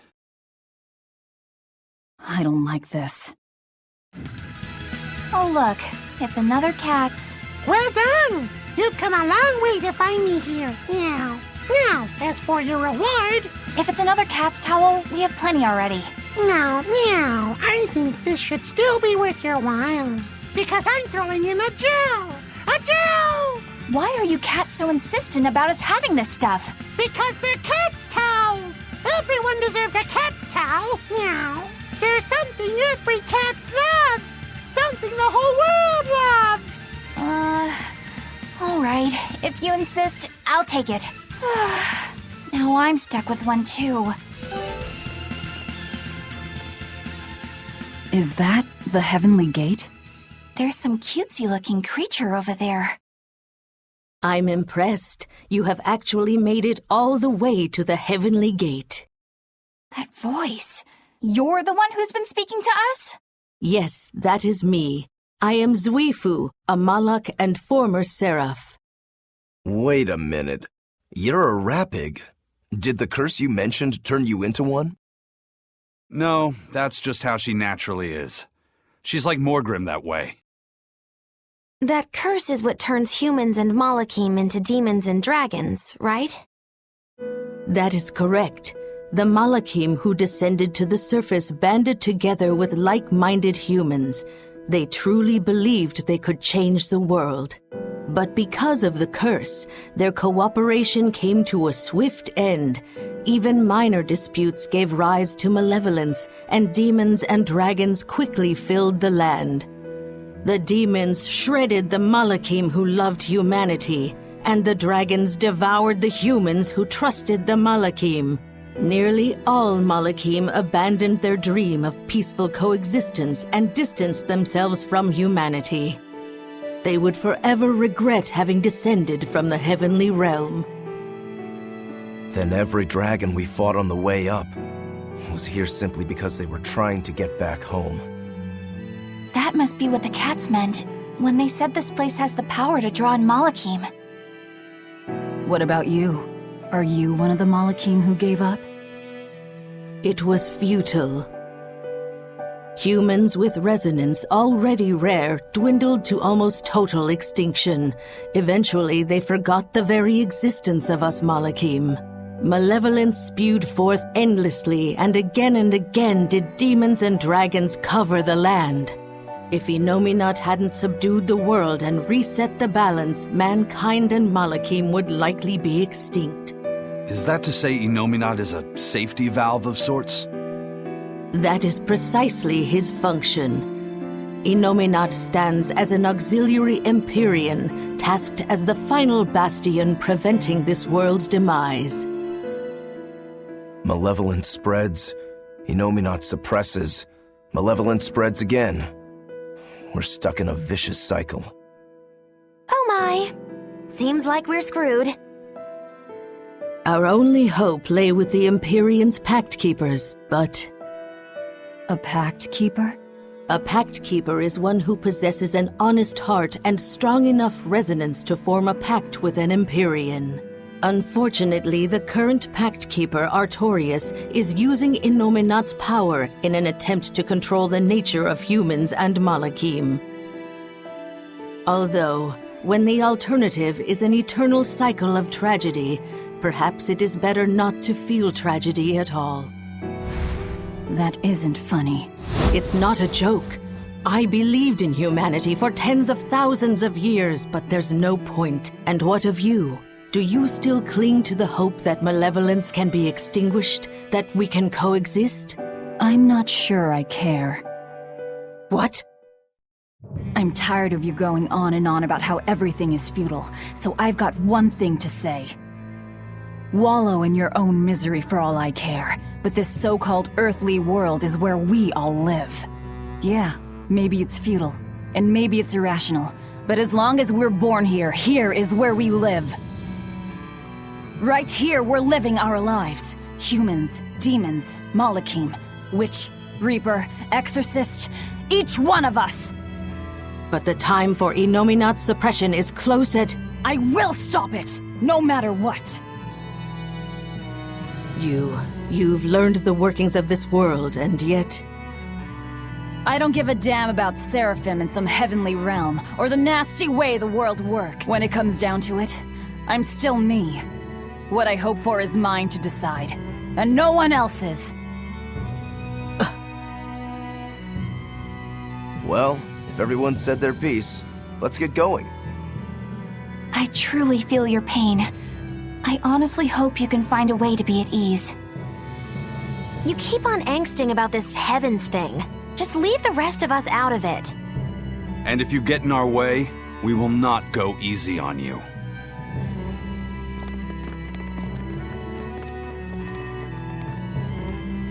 Humans are peculiar. They are.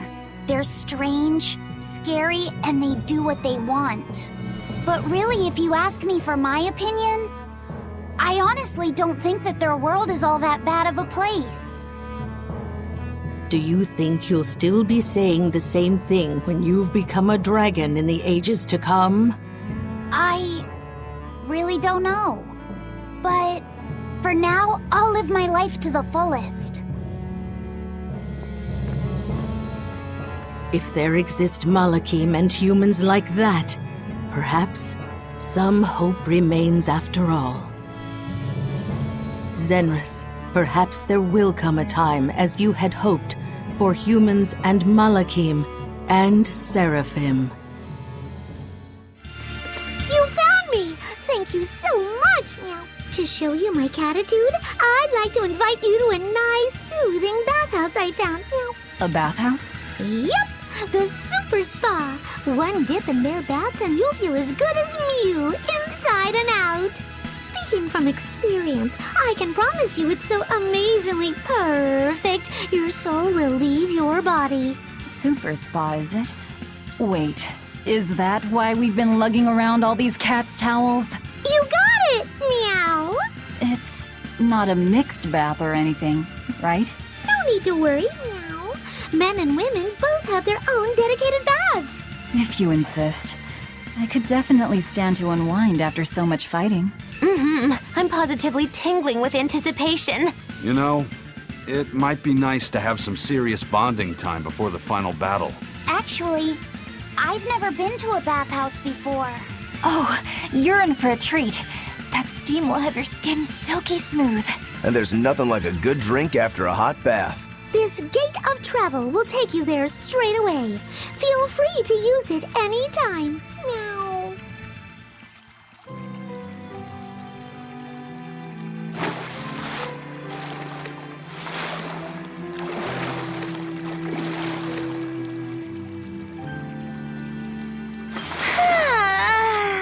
You know, I'm pretty okay with this. I'll second that. This feels really nice. Yeah, it's like I can feel my soul just floating off with the steam.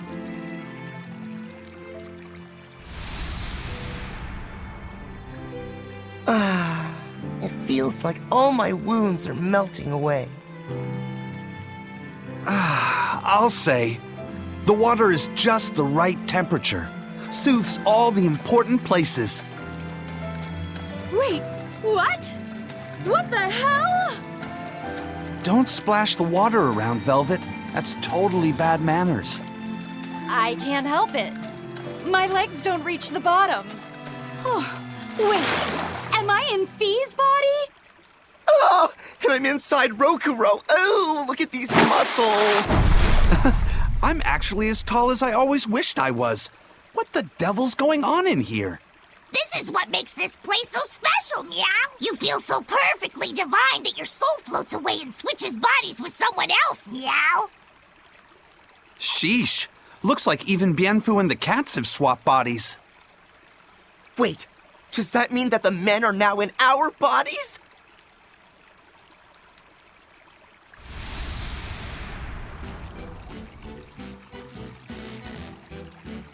Well, this place certainly wasted no time in getting weird or awkward. I'm not really comfortable with this. What do we do? I feel like I've got an inner tube strapped to my chest. Aizen, is this another side effect of your curse? As if the Reaper's curse would do something so ridiculous. It's probably just that cat's playing a prank on us. I'm amazed that you can stay so calm despite all of this, Aizen. Ha! This doesn't bother me in the least. My sister and I used to take baths together when we were kids. I suppose that makes sense. Well, we might as well enjoy ourselves. The water here does feel quite nice. Rokuro, you lech! Cover your eyes this instant! Fine, fine. No need to shout, Eleanor. Though I have to say, your body is nicely agile. Though your butt is a bit bulky. Hey! Keep my hands to yourself! Eleanor, don't stand up! Hey, cats! We better not be stuck like this forever.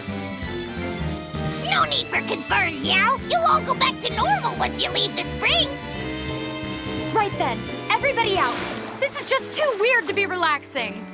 Actually, before we go, I've noticed the cat's been staring at us for pretty much the entire time.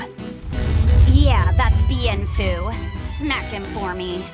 Got it.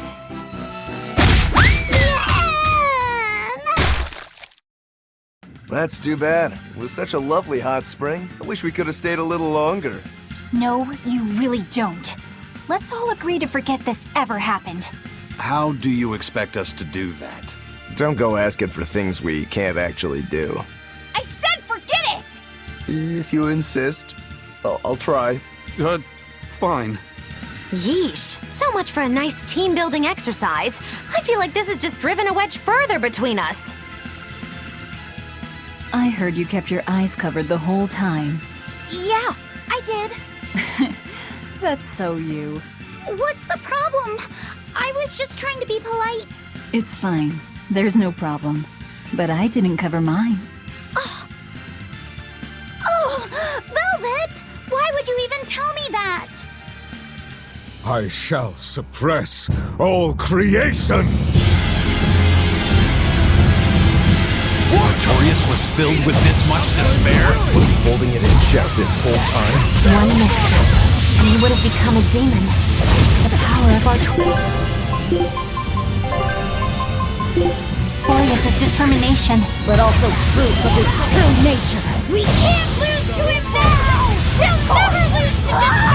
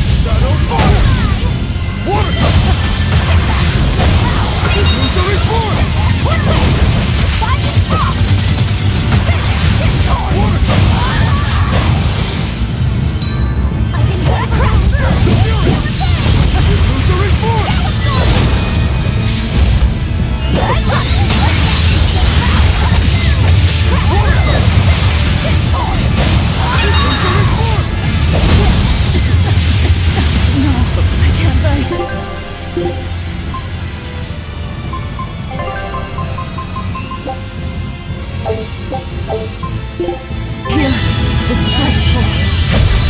Now, rise! Arise! Ascending angel! Better watch your step! Illusory force! Shadow fire! Water cut! Illusory force!